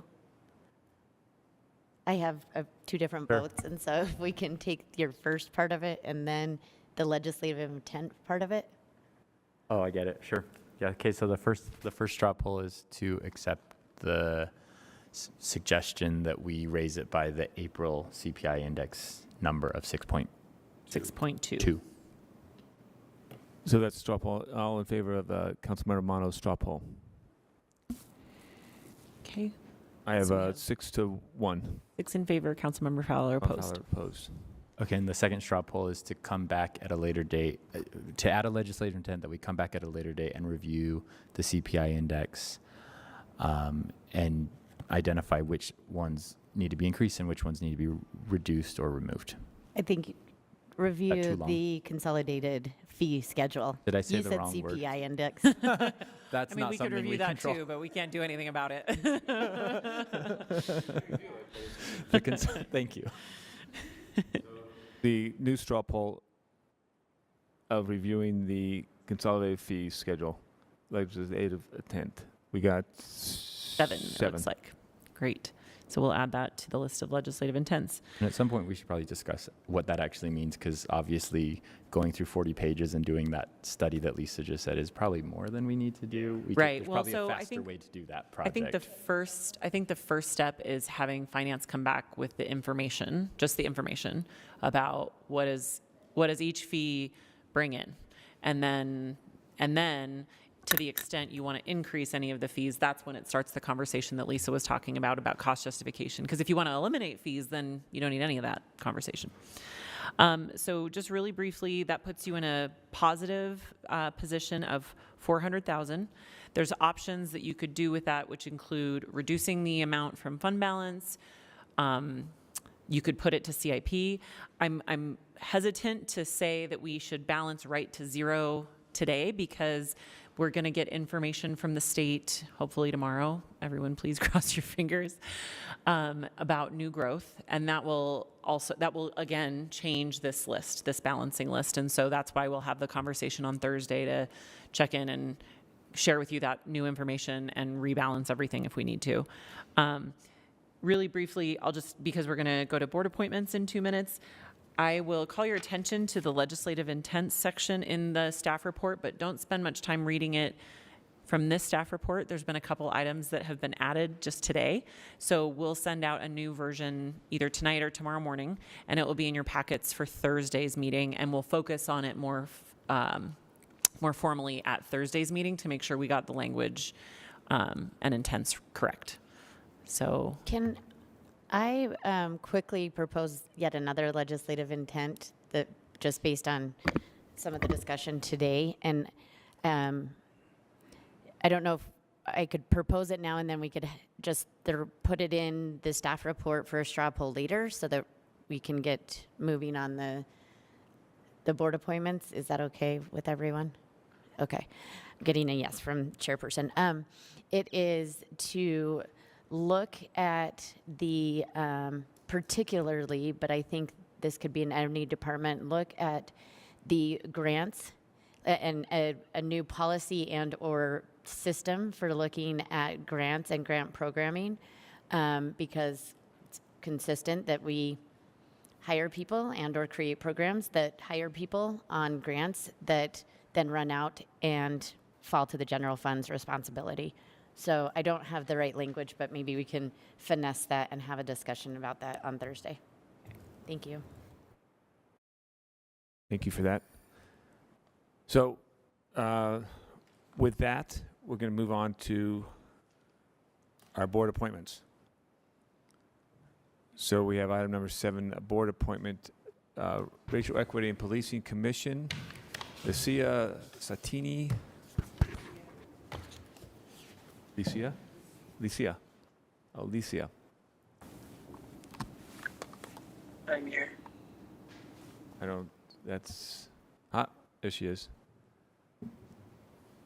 Good afternoon, good evening.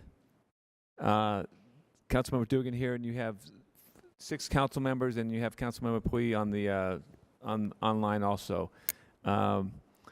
Welcome. This is the advice and consent, and we're just tell us a little bit about your reasoning for wanting to join the Racial Equity and Policing Commission.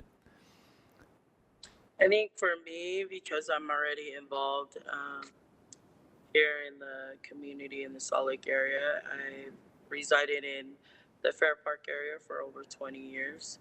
And I've been involved in the community from PTA president to recently was the interim director for Utah Pacific Islander Civic Engagement Coalition.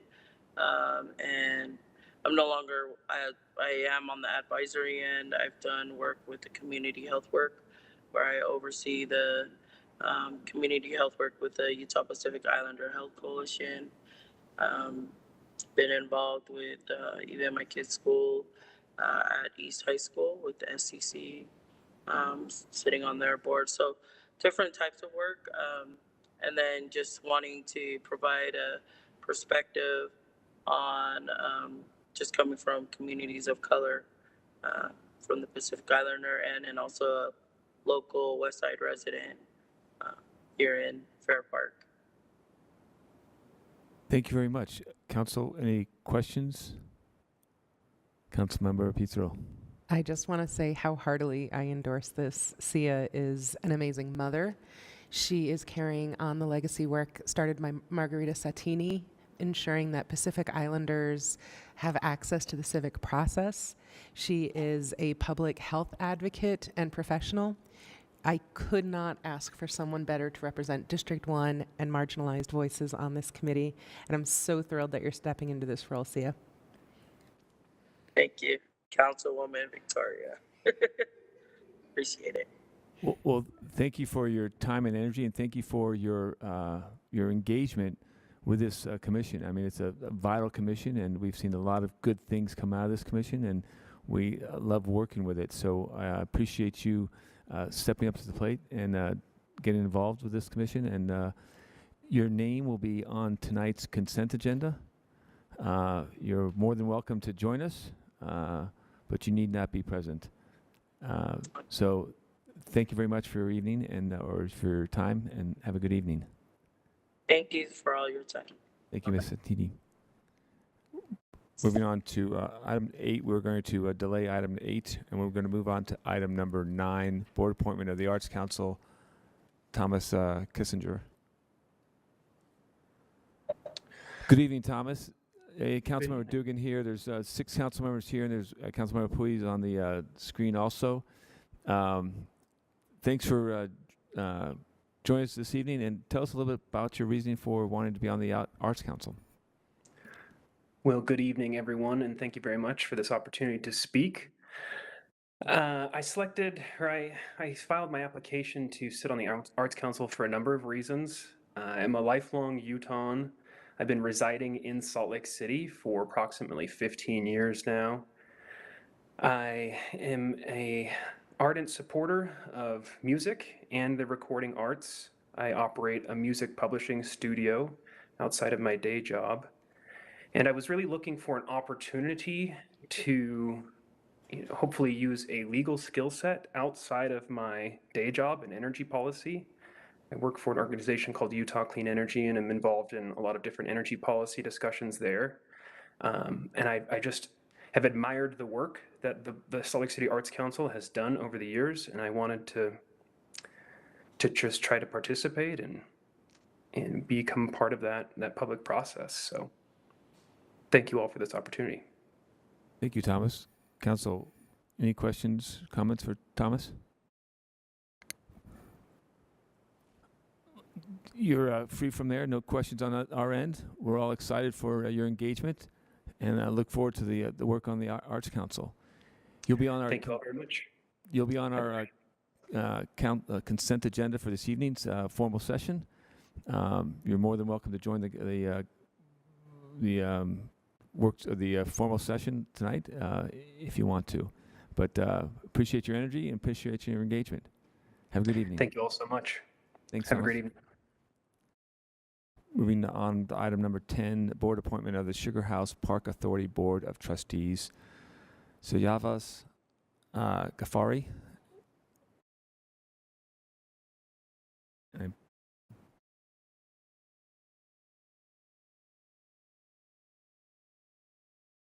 Is Yavas Ghaffari here? Okay, we'll move on to item number 11, the board appointment of the Mosquito Abatement District, Amanda Barth. I think I saw Amanda.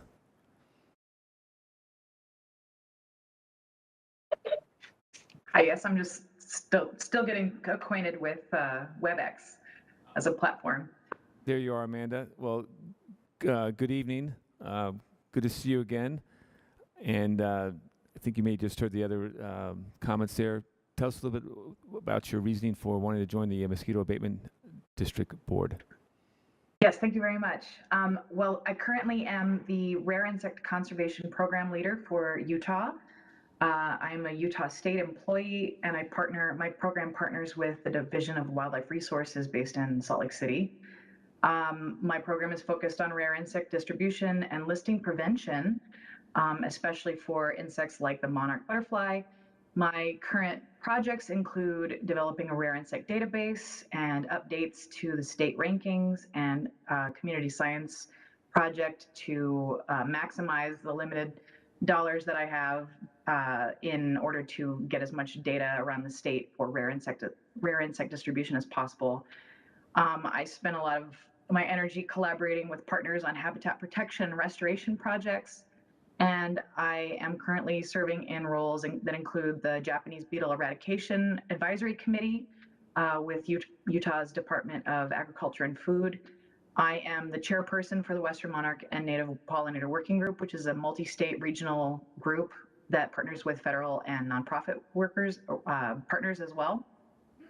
I'm also the advisory committee member for the Endangered Species Mitigation Fund, and I feel that this appointment is a great opportunity to help address the Great Salt Lake as a critical habitat site for many at-risk species, including monarch butterflies, because they are candidate species for listing under the Endangered Species Act, and emphasizing the opportunity for developing long-term solutions like integrated pest management practices that maximize biodiversity.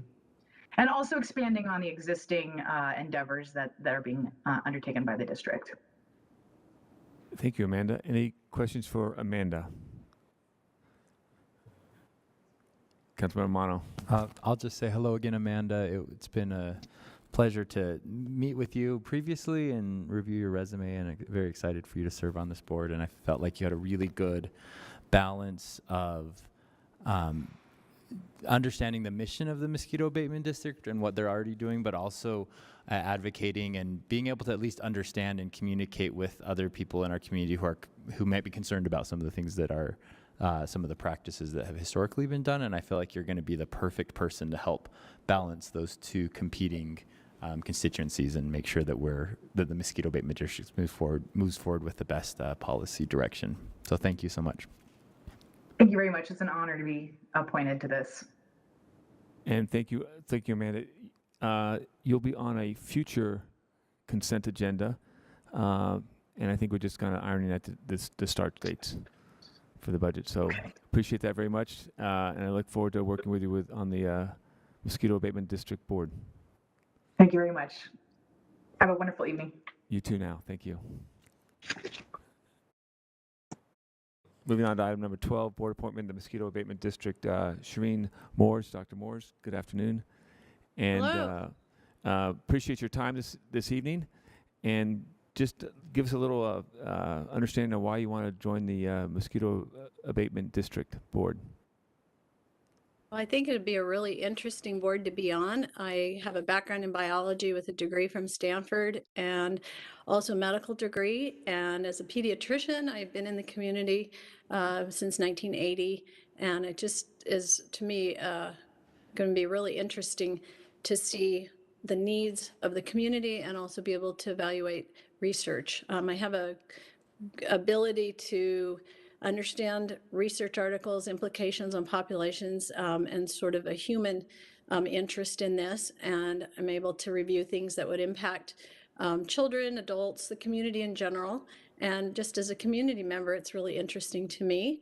I come from a family of scientists and entomologists and kind of grew up having my own insect collections and doing a lot of sort of interesting sort of work in that area. So I think for me, it's a perfect mix. As I have retired from pediatrics, I think I can bring a perspective with some ability to evaluate common sense sort of practices and look at things that the community might have concerns about in a balanced way.